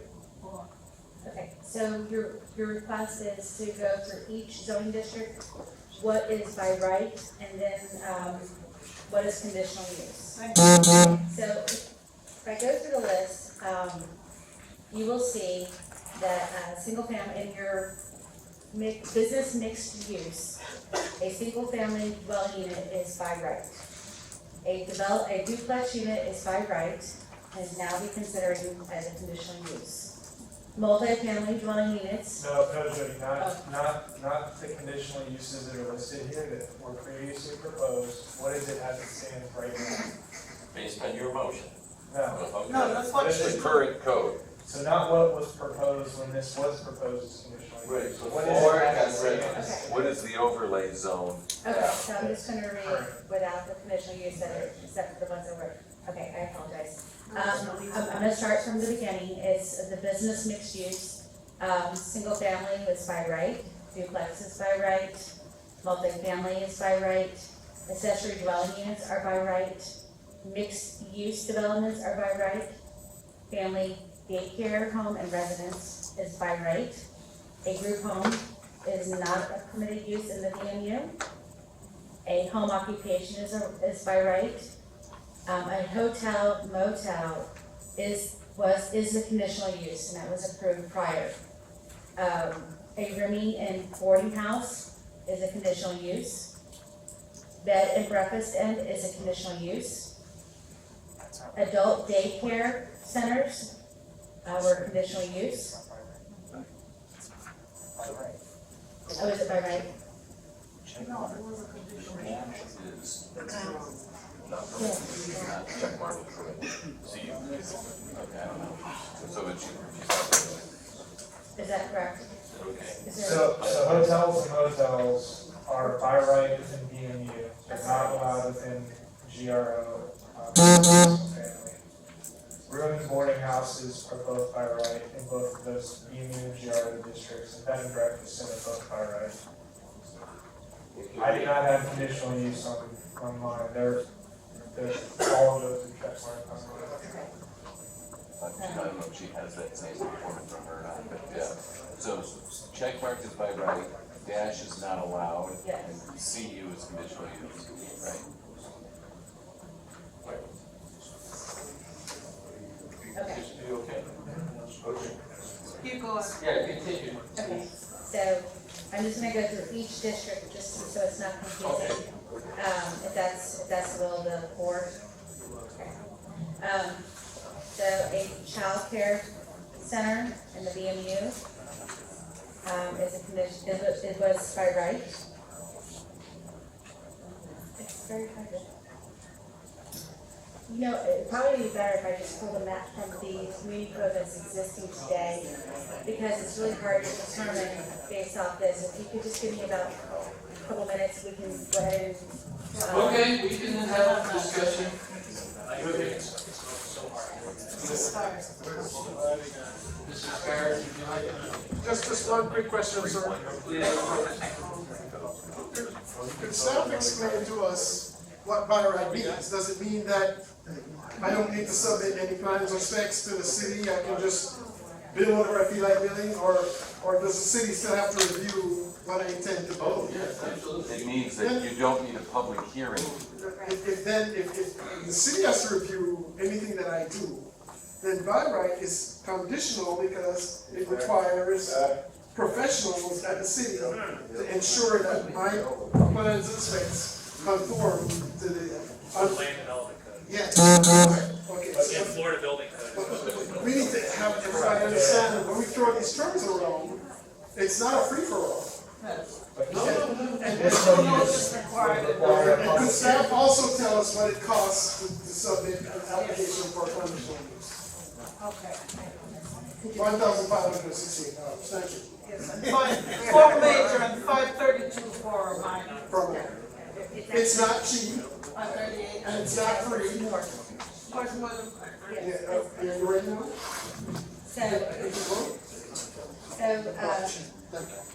A conditional use today is probably around $2,500. How much? $2,500. Jesus, when By the time you pay for advertising and noticing the hearings, you have to pay for advertising, you have to post the advertising, you have to notice the hearings, you have to have people presented for you. So we estimate it's about $2,500. It's not the application fee. Okay, let's try to stay. Okay, we Are you actually able pulled the to answer code. questions? So we actually pulled the code from the approved code that exists today prior to if whatever motion happens tonight. So single family is by right in a BMU, or business mixed use. Duplex dwelling units, multi-family dwelling units, accessory dwelling units, mixed use, family daycare, and a residence. A group home or of 6 or fewer is not permitted within the business mixed use. A home occupation is permitted by rights. A hotel motel is permitted by rights. A rooming and boarding house by right. Bed and breakfast inn by right. Adult daycare centers is a conditional use. Child care centers more than 3 acres is a conditional use. A community center is by right. Funeral homes without crematories is a conditional use. Government buildings are by right. Libraries by right, museums by right, assisted living facilities more than 3 acres by right, religious institutions more than 3 acres by right, school, private, technical is a conditional use. Then you get into art shops, galleries permitted by right, banks and financials, excluding drive-in and drive-throughs, are by right, barber shops, beauty shops, salons, and beauty and specialty salons by rights. Bars are conditional use. Catering shop is by right. Clubs, lodges, and fraternal organizations are conditional use. Massage therapy establishments are by right. Microbreweries and craft distilleries is conditional use. Office, professional buildings, and medical are by right. Restaurants, convenience stores in general, excluding drive-through, and there's a section in the code that they have to meet for aesthetics and other requirements, but it is by right. Retail sales and services by right. Rooftop dining is conditional use. Studios and art dance studios are exercise by right. Theater, excluding drive-ins and theaters by right. Public parks by right. Public facilities and services by right. And public utilities by right. And then there's telecommunications facilities, which do not exceed 45 feet in height, is by right. Also, community gardens are by right, urban farms are by right, and government provided public parking garages and lots are by right, and private garages and lots are conditional use. So now we're back to the general residential, which is normally an office, which is called GROW. We refer to it as GROW as their acronym. And again, single families by right, duplex by right, multi-family, accessory dwelling units, mixed use, family daycares, group homes is not a permitted use within the general residential office. Home occupation, hotels and motels are not allowed in your general residential office district. Rooming and boarding houses, breakfast and bed and breakfast, adult daycare centers, childcare centers, community centers, funeral homes without crematory are not permitted within the general residential, within the GROW district. Government buildings, libraries, museums are not permitted. Assisted living facilities that have more than 3 acres.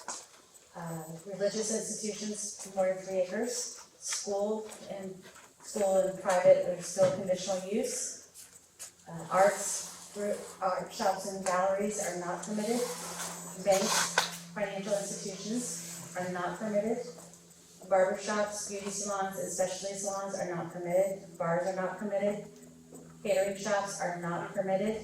Club lodges and fraternal organizations not permitted. Massage therapy is not permitted. Microbreweries not permitted. Office, business, professional, medical, and veterinarian are permitted. Restaurants are permitted. Retail sales is not permitted. Rooftop dining not permitted.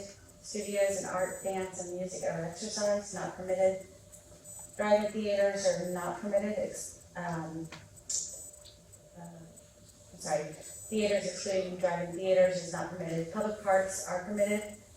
Public facilities and services permitted, and public utilities permitted, and telecommunication facilities are permitted, and community gardens and urban farms permitted. Government provided parking lot, public parking garages and lots are not permitted, and private parking lots are permitted. Now you're in your single family duplex district. Again, your single family duplex, multifamily are not permitted. Accessory dwelling units are permitted. Mixed use is not permitted. Family daycare, group home, home occupation permitted. Hotel motels are not permitted. Rooming and boarding houses not permitted. Bed and breakfast not permitted. Adult daycare not permitted. Childcare centers not permitted. Community centers not permitted. Funeral homes without crematories are not permitted. Government buildings are not permitted. Libraries, museums, and assisted living facilities are not permitted. Religious institutions are permitted. Schools are not permitted. Art shops, galleries are not permitted. Banks, barber shops, and beauty salons, bars, and catering shops not permitted. Clubs and lodges and fraternal programs, organizations, massage therapy and microbreweries and craft and distilleries and office, business, and professional, medical, veterinarian, restaurants are not permitted. Retail sales, rooftop dining, studios, theaters are not permitted. Public parks are permitted. Public facilities are permitted. Public utilities are permitted. Telecommunication towers are not permitted. Community gardens are permitted, and urban farms are permitted. Government parking lots are not permitted and private parking lots are not permitted. Single-family homes, am I listening correctly? Did you say that funeral homes with crematoriums are permitted in a single-family home district? No, they are not permitted. Okay, Yeah, all right. no. No one's dying to go there. I thought it was without, but, all right. No, they are not permitted. All right. Religious institutions are, but none of those other things. So, just for clarification on my motion as you went through that, I think that helped with the charts. Yes. Beyond, and just for the record, beyond what is already currently under conditional use, we would just be adding multifamily dwelling units. We would have that be under conditional use both in BMU and GRO. Mixed use would be under conditional use in BMU and GRO. Hotels would be under conditional use, hotels, motels under BMU. Bed and breakfast as well would be conditional use in BMU and GRO. Governmental buildings, conditional use in BMU and GRO. ALFs in BMU and GRO. Banks, financial institutions in BMU would be under conditional use. Office, business, professional. Buildings would be in BMU and GRO conditional use. Rooftop dining already is, I don't know what that's. Theater would be under conditional use in BMU. Public facilities and services, conditional use in BMU and GRO. Public utility, conditional use in BMU and GRO. Telecommunication towers would be under conditional use in BMU and GRO. And finally,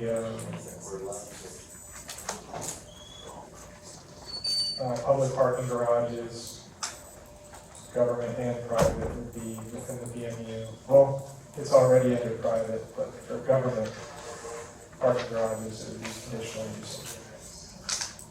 So that's the update.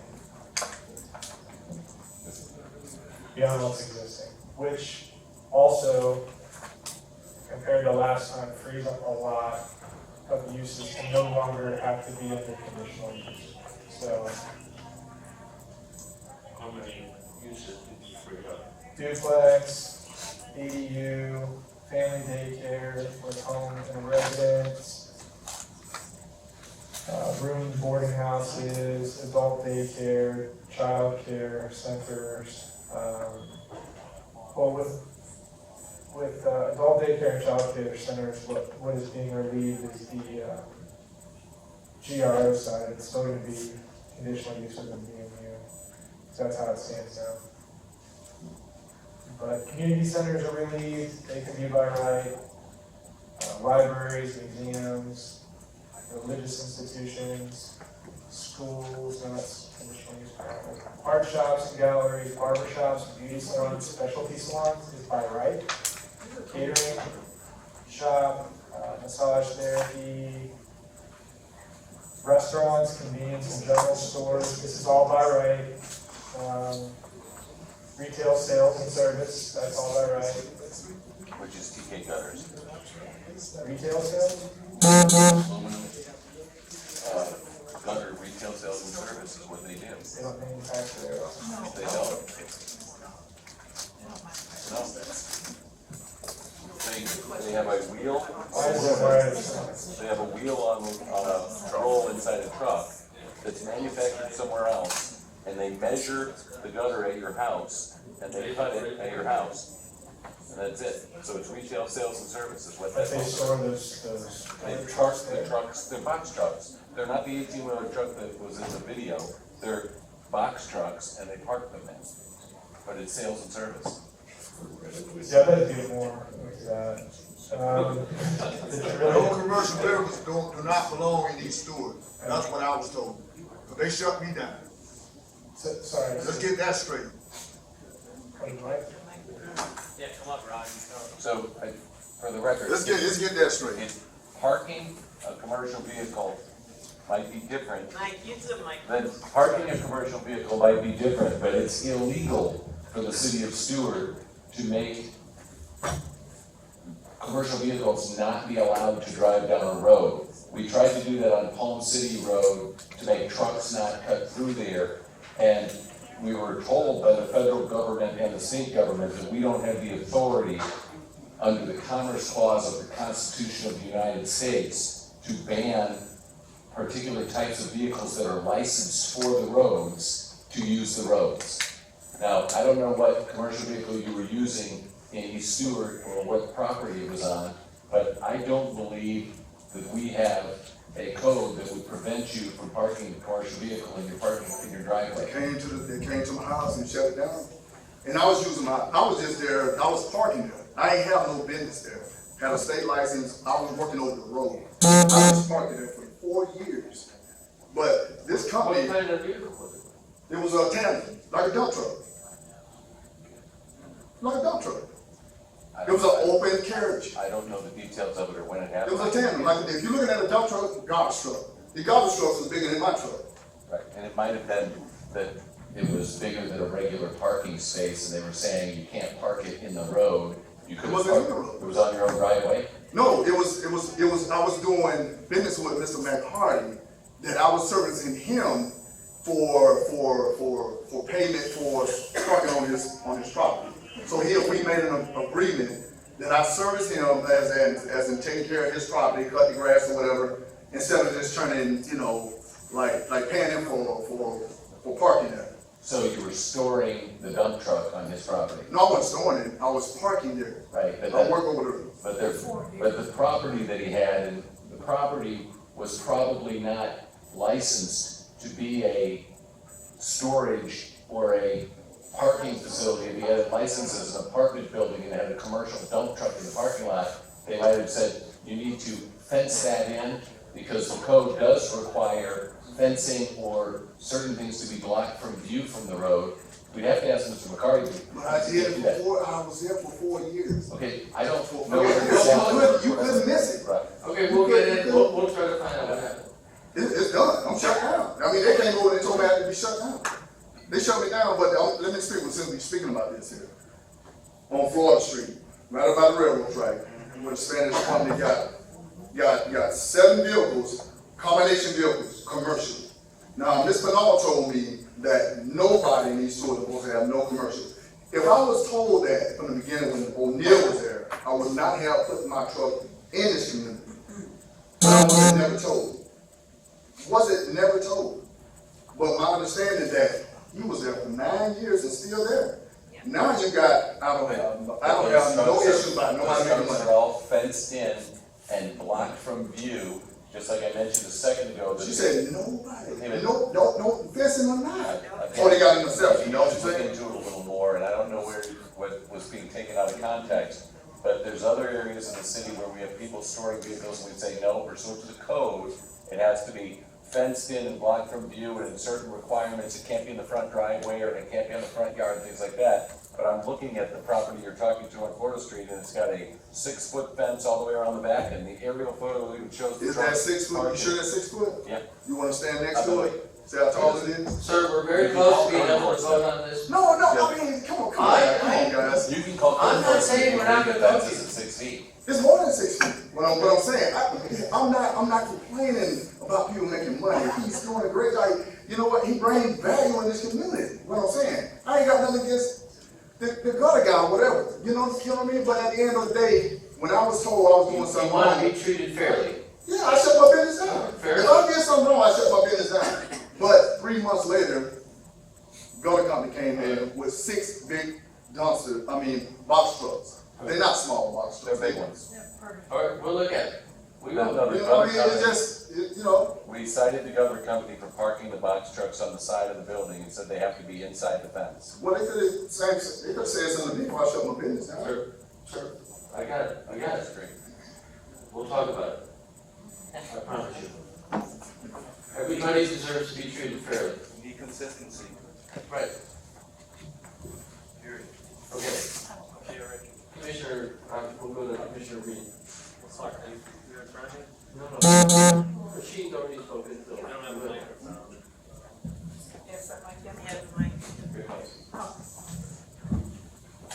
So how the code reads, if I interpret the parking, it says, for this for East Stuart, it says storage or parking of one commercial vehicle is allowed, provided that such vehicle or trailer is owned or operated by the resident of the property, and that such vehicle is garaged or otherwise screened from view of adjoining properties and any adjoining street, public service, agency vehicles such as law enforcement, and those providing emergency response services are exempt. So does that mean they can only have one commercial vehicle then in the East Stuart code, how it's written? The East Stuart neighborhood code? I honestly don't know if I haven't reviewed it, but you also could be talking about the single family property, and it might be not the BMW. Are we talking about the motion meeting? We're talking about the guy's truck. I was addressing Rod's comment. Can we talk about that? Well, I figured we're allowed to address public. Let's not get too far afield. We're very close to voting here. We can come back to it. Can we suggest that you call and make an appointment to I speak? think I made that suggestion to him. He said he wasn't going to because he doesn't have the truck anymore. Okay. Commissioner Clark, do you have a Yes, a thanks. comment on the So- motion currently before us? Yes, I'd asked for the, uses that are conditional now, and then of course, I think Commissioner Collins said he had pulled some, but some new ones are gonna be conditional uses. I wanted to ask about multifamily. So, and that's in relationship to the fee that people pay. So there's a limit where certain numbers of multifamily based on the density and of course the size of the property, that they're gonna fall into a major type of development and there's a minor type of development. And I'm gonna ask Commissioner Collins if maybe if he could consider that, because we're hearing people having hardships and so on. If it's a minor, or something that would result in less than whatever the minor rate is based on their density, that it not be, listed as a conditional use. But the whole point in the conditional use is that when the evaluation is done, there's an evaluation that says that it's gonna be a minor or a major, especially that you're, can you just explain that? Do we In already terms of have what something would like happen that in the to- code? Are you asking? Do we have something like that in the code, Jody, that separates major from minor? Yeah, we have the Multifamily. the fees listed as major and minor. Are you asking What's the the vice criteria mayor to for amend major? his motion? No, Commissioner Clark? I have that's it right, pulled that's up what if she's you want gonna to tell read us. it. First, Huh? looking for Oh, clarity. I have it pulled up. They have Okay. development standards. Right, I mean, Jody, you can go through it or I can read it off, but the biggest differences are gonna be, or if it's a major development plan application, it's one where a residential project would exceed 35 total dwelling units, a non-residential development over 50,000 square foot, a mixed-use development over 50,000 square foot, a public or private institutional development exceeding 1 acre in land. And then for a minor, it's a single-family, multifamily, or duplex residential project of between 3 and 35 units, inclusive to a non-residential development under 50,000 square foot, a mixed-use development under 50,000 square foot, a public or private institutional development less than 1 acre in land area, commercial tenant finishes, and right-of-way dedication. Basically, it's the size of the project. That's what differentiates between the two.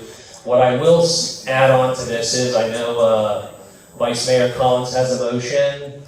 What I personally would like to see is, and I don't know how we would achieve this, if we could have what you're proposing on that ESN 08 table and bring it back to a regular commission meeting, just so people can visually see it and it's in our agenda packet. That's my opinion. It's, hearing all the discussion is great. I personally can keep up with it, but I don't know if the community can. So if we have these 3 or 4 pages just in our agenda packet for what you're proposing, and then we can discuss it at a regular commission The only meeting. concern I have with that is that we've taken this one thing out and it's been multiple meetings and over a month on this one chart. Correct. And to Commissioner Clark's point, at some point that starts to degrade your ordinance. I think you can't, because we've approved all but this chart, and it should have been something we just went ahead and tidied up with feedback. And this chart now, that will have been, what, 2 or 3 more months working on one chart to come back and do it again. February 24th is the vote. February 24th. Yeah, but how I look at it is I don't want to be in this position in 2 years and have that regret, like, for example, when the form-based code was adopted. What I don't about, want to what be. about, are you looking for more clarification on that? So what I'm looking for is if your proposed motion could be put on the ESN 08 table, right? And it come back on a agenda packet at a regular commission meeting and. But and just articulating what is going to be conditional use and what is not, do you not feel like that you don't understand? Oh, I understand it, I fully understand it. I want the public to understand it and be able to visually see This it. year doesn't understand. Well, I mean, half the crowd left too, so. That's just, that's my. Correct, I mean, I don't care if it takes 10, I wanna get it done.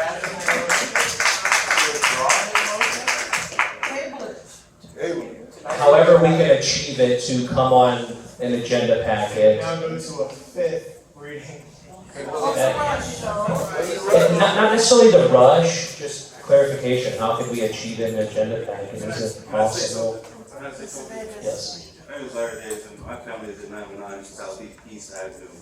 And I understand you say you had. Okay, hold on, Mr. Davis, so that he can listen to you. Just there. I mean, I'll. Okay, go ahead, go.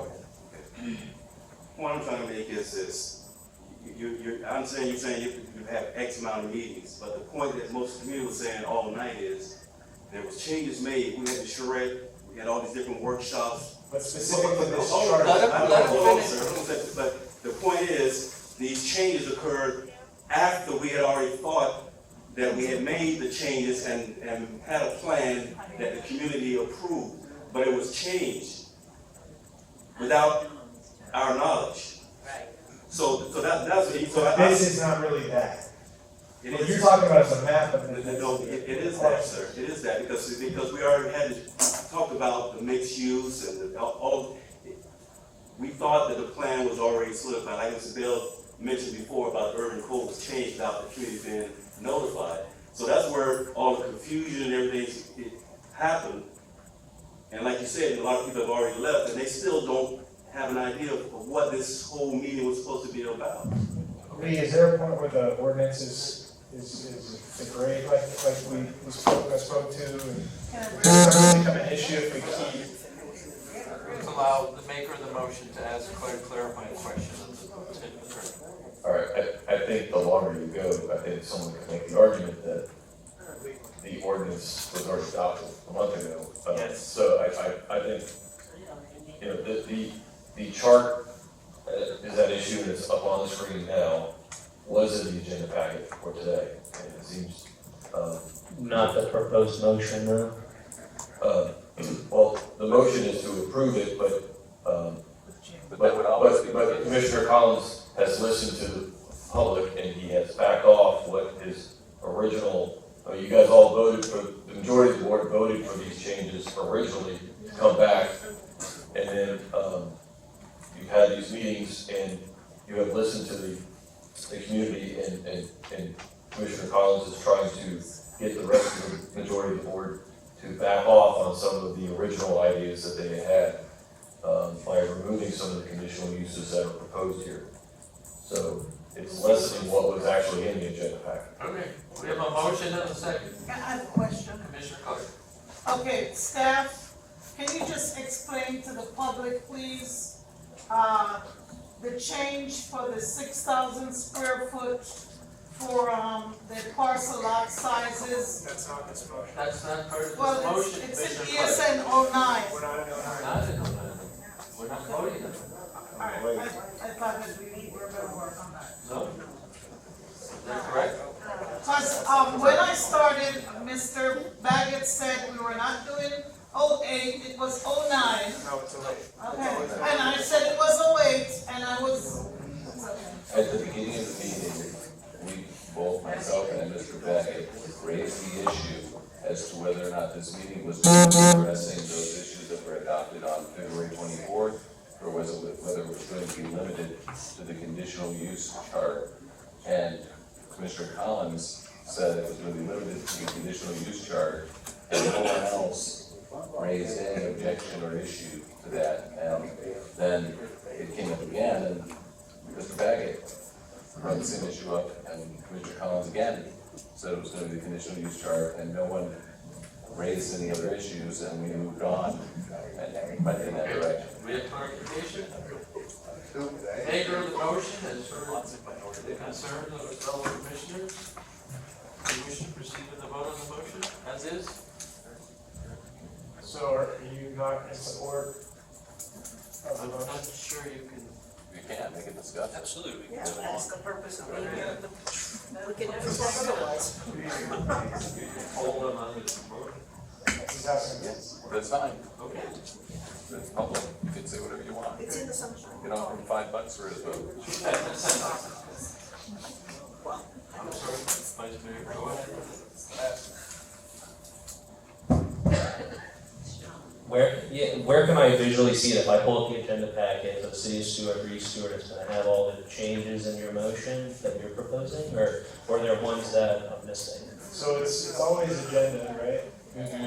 What we're talking about, and then we Pull it up. we amend things that, that are agenda, and we're still in compliance with advertising. Commissioner Reed's case, you could not see the changes prior to the motion. Mayor Rich, I can speak for myself, I'm looking up the agenda packet. Is there any consideration of what the community has said all night long? We've been listening. Is there any communication? We've been listening and trying to You've been deliberate. listening, but you still proceed. I'm sorry, Althea. Okay, I'm sorry. This is for discussion between the commissioners. Exactly. It's like you haven't heard nothing the community said.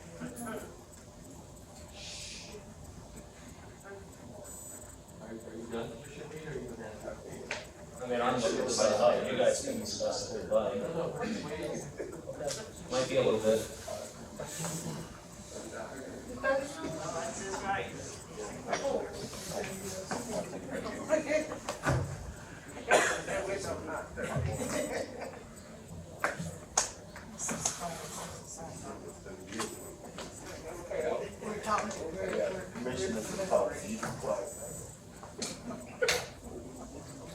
This entire process is illegal. I just wanted to save them some time and Mr. Baggett some legal fees because. Mr. Scarrett? Please.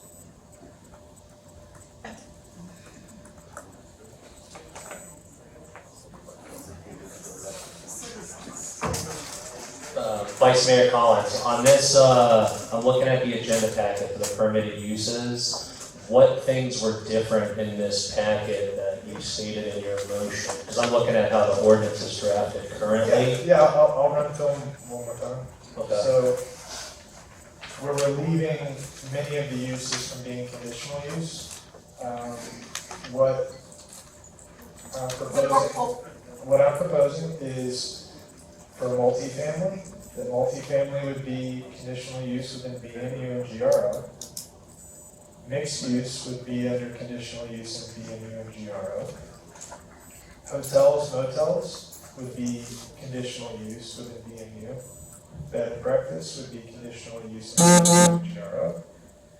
Governmental buildings would be conditional use within BMU and GRO. ALFs would be in conditional use under BMU and GRO. Banks, financial institutions, conditional use in BMU. Office, business, professional buildings would be conditional use in BMU and GRO. Rooftop dining, no, that's already conditional use. Theater would be conditional use in BMU. Public facilities and public utilities would be conditional use in BMU and GRO. Telecommunication towers would be conditional use in BMU and GRO. And government public garages would be conditional use in BMU. and they're already conditional use, private ones. So what it would be relieving is duplexes would no longer have to be conditional use, they would be by right. Accessory dwelling units would be by right. So the duplexes and BMU and GRO would be by right? Yes. Okay. Family daycare would be by right. Room and boarding houses would be by right. What about bed and breakfast?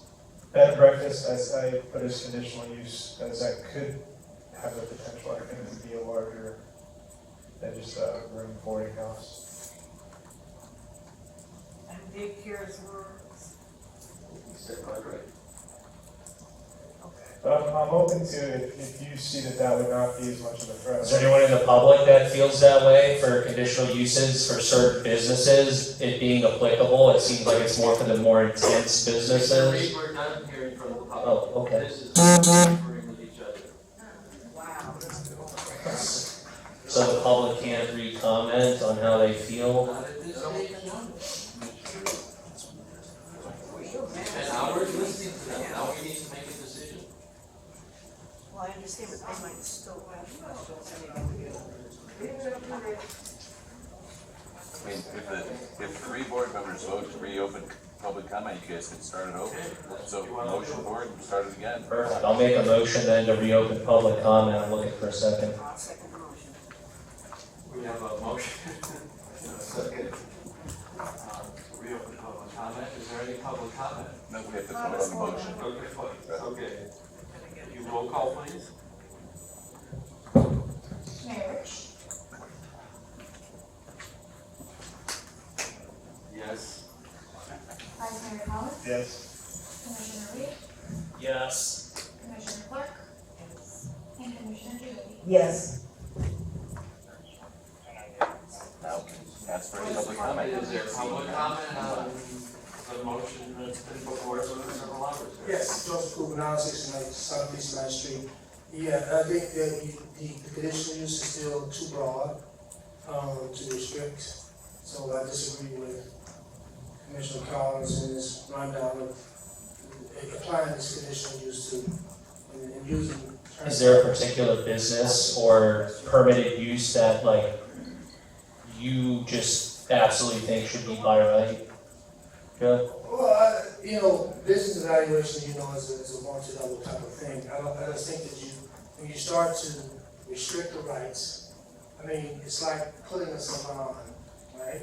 We don't know how you generally feel, but is there a specific use like B&B that you don't think? No, I think I want to stand by my sentiments that you shouldn't be restricting the rights, the property rights. And to see the layer of conditional use that you're putting on, I don't have to be specific because you're not, within the city of Stuart, if you have certain aspects where CU has to come into place, it's already on the books. So now you're asking for an extra layer of CU in a particular area, and I think it's an unfair burden. Give the business owner, you're a business owner, there's several business owners up here, so I don't want to direct this at one individual. I'm saying, as a business owner, I need flexibility, and we have flexibility within the property rights if you own the property. All right, and so we're still coming back to, I get trying to prevent intensity and things like that, and I think we have mechanisms to prevent that. I truly believe that there's never going to be 4-story buildings, and it doesn't work economically at this point. Maybe in 30 years, 40 years, possibly. But now, economically, the banks are not just going to cut a check for some 4-story building in East Stewart. Do you think it's possible that with Brightline though, that we may have entities that don't even necessarily need funding? So you may have companies, again, because the type of ridership that utilizes Brightline, it's a higher end service. Yes. Right, so the type of people that may necessarily want to utilize Brightline for work, they may be looking at a neighborhood like this, and companies may be able to come in and build it without any funding. So Well- you have a point about funding. Yeah, so I think that when you're talking about ridership, yes, but it's not just, when you look at this, what makes us attractive in Martin County is the waterways, right? So the big money guys are trying to get to the water, right? The big money guys. But the convenience to be able to. Well, the landowners currently here in East Stuart, right? And they can open up a business to attract visitors to East Stuart. They should have that flexibility and create a business model that someone would take a train and we get a historic destination and they come and visit beautiful historic East Stuart with a business that was homegrown by a landowner that exists now. It's not necessary that somebody's going to walk into East Stuart. Like I say, when you look at development and you look at acreage and things like that, you have to buy up every piece of land to create this thing that you said can be created. That means churches have to go, the housing authority has to go, and every property owner has to literally sell out to create this intense neighborhood that we're talking about. And I don't think you have a populace that's going to say, there's going to be people that's got stuff in trust, it's never going to get out of trust. So I'm just saying that without getting specifics, there are business owners here, they have commercial property, they don't need a seeding process unless it's outside of what is already designated to be, to zone and the land use. That's all I'm saying, is just, we don't need to create this unnecessary burden unless you're gonna just do it citywide, and I'm okay with it, do it citywide. But for these types of uses, they're very different than what's in East Stuart, like a 3-story mixed use or a hotel that could be on the east, right? You don't think that it would be beneficial to the neighborhood to be made aware because of the conditional use process, to be notified and be able to have input about that? We know Wouldn't that be a constructive thing to make sure? Right. Once again, when you look at performance together to do these types of developments, it's gotta work, right? If you wanna put a hotel in a specific place, the Hiltons and the Marriotts and all, they look at demographics, they look at bed usage, it's a little bit But more. that's all I'm asking, don't you think that, assuming logistically it could work, right, and financially it could work, that it would be in the best interest of the neighborhood to be notified and be able to have input on whether or not a use like that is very different than what's currently in East Stuart? They will have, you already have that mechanism in place because.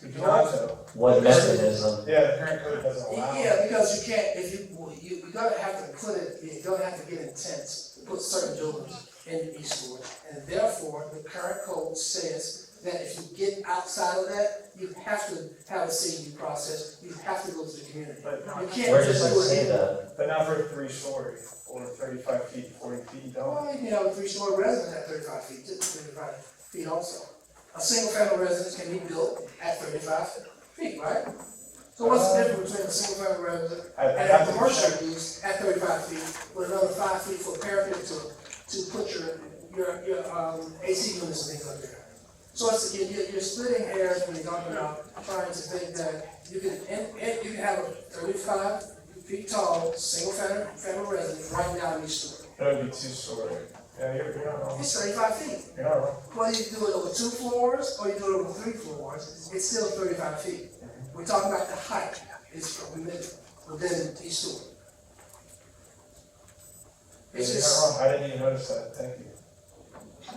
I just think that, like I said, we don't want to just be careful about treading on the property rights with unnecessary undue burden. There's already a burden to develop. We know that. When you get to a certain level of development, there's an extra burden that you gotta hire consultants to get it done. With, like I said, it's not a perfect atmosphere in it. But haven't you noticed the tone generally in the neighborhood being wanting to be made aware? I think that's always been the sentiment. So that's what Most we're neighborhoods like this. That's what I we're said we're uniquely. I've growing up here and going abroad, being in the Miami Dades and the Fort Lauderdale. I still believe that this is still a more accessible government. That you don't need a bunch of money to at least get in front of the commission. This is unheard of So we don't need to necessarily go on by land use and language, make that burden a little bit harder. But we will have the expanded what you could do back in '04. So the purpose of this would just be to tighten it up a little bit to make sure if it is a very intensive use, that everybody can know about it. I think In 1998, you couldn't build the kind of things on the parcels that you can build them now. So with that expanded, nothing's been built. but with that expanded use, shouldn't you want the neighborhood, most people don't even know that on their parcel there can be a hotel. Or Right, but mixed use. you don't need to restrict the rights for people to know. Not restricting, only requiring that That's what they go to restriction. conditional use so that the neighborhood can be made aware. Well, if they have a by right to do something, then if you say you want them to be, let the community know, you're restricting their rights. You want the community to have input. They can have them, so there's also a limit to. Again, not for all uses, right? Right, We took a but lot so- of that out. Right, Try to so soften it up. as a business owner, there's some, you want to get buy-in for your neighbors. But at some point, there's an investment that a business owner has to make, and the neighbors are not going to pay that investment back.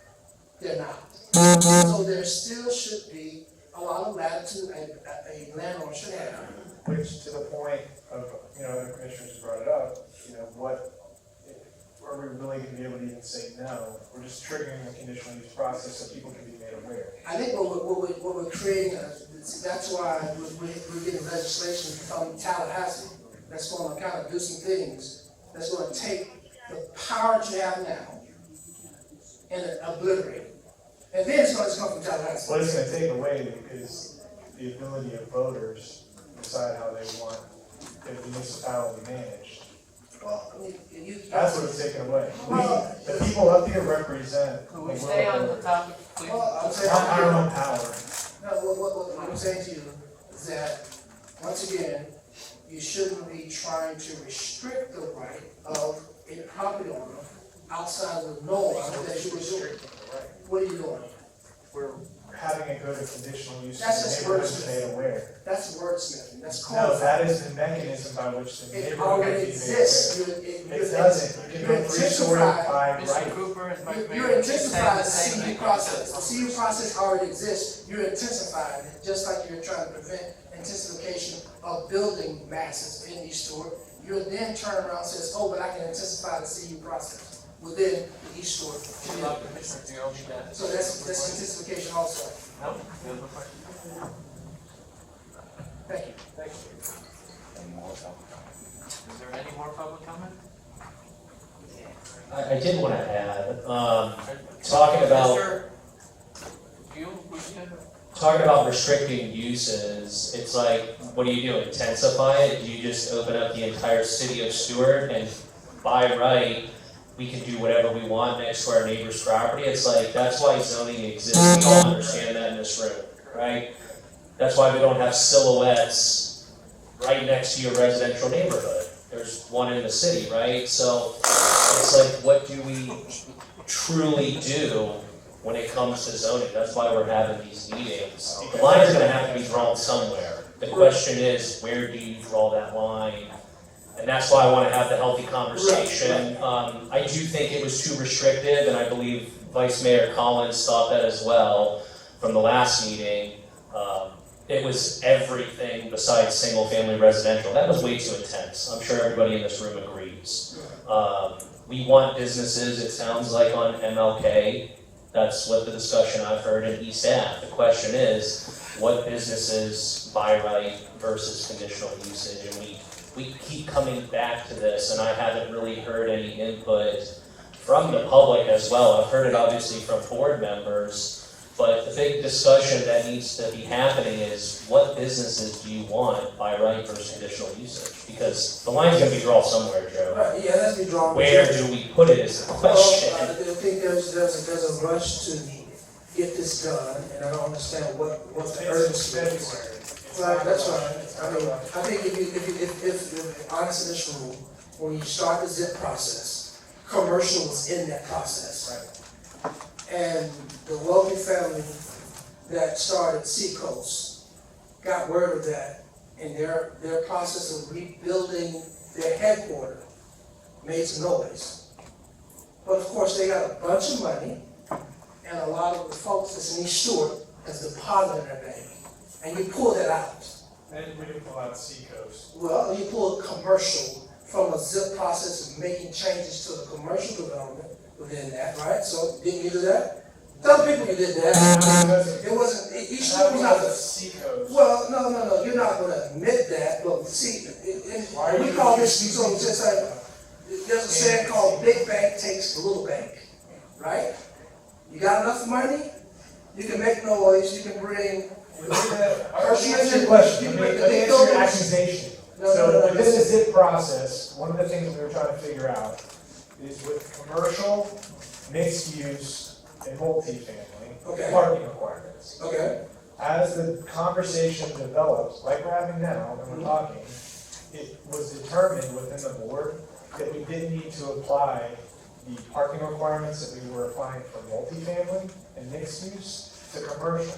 So there was no longer a need to stop commercial applications from coming in. It wasn't because of Seacoast, it was because of parking. Do you think East Stuart needs to be revitalized? Do you think that? Yeah, I think half of the parcels are vacant. No.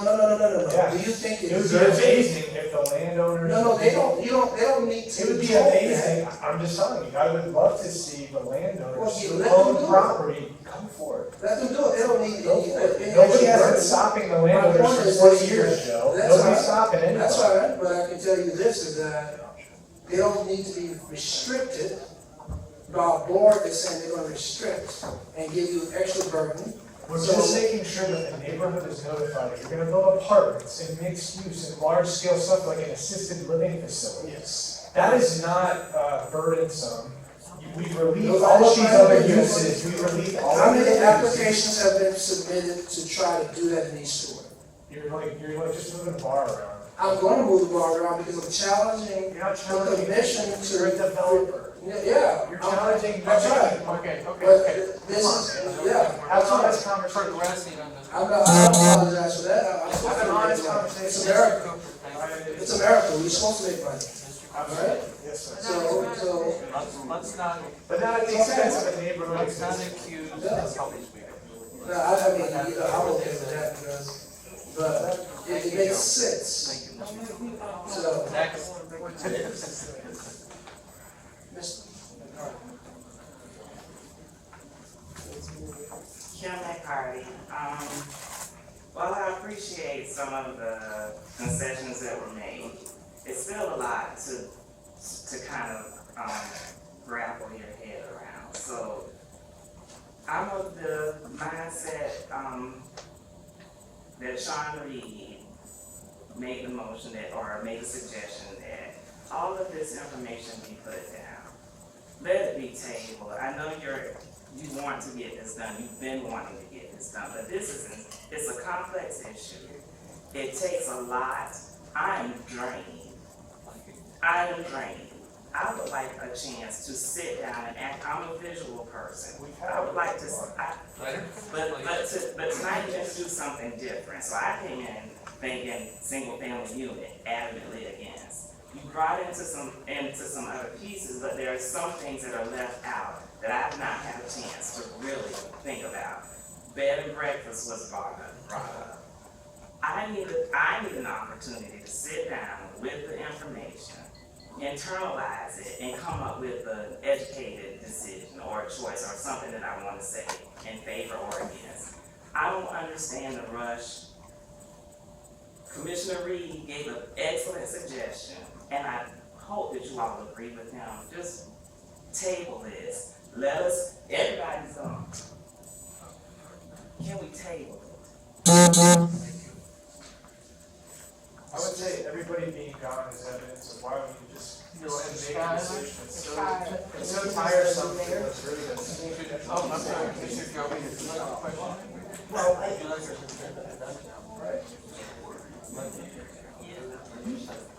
I know that the developers. It was a comment to what she said. Vice I'm sorry, Mayor. 1 second.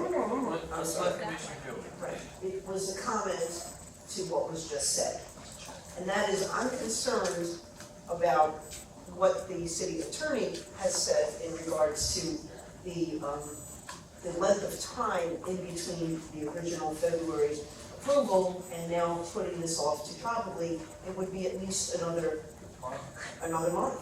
And we have the next agenda, which has already been put in place, and that is December 28th is out. yeah, I mean, we're looking at another month. And so my concern, and I hear your concern and I understand that, but my concern is for the integrity of the whole project and that the city attorney mentioned that that might be an issue, so. And my sentiment is, if you're actually looking out or saying that you're advocating for East Stewart, aren't we do the right, aren't we due diligence?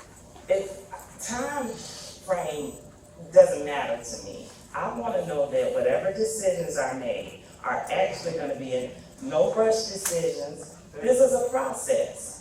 That anything that is put into ordinance needs to be well thought out with full contributions from the community that you represent. What would be, according to the attorney, what would be what happens if we go past that time? We've been doing this since, there's no rush. I understand that the developers and people that own property may not necessarily want us to take action. So kicking the can, tabling this, finding some way to stop it is the exact same thing I've been hearing from multiple board members through the entire process since September. Filibustering, finding ways to not deal with the issues in front of us, to table it, to keep pushing it down. This is now the third meeting that we've been discussing one chart, Kim. I know, But we have had how many comments say the zip process, how many comments, I don't want to shut you down. I know, but these decisions that you all are making impact my family. Yes. And the entire neighborhood. They impact my family. This is property that has been in our family for years.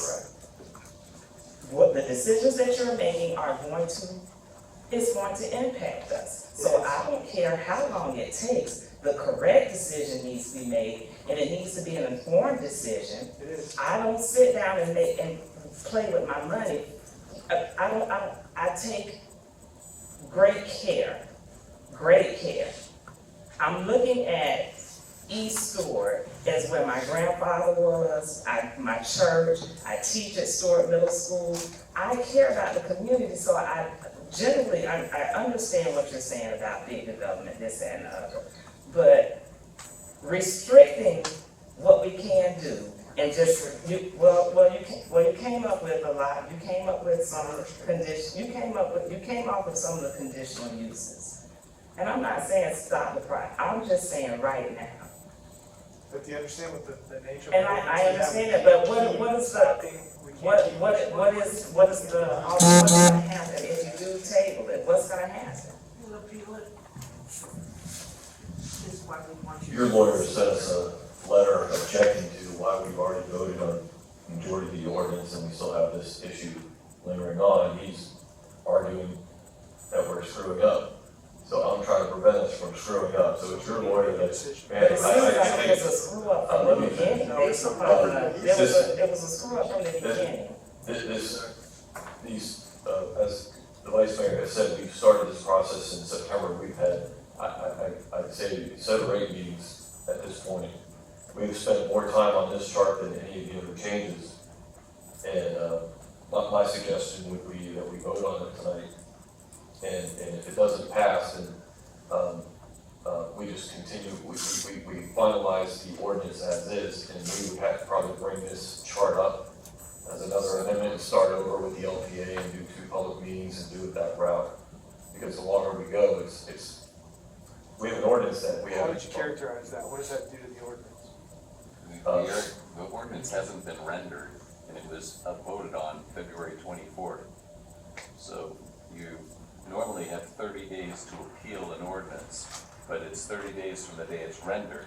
In this instance, the commission adopted the densities, the other things, and is asking staff to implement those, but no one can go online right now and see the regulations because they haven't been rendered or published.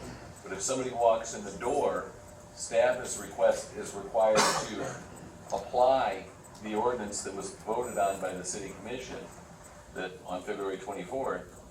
And it's kind of on hold as far as the rendering is concerned because this chart was taken out. And so the longer this go, the more likely it is that someone's gonna walk in the door and say, I put together this application based upon the Muni code, and we're gonna say everything in your application is not applicable because these changes made in February switch this or that. It's not necessarily in East Stuart, it's, it could be on US 1 for that matter, but the separation between the tabling of this chart and the adoption of the ordinance creates confusion, especially based upon the letter we received. As I stated, I'm in agreement with the original proposition from Commissioner Reed. I'm one person. That's my sentiment. Thank you. Thank you. Any other member of the public wish to speak? Mr. Schuyler, or shall I? Yes, sir. Your way? I'm good at Skyers, that. I'm sorry. With my curiosity is with regards to the lowering of the density from 30 per acre. That's not what we're discussing. We're not talking about that. You asked me to comment on stuff, I'll comment on stuff. On this. Well, on this, my question to Mr. Wagon is this process legal? Should they not have gone through a change in their comprehensive, the city's comprehensive plan in order to arrive at these deliberations?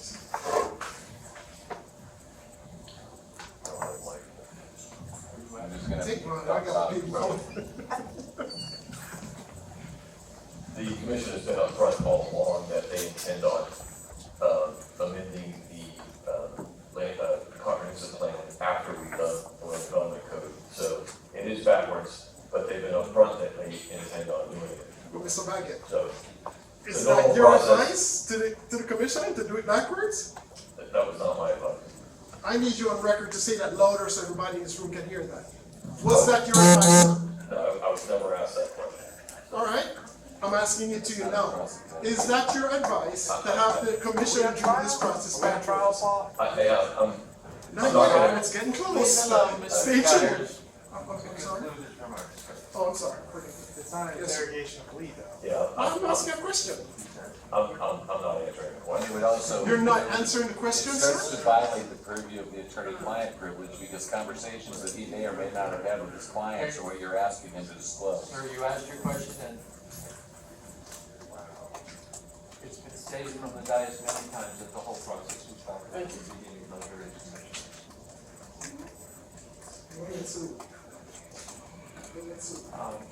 And yes, we have taken a long time of this because we're treating this community differently than. Is your any mic other worked part of out? the city. I think they're all going dead. The batteries are dying out because we've been here too long and we need to have the meetings. Where is the microphones out? Is there any more public comment? Mr. McChrystal.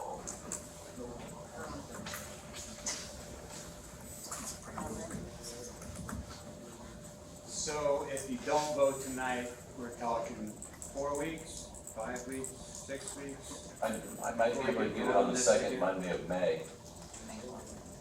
We need to vote.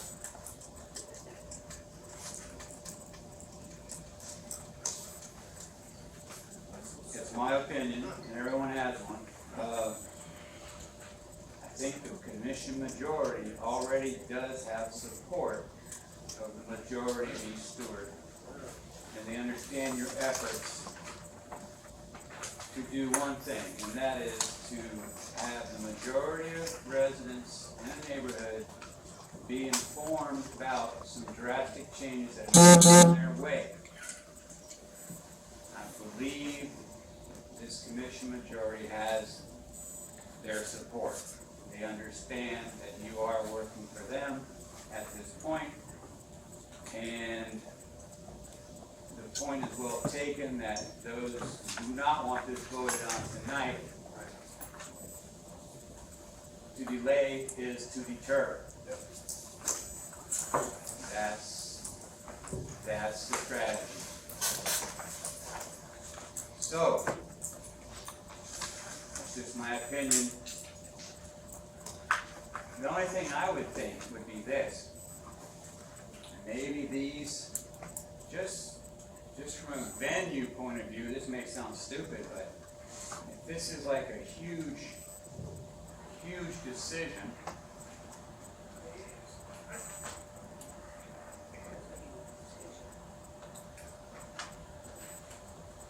then maybe it should be decided in City Hall.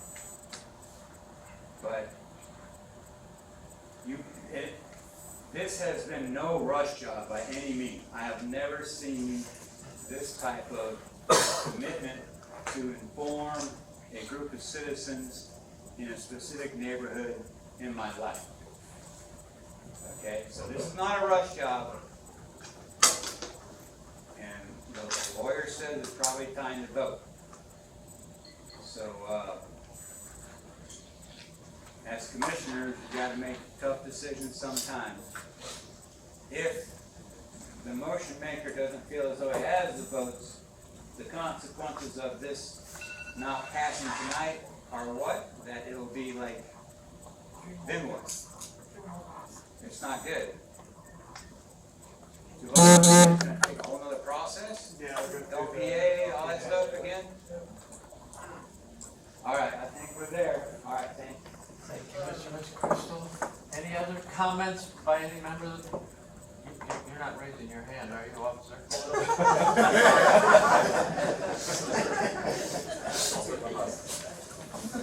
I do have a question though. So,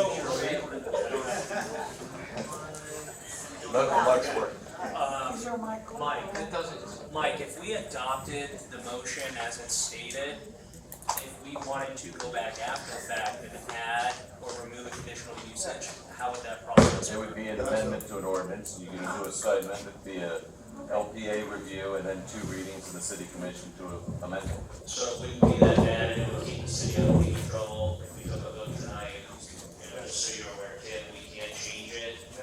And it's an easier process to change it than voting tonight.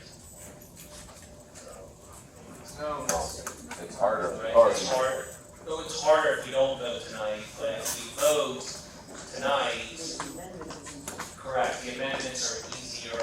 What we're doing is an amendment to the current ordinance. But if we want to go, like say this, resolution got adopted or ordinance tonight, but if we wanted to go back after the fact, this ESN 08 and add additional usage, how long of a process is it? Well, it depends, if you were gonna have workshops on it, then you would have workshops, but if you weren't gonna have workshops, you could go straight to the LPA and have 1 LPA meeting, and then 2 city commission meetings, and adopt it legally under the state law. But the community has said they don't like it when you do it that way, and they want you to have public workshops. And so it would be really a question of how many workshops you wanted to have. Yeah, because I think honestly, if we voted on the motion tonight, right, it passes, it doesn't pass. If it passes, we can go in after the fact, and if there's a specific business that someone wants to do in East Stuart, you have to do a conditional usage, we can go in after the fact, and it's an easy process to go through the LPA 2 commission readings. Instead of us doing this process in September, and we've been at this chart since February now, so. To pass it tonight, not make it that we couldn't adjust or make an amendment to the ordinance. We can always. Yeah.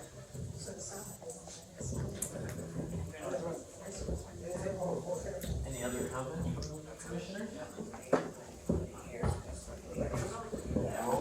Down to 1 mic. One mic, time to vote. 1 mic. She's gonna need one. Mayor Rich, No. Commissioner Clark? No. Commissioner Kilby? Yes. Vice Mayor Collins? Yes. Commissioner Reed? Yes. Motion passes. We need to probably, That's on May, the first Monday, second Monday, well, we have an agenda item, you have to address it, it's on the agenda, so we can either just continue it.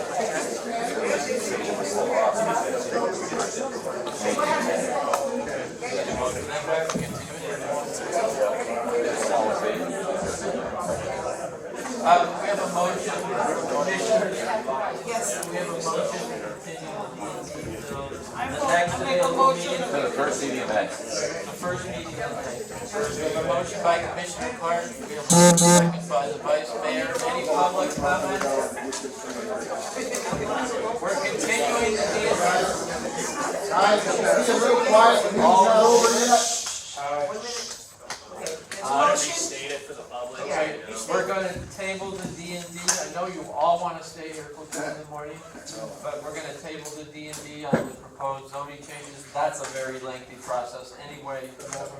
Yeah, the map amendments. So, it'll be the first meeting in May. Second Monday in May. Which is the first meeting in May.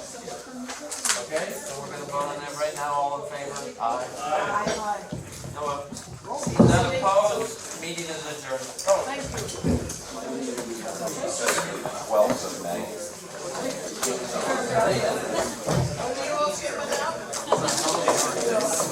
Oh, that's right.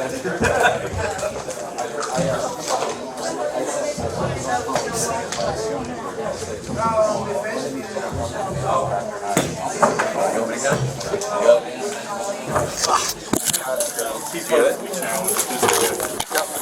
I think you should be doing that. I'm good.